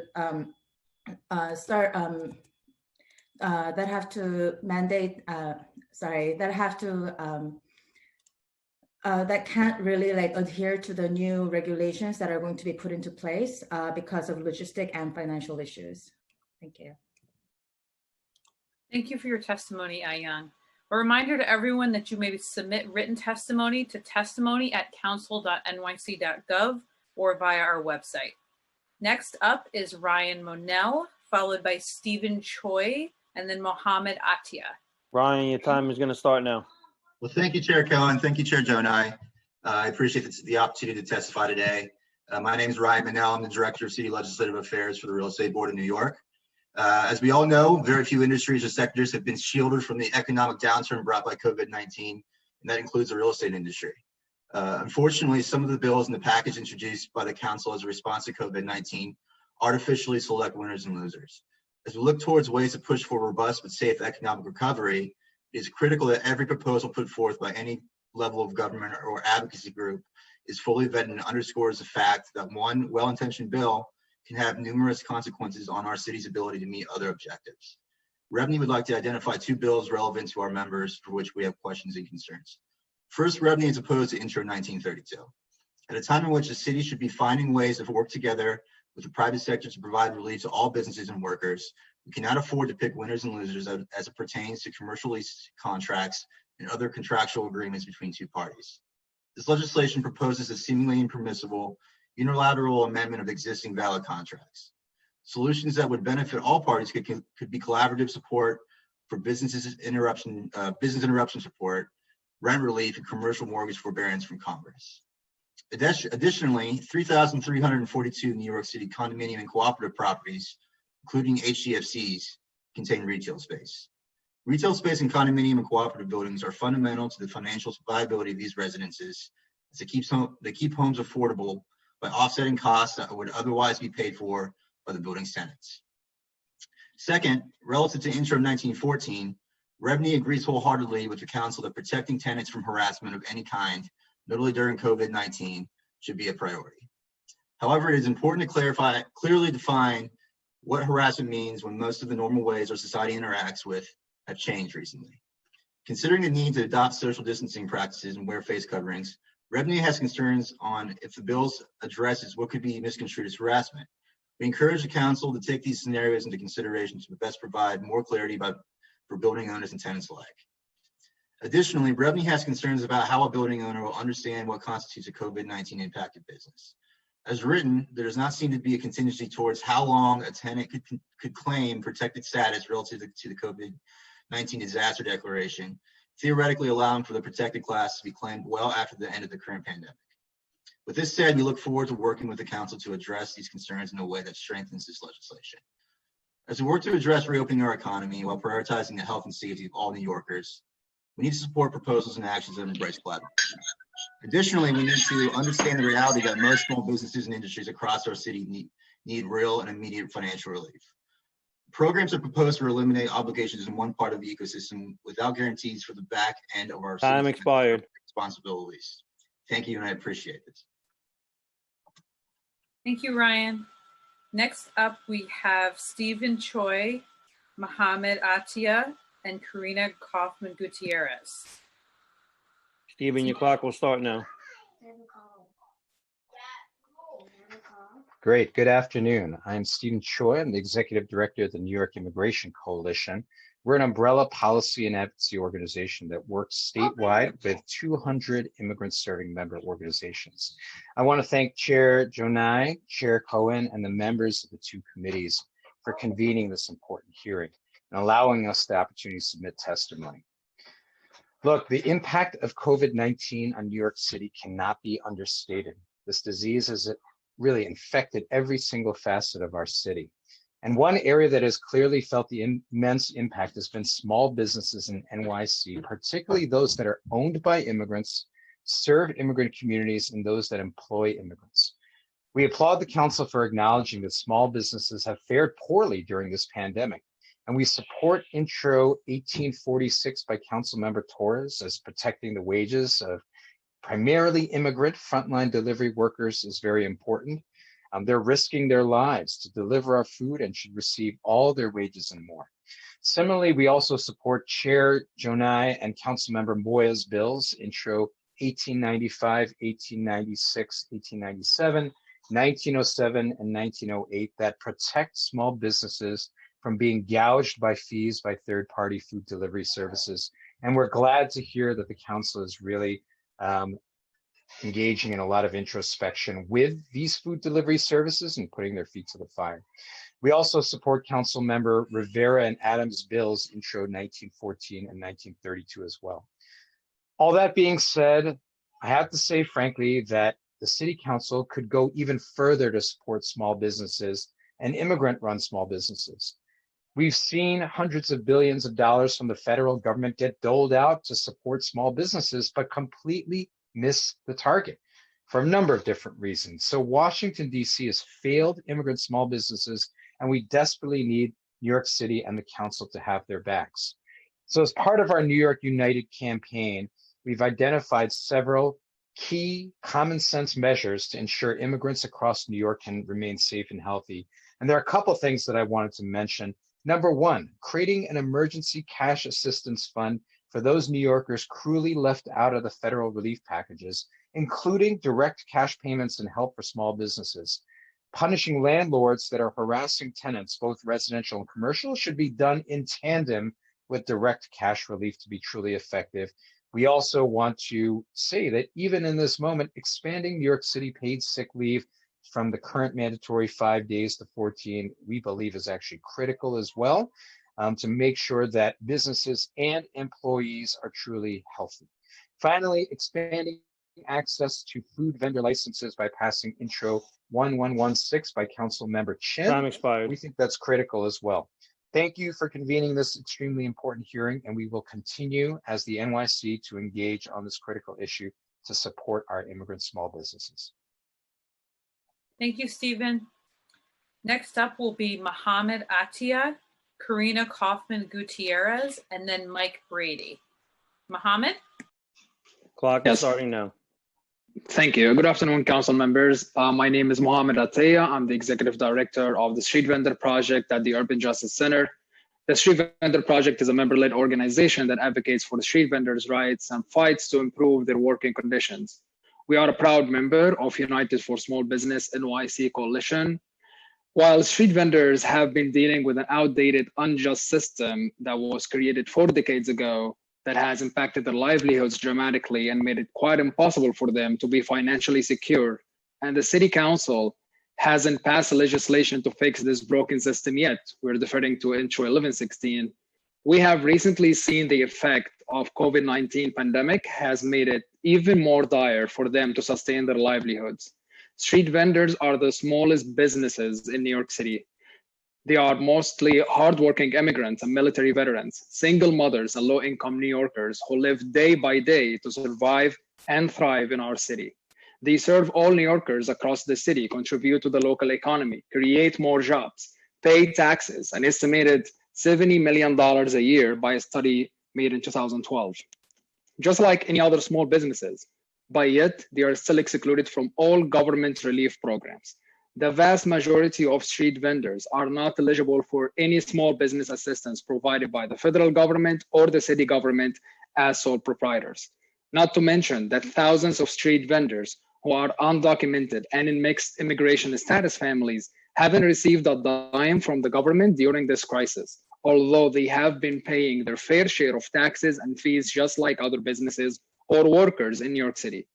It is so disappointing that today's hearing, with the various legislations being heard and introduced today, we don't see any support being offered to street vendors. Last month, 8 council members, some of whom are here now, thanks to Councilmember Shin, Councilmember Rivera, Councilmember Lander, who have been advocates for the street vendors, a population that's always overlooked, and other council members signed a list of demands that street vendors community needs to survive during this pandemic, including creating granting opportunities via New York City Small Businesses Services Department for sole proprietors, these micro businesses, including street vendors, who would be eligible to receive. The list is not so long, but that's maybe the most important part of it. We haven't yet received a response from City Council Speaker Corey Johnson to these demands, and our community needs the support of the whole City Council at this moment. It's unfair and unacceptable to see how New York City government is excluding a population of nearly 20,000 people who are part of the most vulnerable communities. Street vendors are essential workers who have been feeding our city since its establishment, and it's so disappointing to see the government ignore them in such a crisis. We urge the City Council to introduce and pass legislations that support small businesses, such as, but not limited to, bodegas, small mom and pop stores, and street vendors, who are mostly owned and operated by immigrants that use traditional methods in running their businesses, and mandate the city administration. Thank you for your testimony. Thank you, Chair. Thank you. Thank you, Mohammed. Next is Karina Kaufman Gutierrez, then Mike Brady, and then Pablo Benson Silva. Karina? Clock is starting now. Good afternoon, council members. My name is Karina Kaufman Gutierrez, and I'm the Deputy Director of the Street Vendor Project at the Urban Justice Center and a member of the United for Small Business Coalition.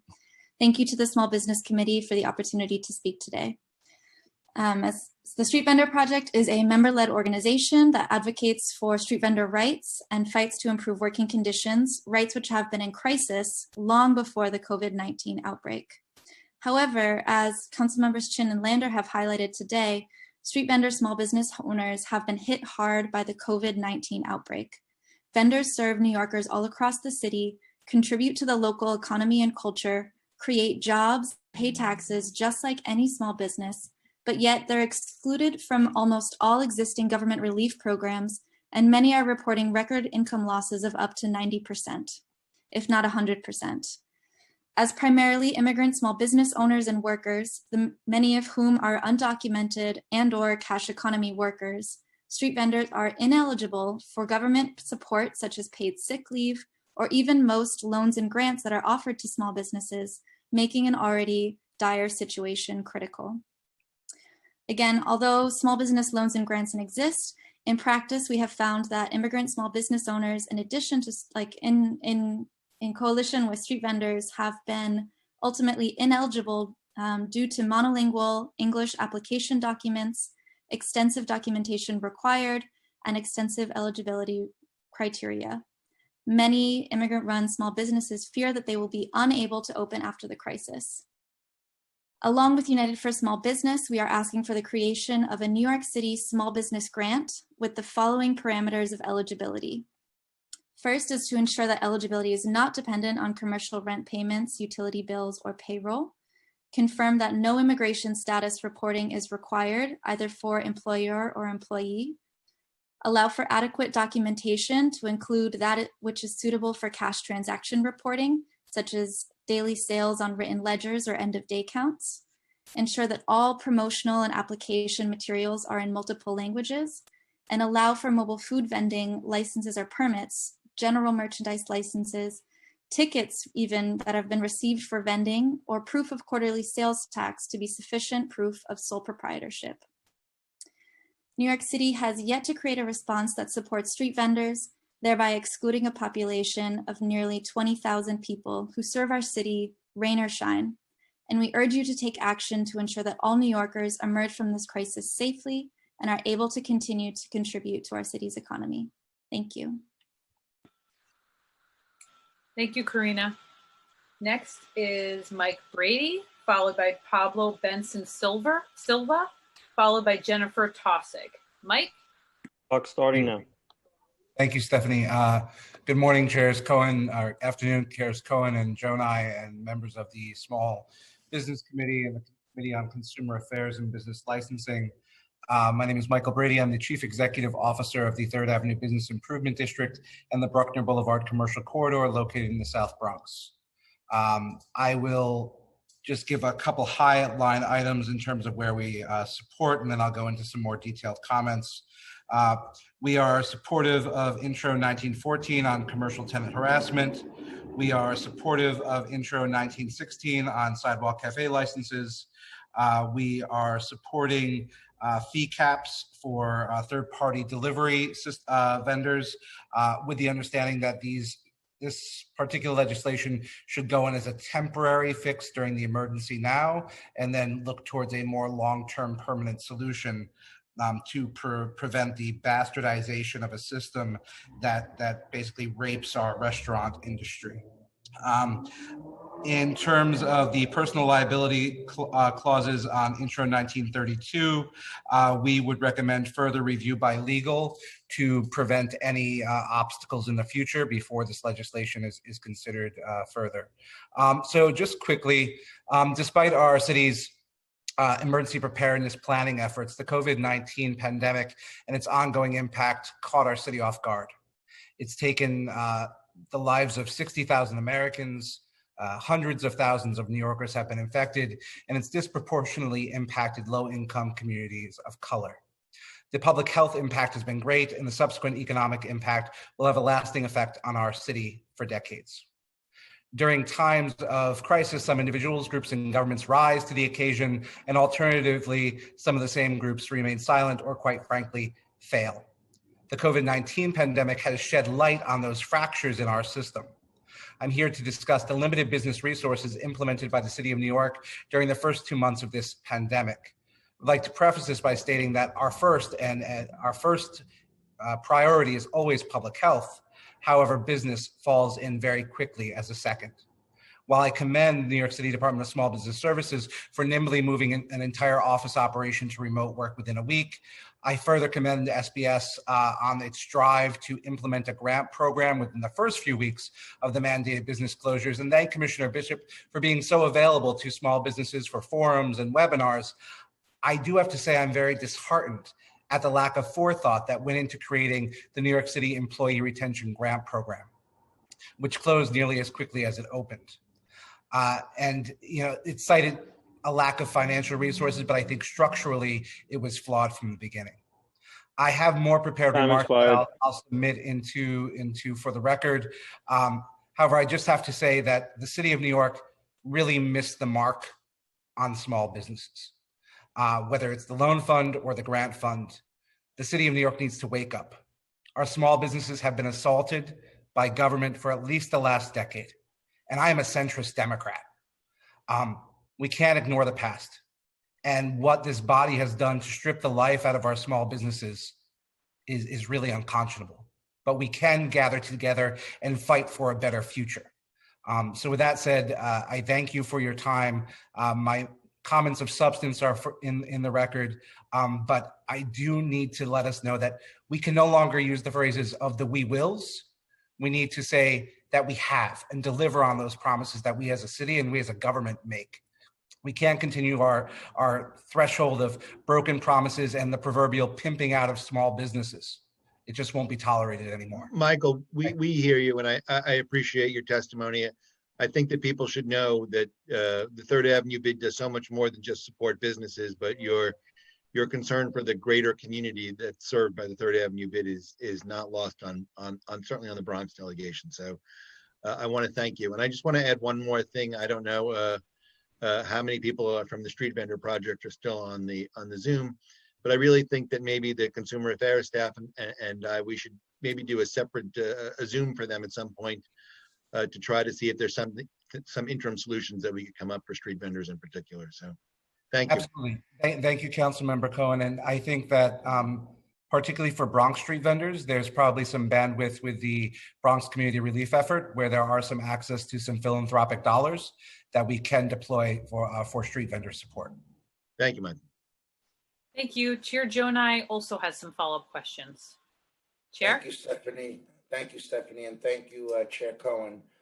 Michael, thank you for being a part of today's hearing, for making the time to be out. Your leadership is renowned and well-known out there. So I'm looking forward to reading your full testimony.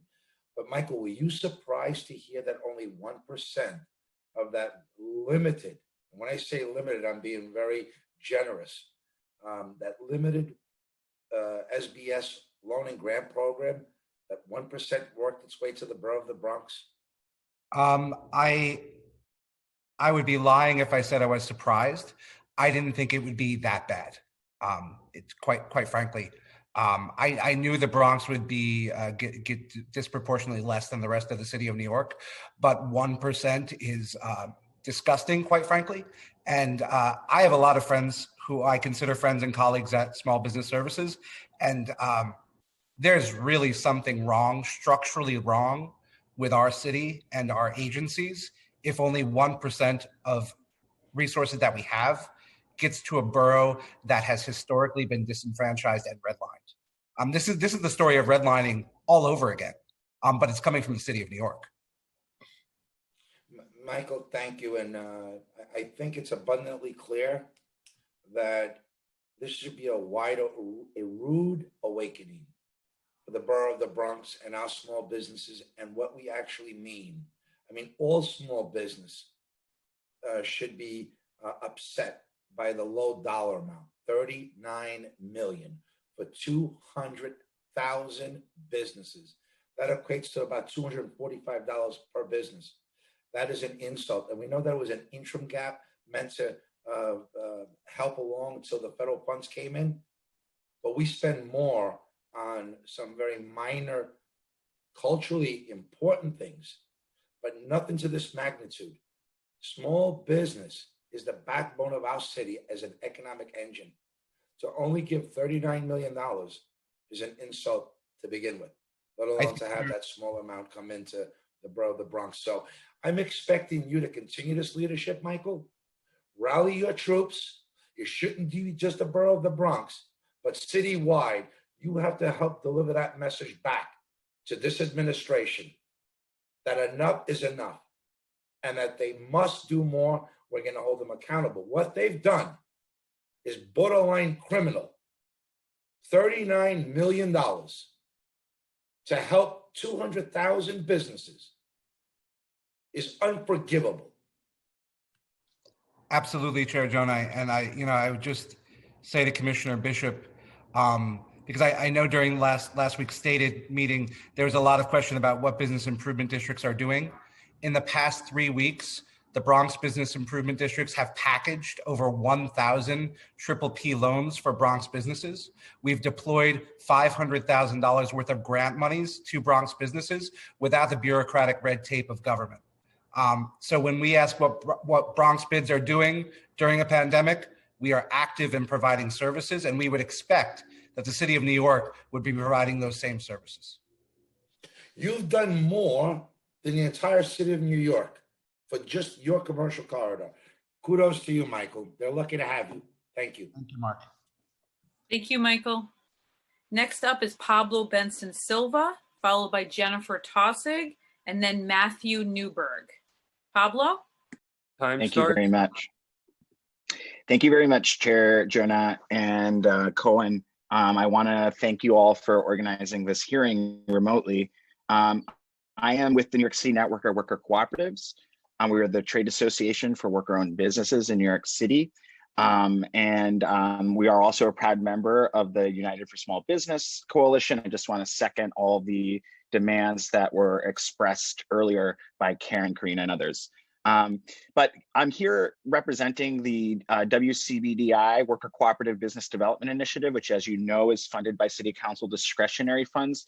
Firstly, because a lot of our businesses were unfairly excluded from a lot of these the SBS grant and loan program, partly because they defined employment very narrowly, excluding what we would call member distributions or patronage, especially for LLC structured cooperatives. And we're representing 70% of our worker owners are immigrants. They're not going to have access to the federal relief, direct cash payments. They have a much higher threshold to get the PPP and other federal small business relief programs.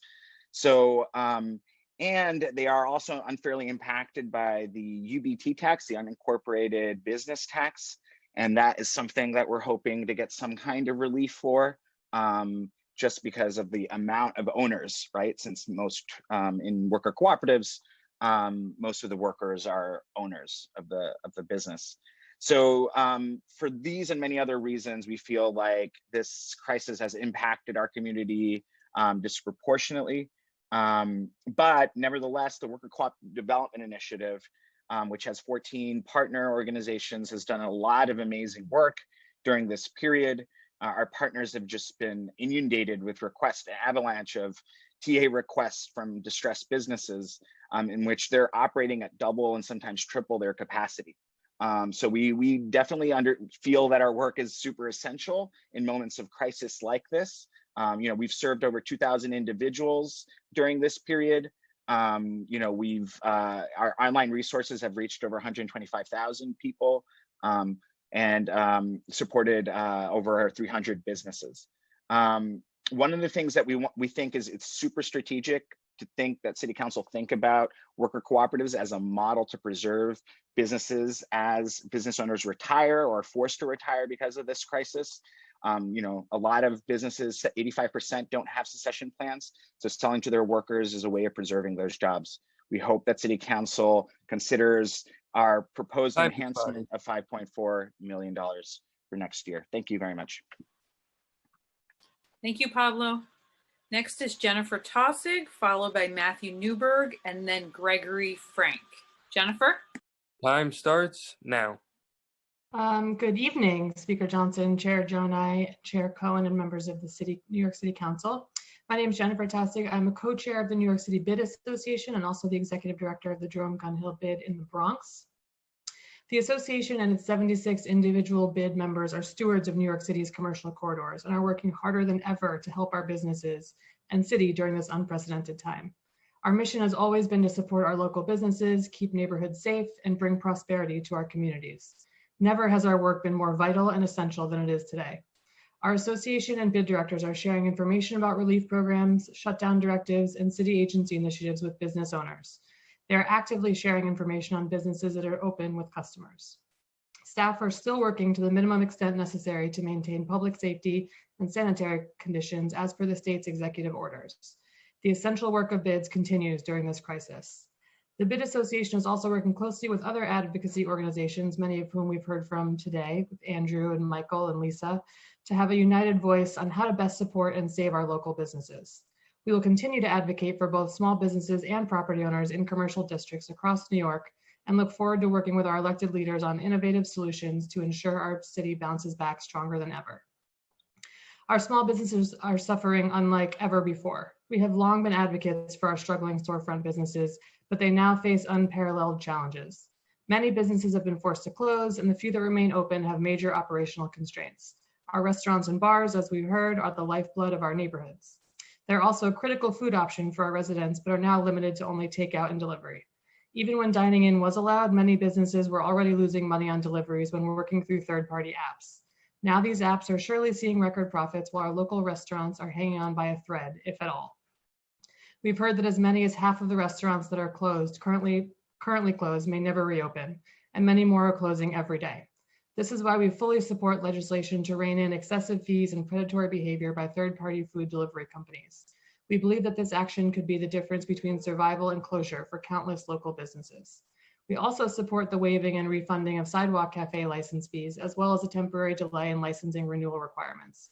Businesses have so many operational costs and regulatory burdens. Anything we can do to reduce those costs during this crisis and after will be critical to ensuring the continued survival of these businesses. Lastly, we recognize that many commercial tenants may find it difficult to pay rent during these hard times. However, we must ensure that any legislative efforts also take into account the continued operational costs of property owners and their obligations to creditors. Many of the buildings in our outer borough commercial corridors, including the one I represent in the Bronx, are owned by small landlords. We believe that the commercial tenant legislation considered today and others being currently considered are well-intentioned. However, the fact that some of those property owners might not see any rental income until April 2021 may create another untenable situation. We look forward to working with the City Council to find solutions to these unprecedented challenges. Thank you. Thank you for your testimony, Jennifer. I see Chair Cohen has some questions for you. I just want Jennifer to know that I've noticed the work that you've been doing in these very difficult times. I'm very, very appreciative. The Jerome Gun Hill bid is in my district, and I really look forward and working hand in glove as we try to revitalize and maybe even make it better than it was on the other side of the coronavirus. So thank you for your partnership. Thank you for all of your support through all the years, and we're with you. Thank you, Chair. I see Chair Jonai also has a follow-up question or remark. Just want to follow the sentiments of my colleague, Jennifer. We're very fortunate to have you in our borough and working hard for our small businesses and for those mom and pop shops, and we're grateful to you. But as you can see, we have a lot of work ahead of us, and we're going to need to roll up our sleeves. You've always had them rolled up, and now we need to engage everyone.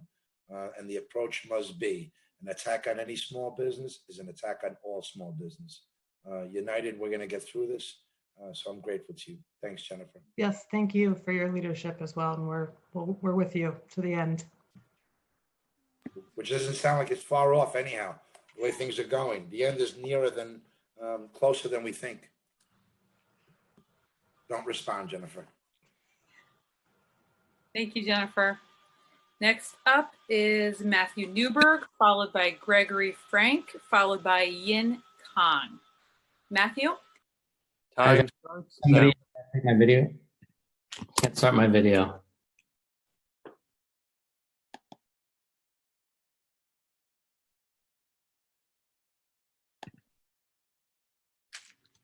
Alrighty. Good evening, Councilmember Janai and Chair Cohen. My name is Matt Newberg. I'm the founder and author of Hungry, a new media platform dedicated to the emerging intersection of food and technology. Despite having only been a few months since my last testimony, we have witnessed a decade's worth of new developments. We are now officially living in a 100% off-premise society where takeout and delivery are the sole options for dining at our favorite restaurants. In a post-COVID, pre-vaccine world, there is no doubt that delivery and takeout will continue to remain the dominant lifeline for restaurants.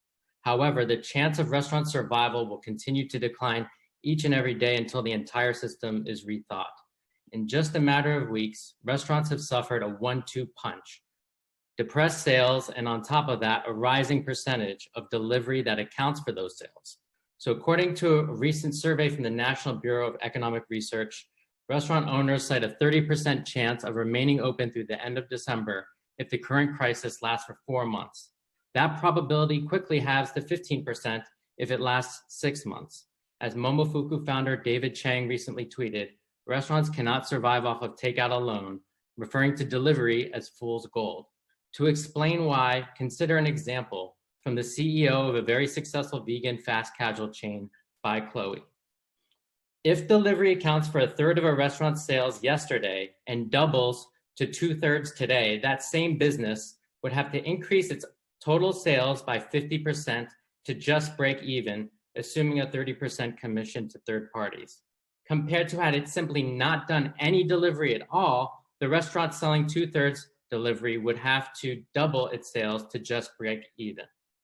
Thus, Hellstron's presentation to a room full of restaurant execs last November was titled "The Zero-Sum Game of Delivery." Of course, this math was all done before the crisis and assumes a restaurant can make a healthy 15% margin on dine-in. But the principles remain the same. The more deliveries sold through third-party apps like Grubhub, DoorDash, Uber Eats, and Postmates, the worse the restaurant's bottom line. An example that turns a zero-sum game into downright unprofitable is Grubhub's Supper for Support, a controversial promotion that takes advantage of restaurants that don't read the fine print. The scheme offered consumers a $10 discount bared completely by the restaurant, while it simultaneously charged them the same 20 to 30% commissions of the entire order value, not discounted. So if you do the math, that restaurant would have to pay $22 of a $40 order to Grubhub for fees and discounts. That's a 64% reduction of profit had it not participated at all. After getting flack, the Grubhub responded by setting up a $30 million fund to provide each of these restaurants with a mere $250 each if they would be abused.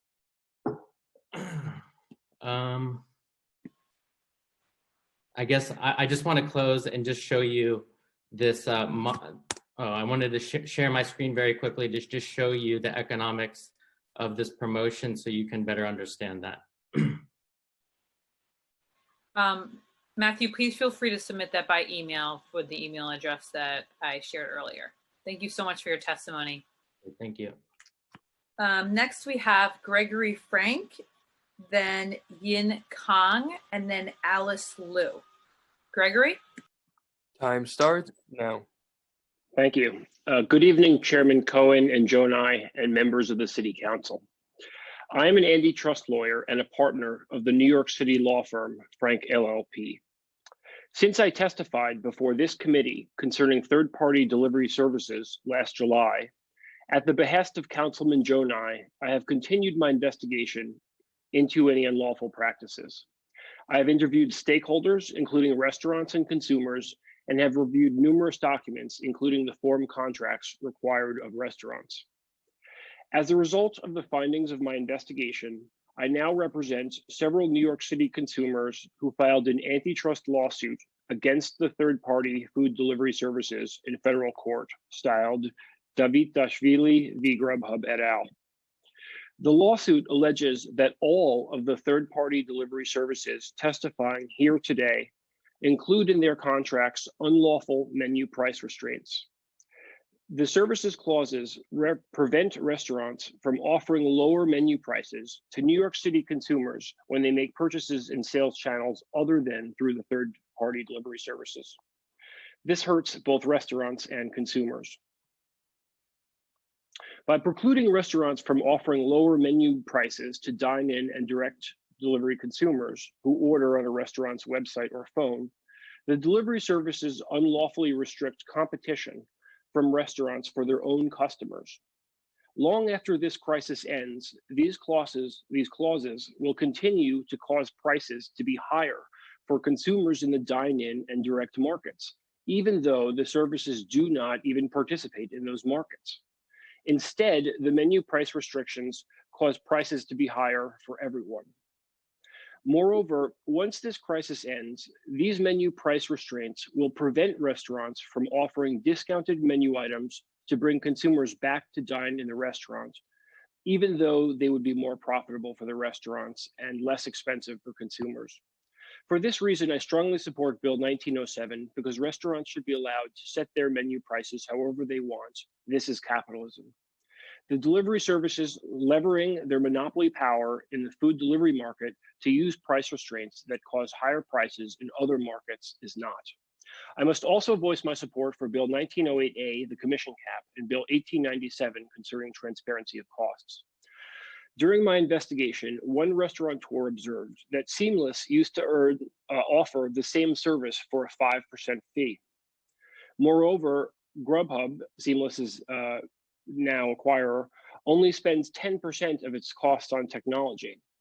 That Grubhub's rates are monopolistically high is reflected in the testimony we heard today, as Grubhub charges almost twice what Uber Eats does for the same Time service. expired. Happy to answer any questions. Driving magic, you used it. Thank you, Gregory. Next up, we have Yin Kong, Alice Liu, and then Julian Hill. Yin? Time starts now. Good afternoon, everyone, or should I say evening at this point. My name is Yin Kong. I'm the director of Think Chinatown. We're a nonprofit based in Manhattan's Chinatown, advocating to support what we love about Chinatown. I know neighborhoods all across New York are hurting at this difficult time, but I'm here today to raise a red flag about how the small business economy in my neighborhood, Chinatown, has been disproportionately impacted by this pandemic.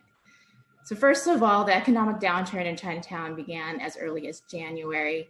This was due to xenophobic fears, but also due to cultural norms observed in our neighborhoods, which lead to stronger practicing of social distancing earlier on in the pandemic. That means that we went on pause in a more intense manner and an earlier timeline compared to other neighborhoods in New York City.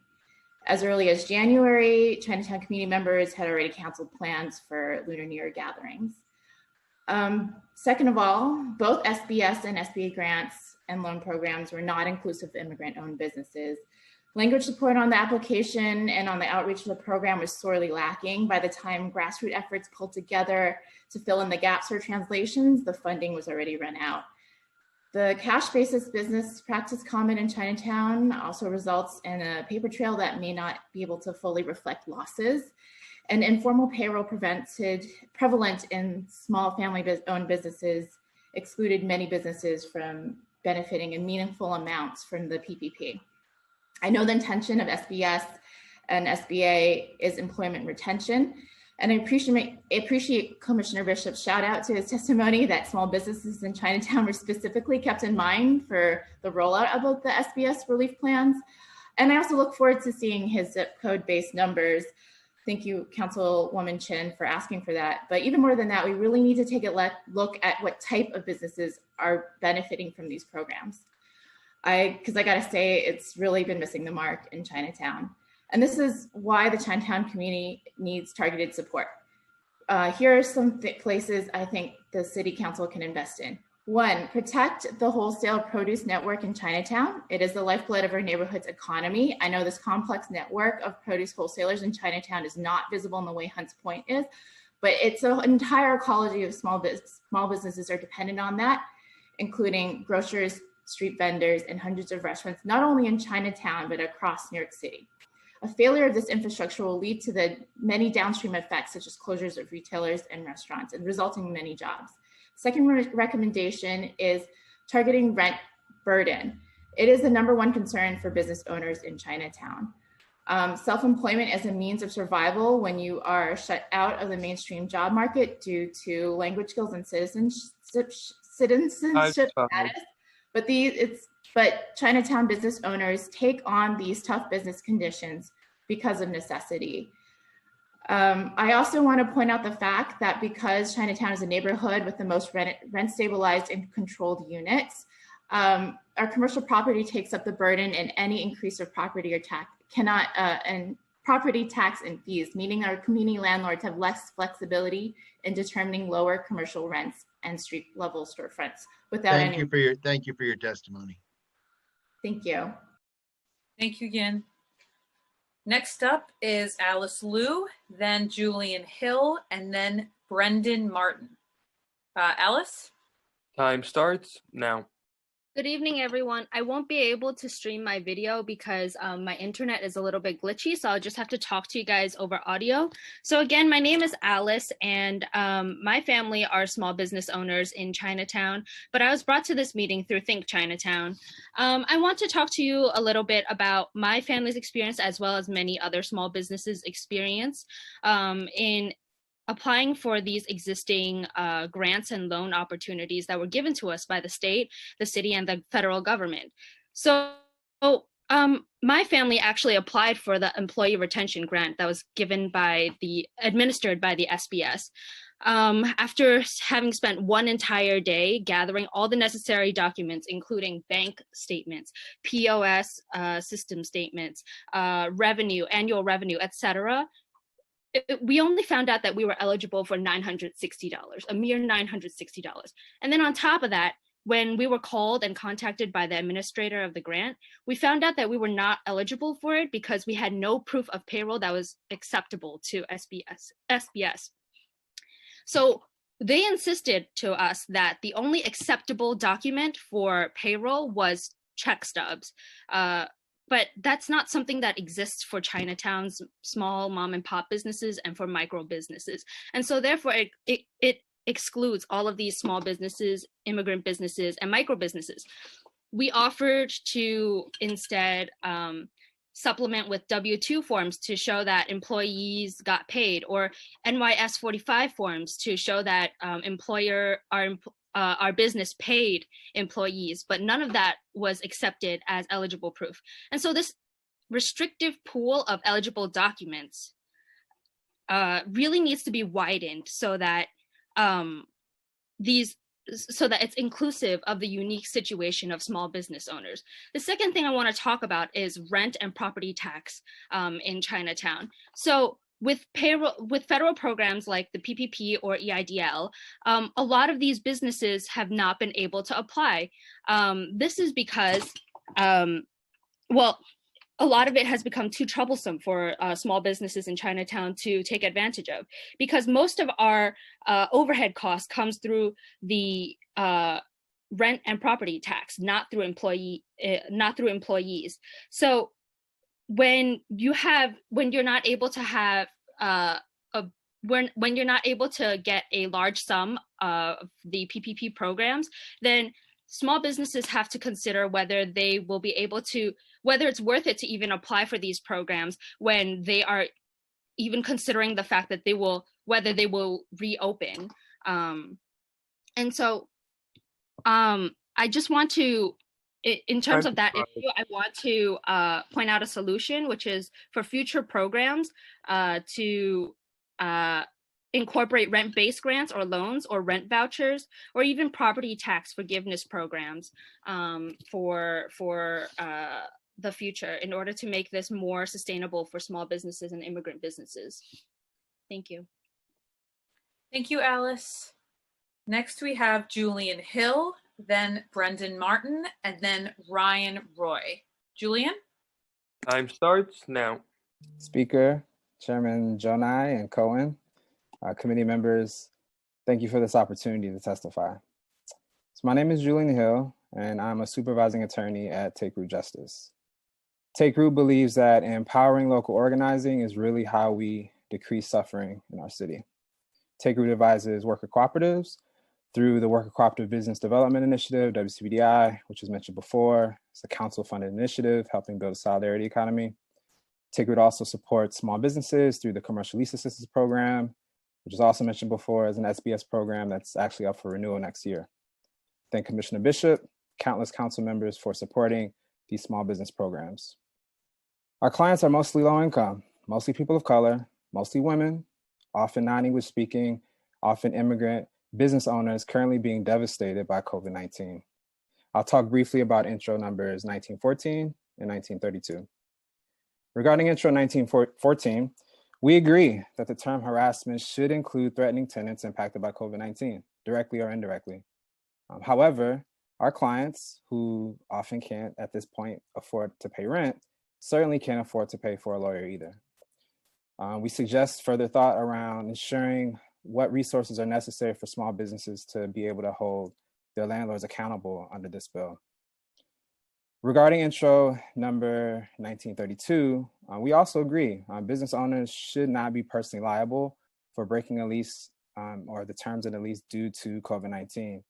Two quick suggestions: extend the COVID-19 period by several months to contemplate what will inevitably be a need for time to recover.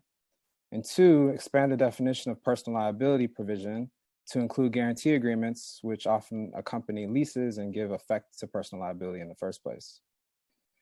Look, before I take root, I advise domestic and Latin American companies at a very large law firm, so I understand there are multiple perspectives here.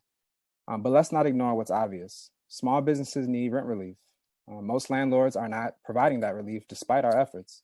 The largest corporations in the world got bailed out. People need to know that city government, which has the authority to abate rent, will put all of its tools on the table to help them.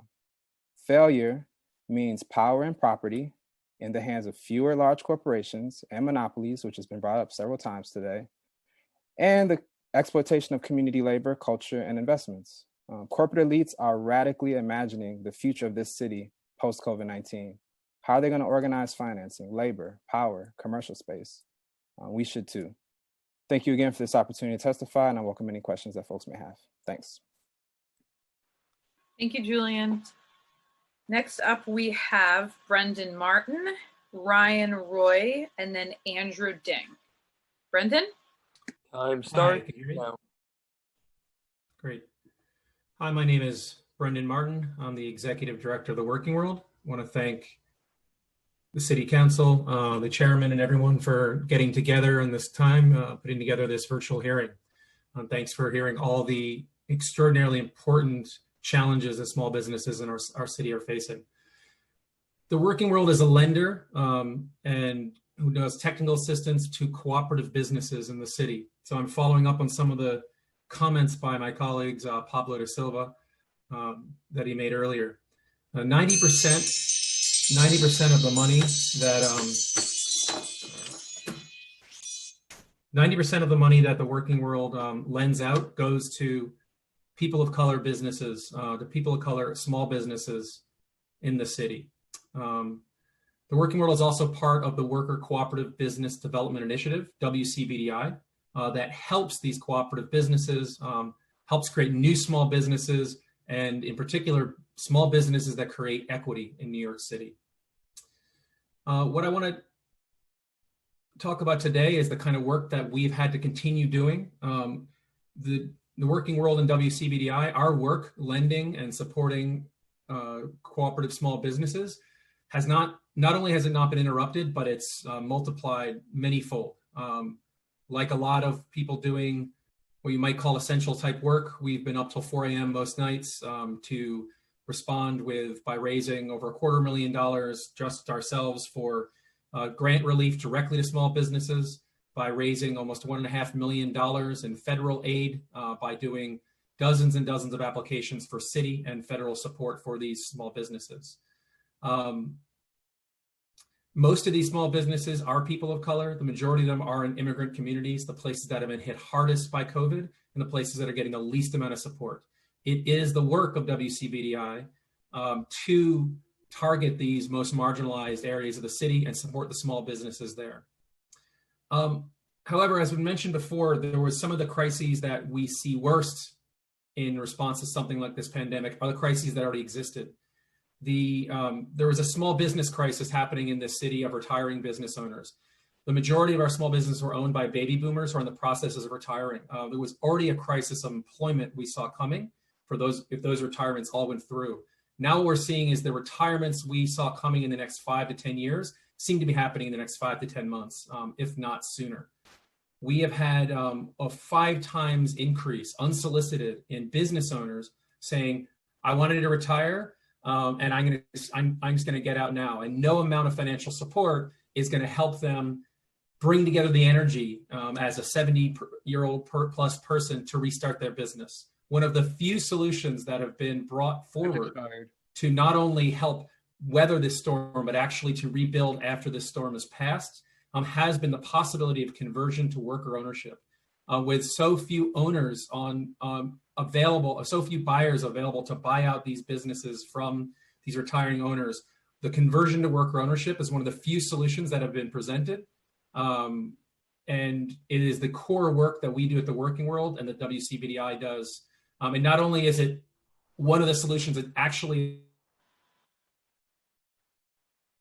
is not just going to get through and help it on the table, it's also one that can do so with extraordinary equity and inclusion of people from around the city. So we're asking that for a very small price relative to other things being floated, you can keep the opportunity of worker ownership that has been a boon for the city since the city council started funding it a few years ago. And it's now all of a sudden become more essential than you could ever imagine, as the need for this worker ownership solution for work in the 21st century has become paramount during this crisis. Thank you. Thank you, Brendan. Next, we have Ryan Roy, then Andrew Ding, and then Carlos Martinez. Ryan? Time starts. I'm starting now. Thank you very much for this opportunity to speak. I am a small business owner in Greenpoint, Brooklyn. I'm a Brooklyn native. I grew up here my entire life. My business is located in a building with over 100 smaller, studio spaces, and I'm with a group of tenants.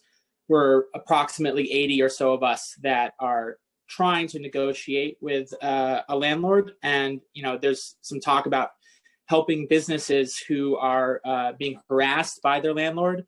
We are experiencing the total opposite, where no one is communicating with us except through an intermediary who basically stonewalls us. So we feel pretty powerless to voice our needs. We are unable to provide income to pay for our retail spaces, and then paying for our residential rents on top of that is just become incredibly challenging. And this, I waited 5 hours because to speak here, because there's no other opportunities. There's no where our voice can be heard. So I'm very grateful for this opportunity to speak. And I own a tattoo studio.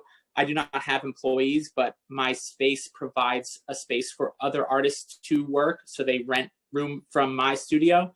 So, I applied for a lot of loans. I'm not sure how I qualified or didn't. I haven't received anything yet. And I was told by my accountant that the EDL or EIDL loan that I applied in March, and there was a glitch or something, and now I need to reapply, but they're not taking new applications. So it's a lot here, and I want to keep it concise. And I guess I just want to get across that we're just feeling very powerless, and like we have no voice, and we're really hoping that people can provide support. And we're thinking of our families, and our livelihoods are on the line here, and we're desperate. So I just wanted to speak for myself and other small businesses that are in my situation. That's all. Thank you for your time. Thank you, Ryan. Chair Jonah has a question for you. Stephanie. Yeah. Ryan, I'm not sure I didn't catch it. Where is your establishment located? The address is 67 West Street. Manhattan? In Greenpoint, Brooklyn. Brooklyn. Okay, thank you. So Ryan, Yeah. I want you to stay in touch with me. As small business chair, I'm committed to you and all small businesses. I want to be there and be the resource for you, and hopefully you can point you in the right direction. So I want you to email me or stay in touch with my office, and I promise you that we'll do whatever we can to help you. You're not alone. Who can I email? I was actually speaking with someone from Take Root before this, and they reviewed my lease, and they're the ones who told me to come here and speak today. They were very helpful, but it also seems like if our landlord won't come to the table, they can't really help us. So can you? Ryan, where can I get your email to be in touch? I'm going to give you my phone number, 718-931. Okay. 931. 1721. And my email. Yeah. My email is M like Mark, Jonai, and I'll spell it out for you. GJ ONAJ. Yeah. At council.nyc.gov. council.nyc.gov. Perfect. All right. I got that. Yeah. Thanks, Ryan. You'll be hearing from me. Thank you so much. I really appreciate it. Thank you, Ryan. And thank you to all our panelists for your patience. Next, we have Andrew Ding, followed by Carlos Martinez, followed by Rahim Ali. Hi, everyone. Andrew, your time to start now. Thank you. I'm speaking in support of Intro 1898, which is the prohibition of erroneous telephone order fees by third-party order sites, and specifically, in my case, Grubhub and Seamless. Thank you for allowing me to speak on this matter. My name is Andrew Ding, and I'm the owner of the Expat, a neighborhood bar in Morningside Heights up in Harlem. We opened last June 2019. The start of this mandated restaurant shutdown in March, we were forced to furlough 9 employees and scramble to move exclusively to a delivery and takeout model in a bid to save the jobs of some of our most vulnerable staff in the kitchen. Prior to the shutdown, our delivery sales accounted for about 3%. And right now, we've grown them to about 30%, but that's 30% of what our total sales used to be pre-COVID. This amount is barely enough to cover payroll, let alone utilities and other operational expenses. And last Tuesday, while I was reviewing transactions for a customer, I stumbled across an item labeled phone order, which after clicking produced a pop-up window and had a play button. It was a recording of a 35-second of phone ringing 7 times and then going straight to voicemail. And for this call, I was charged $7.09. No point in time was I ever informed or advised to be aware of such charges, and as such, I didn't know to even look for them previously. So I immediately conducted a thorough audit, and I found that between January 1st, 2020 and April 21st, 2020, I had 55 similar charges. The total was about $385. The majority of these calls consisted of questions about the menu, delivery radius, allergy info, and hours. I had a bunch of them that were just simply phone ringing and voicemail. But what was even more disturbing was that at least 10 of these charges were customers who had just placed an order online, but called in to ask about the status of that order, which means we were charged twice. More disturbingly was that a whole bunch of these people calling didn't even realize that they were calling and being redirected by Grubhub because they found our information on Yelp, which I later found out was owned by Grubhub. Shockingly, only 3 out of 55 orders were actually orders of these charges. So that means that they had a dismal 5% accuracy and a 95% margin of error. It appears that Grubhub arbitrarily charges a flat rate for all calls lasting over 35 seconds, which is barely long enough to pick up the phone, let alone take an order. The review process is also extremely cumbersome, requires us to manually review each and every charge on a laptop or a desktop browser only. The play function on your smartphone is not active.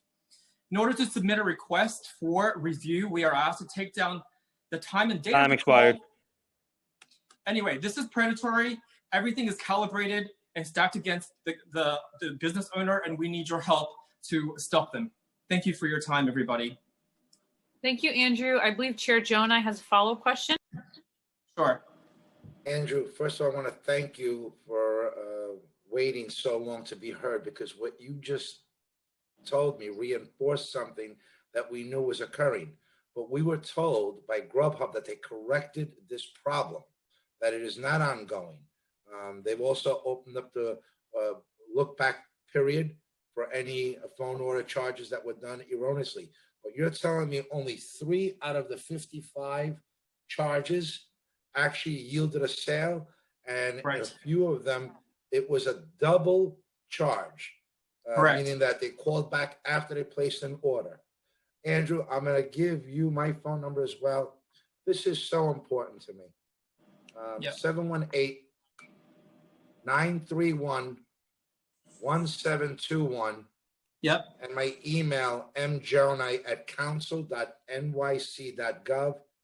I want to stay in touch with you. You're not the only one. And unfortunately, from the original hearing that we had, when this came about, I said back then on the record that I truly believe this was done with intent by Grubhub, knowing that small businesses did not have the time to go back and look at phone orders. And it was 100%. A calculated move on their part. So I'm really sorry that this is continuing. This won't be the last of it, Andrew. I want you to challenge those orders immediately, challenge them all, and we're going to get to this together. Thank you again. Thank you. Thank you very much. Thank you, Andrew. Next, we have Carlos Martinez, Rahim Ali, and Marihito Ayabe. Carlos? Carlos, your time is starting now. Good afternoon, Chairperson Mark Jonai and distinguished members of the Committee on Small Business of the New York City Council. My name is Carlos Martinez. I'm a member of Sunset Scholars LLC, a tutoring cooperative, and Alianza CUS Inc., which is Cooperatives United for Sunset Park. I'm here today to share my experience of my peers from the Worker Cooperative Business Development Initiative, WCBDI, because we believe that cooperatives are essential for supporting our communities and they should be supported, especially in times of crisis and recovery. I can share a little bit about my experience living and working as a young student here in Sunset Park. I faced many obstacles to achieve higher education and obtain work opportunities. My very first job here in New York City was at a restaurant where I worked for merely $6, $7 an hour. That was one of my first jobs. I was under a lot of long hours, exploring work conditions. But I later on moved on to being part of a cooperative. So being a founding and member of my cooperative, Sunset Scholars LLC, has provided me with many different opportunities to, one, have a flexible work schedule and earn money for school and give back to my community. Since our launch in 2015, with the support of the Center for Family Life, we've helped over 100 families in all academic areas. I'm also the board member of Alianza CUS, a local not-for-profit made up of worker cooperatives advocating for immigrant workers' rights, developing social leadership in the worker-owned business community, and providing direct services to startup working cooperative businesses. My cooperative personally has taken a big hit because of the shutdown of the school. Since we are a cooperative business, the crisis hit in a very short notice, as it did with many of the other businesses. So we were not prepared, one, to provide online services to our community in such short notice. Our work has been completely put on pause as of now. And this included an exciting scholarship that we are planning to launch to benefit low-income families in our community. The crisis has also taken a big toll on other cooperatives, as I said, who are members of CUS, which work in the industries such as cleaning, childcare, dog walking, and other important services. These cooperatives are made up of majority low-income immigrants and women. For many of these cooperatives, contracts that are about to happen are now all on pause, and there is absolutely little to no money coming into these businesses. As cooperatives, we try to help each other as much as we can. So we have tried to share as many resources as possible that we can with our members. But there's still a huge need for financial support at this time. Many are immigrant workers and cannot qualify for stimulus checks and do not have access to funds. None of the cooperatives who are members of CUS were able to access the federal aid for small businesses. And lastly, I would just like to end with, I would like to ask the City Council to continue providing economic support and language-specific technical assistance to cooperative members. I believe in the impact of cooperative businesses to invest in individuals, families, and neighborhoods, creating a more prosperous and fair New York City. Thank you. Thank you, Carlos. Next, we have Rahim Ali, Marihito Ayabe, and then Sade Swift. Rahim? Time is starting now. Hi, everyone. My name is Rahim Ali, and I started my business, Chelsea Papaya, in New York City in 2016. Since then, my business has grown 300% thanks to on-demand delivery through Postmates and hundreds of thousands of workers who help make delivery possible in the state of New York.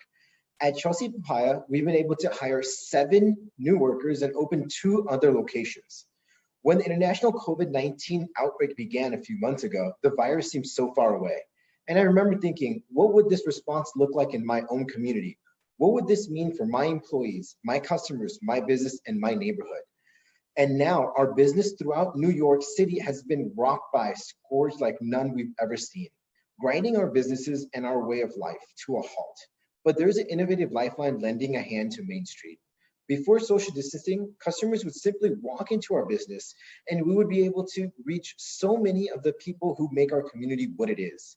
On-demand delivery enabled Chelsea Papaya to grow our business base by 3 times before the pandemic began. But these platforms now enable us to continue keeping our doors open. I've run the numbers and I know what I'm paying for. Services that help expand my business, but also things like marketing, technology, new customers I would normally not be able to reach.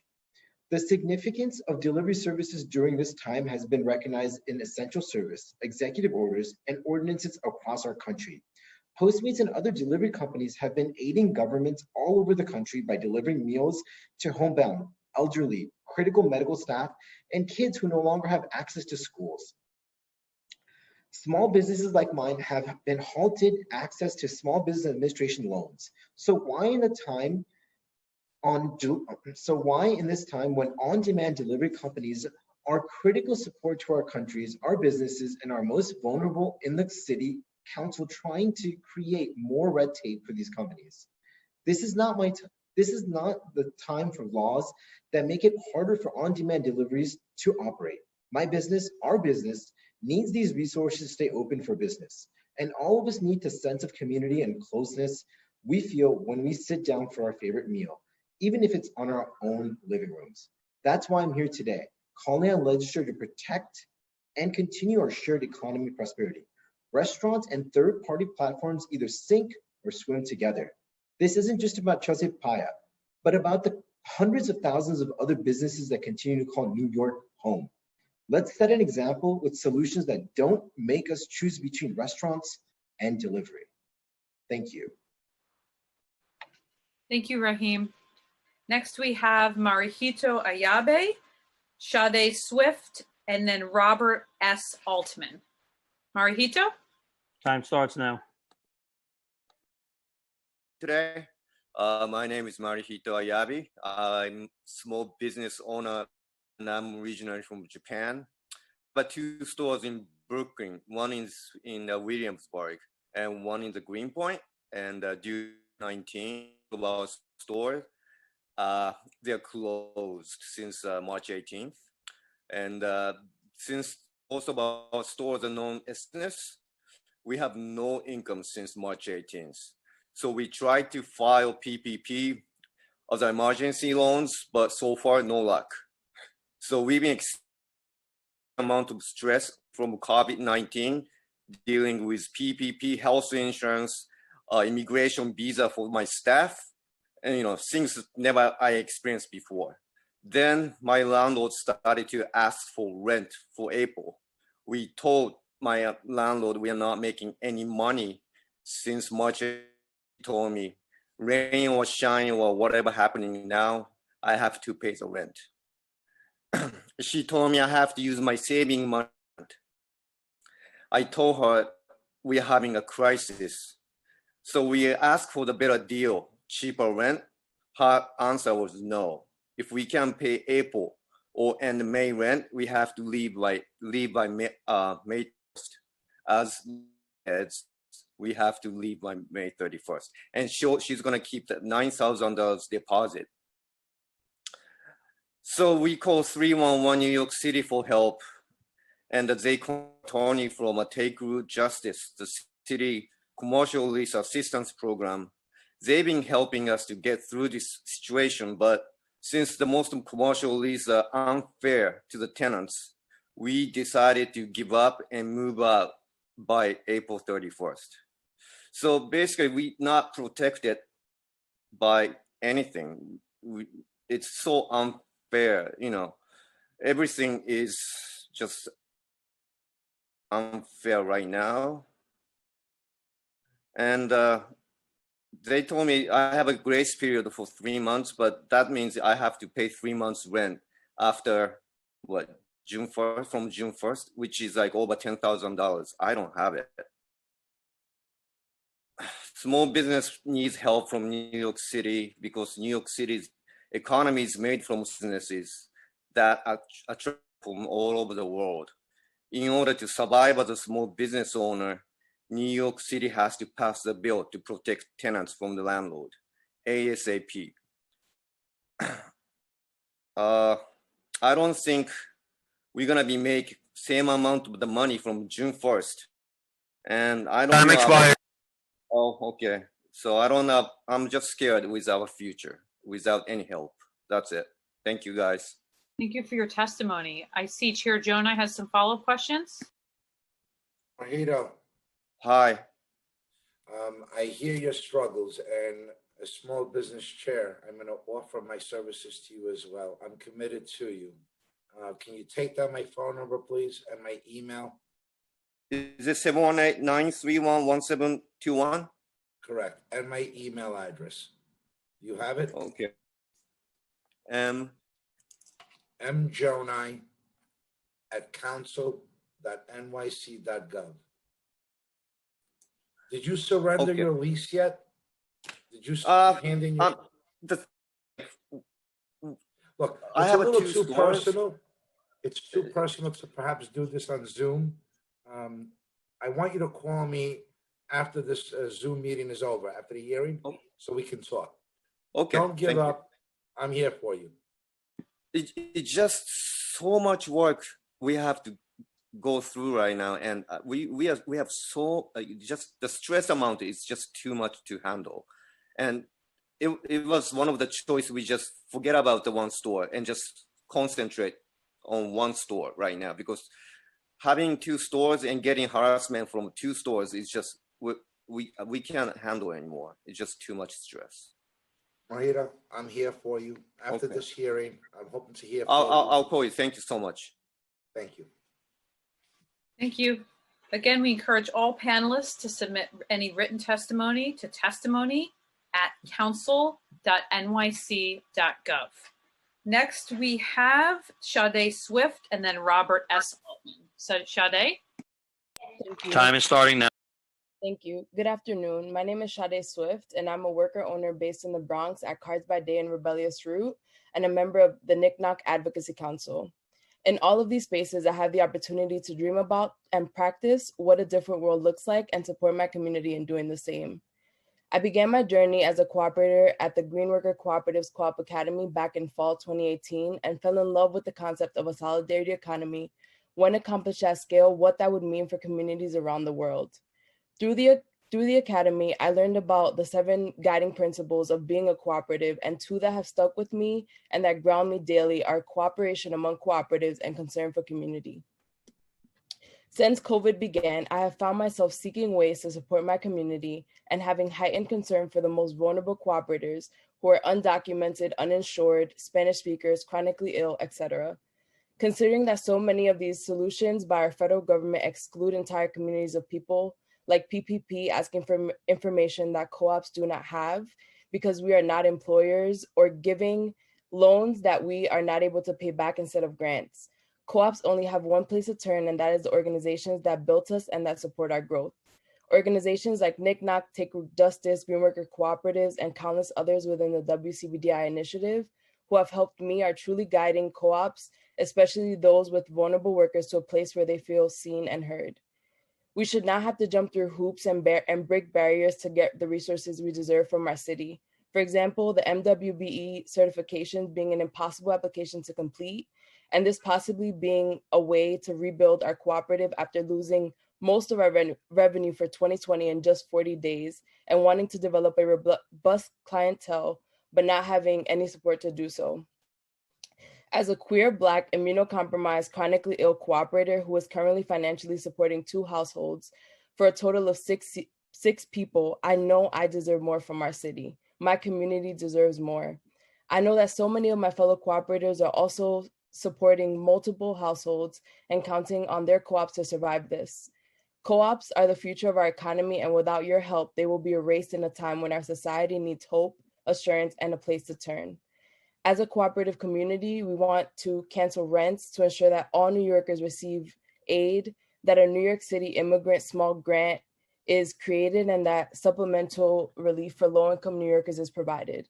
I hope that today and moving forward, you continue to fund the WCBDI initiative and all the essential programs that guide my cooperative's work, that you consider sharing your check with the most vulnerable communities of New York City, that when you make decisions, you remember all the communities, Black, Brown, Indigenous, LGBTQIA+, chronically ill, immunocompromised, differently abled, undocumented, poor, working class, homeless, and all the other vulnerable communities that are counting on you to guide us toward the future. The last thing is, the only way to create a new and better system is together with those most impacted to the front. Thank you so much.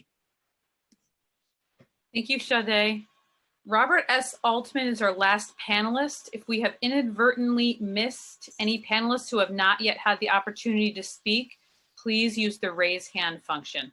Thank you for your patience, Mr. Altman. You may begin. Thank you. Now. I represent the Queens and Bronx Building Association and the Building Association of New York, Building Industry Association of New York City.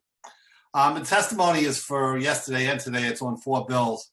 Problem with all 4 bills is they do provide a roadmap on how to game the system. How that is explained in the testimony. I won't repeat that here. A number of our members were complaining about the fact that here it was they were having to forego money or delay money.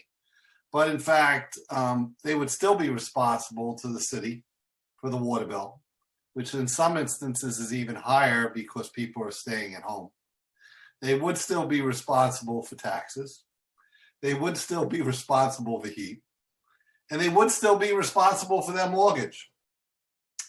And it's important to remember that even in certain commercial mortgages, there is usually a provision which requires that if you are going to amend a mortgage, that in fact you must get permission from the mortgage bank.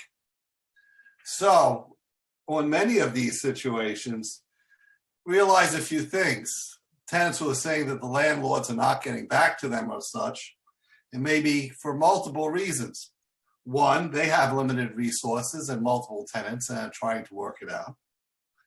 2, they do have to go back to their bank and determine whether the bank will allow them to amend the lease to give relief. Because once that mortgage, once the rent is lowered, there is less of an ability to pay the mortgage. A large majority of these landowners are not stupid. There are some that are dumb, I grant you that. But most of them know they want to work with the good tenants.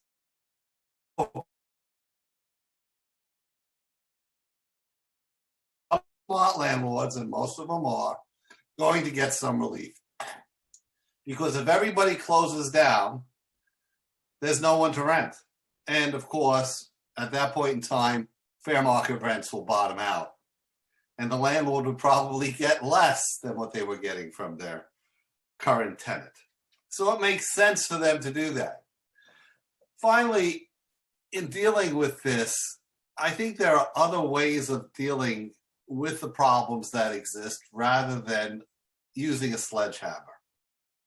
For example, if there is an eviction proceeding, there probably should be some form of mediation before anything takes place in terms of an eviction or such.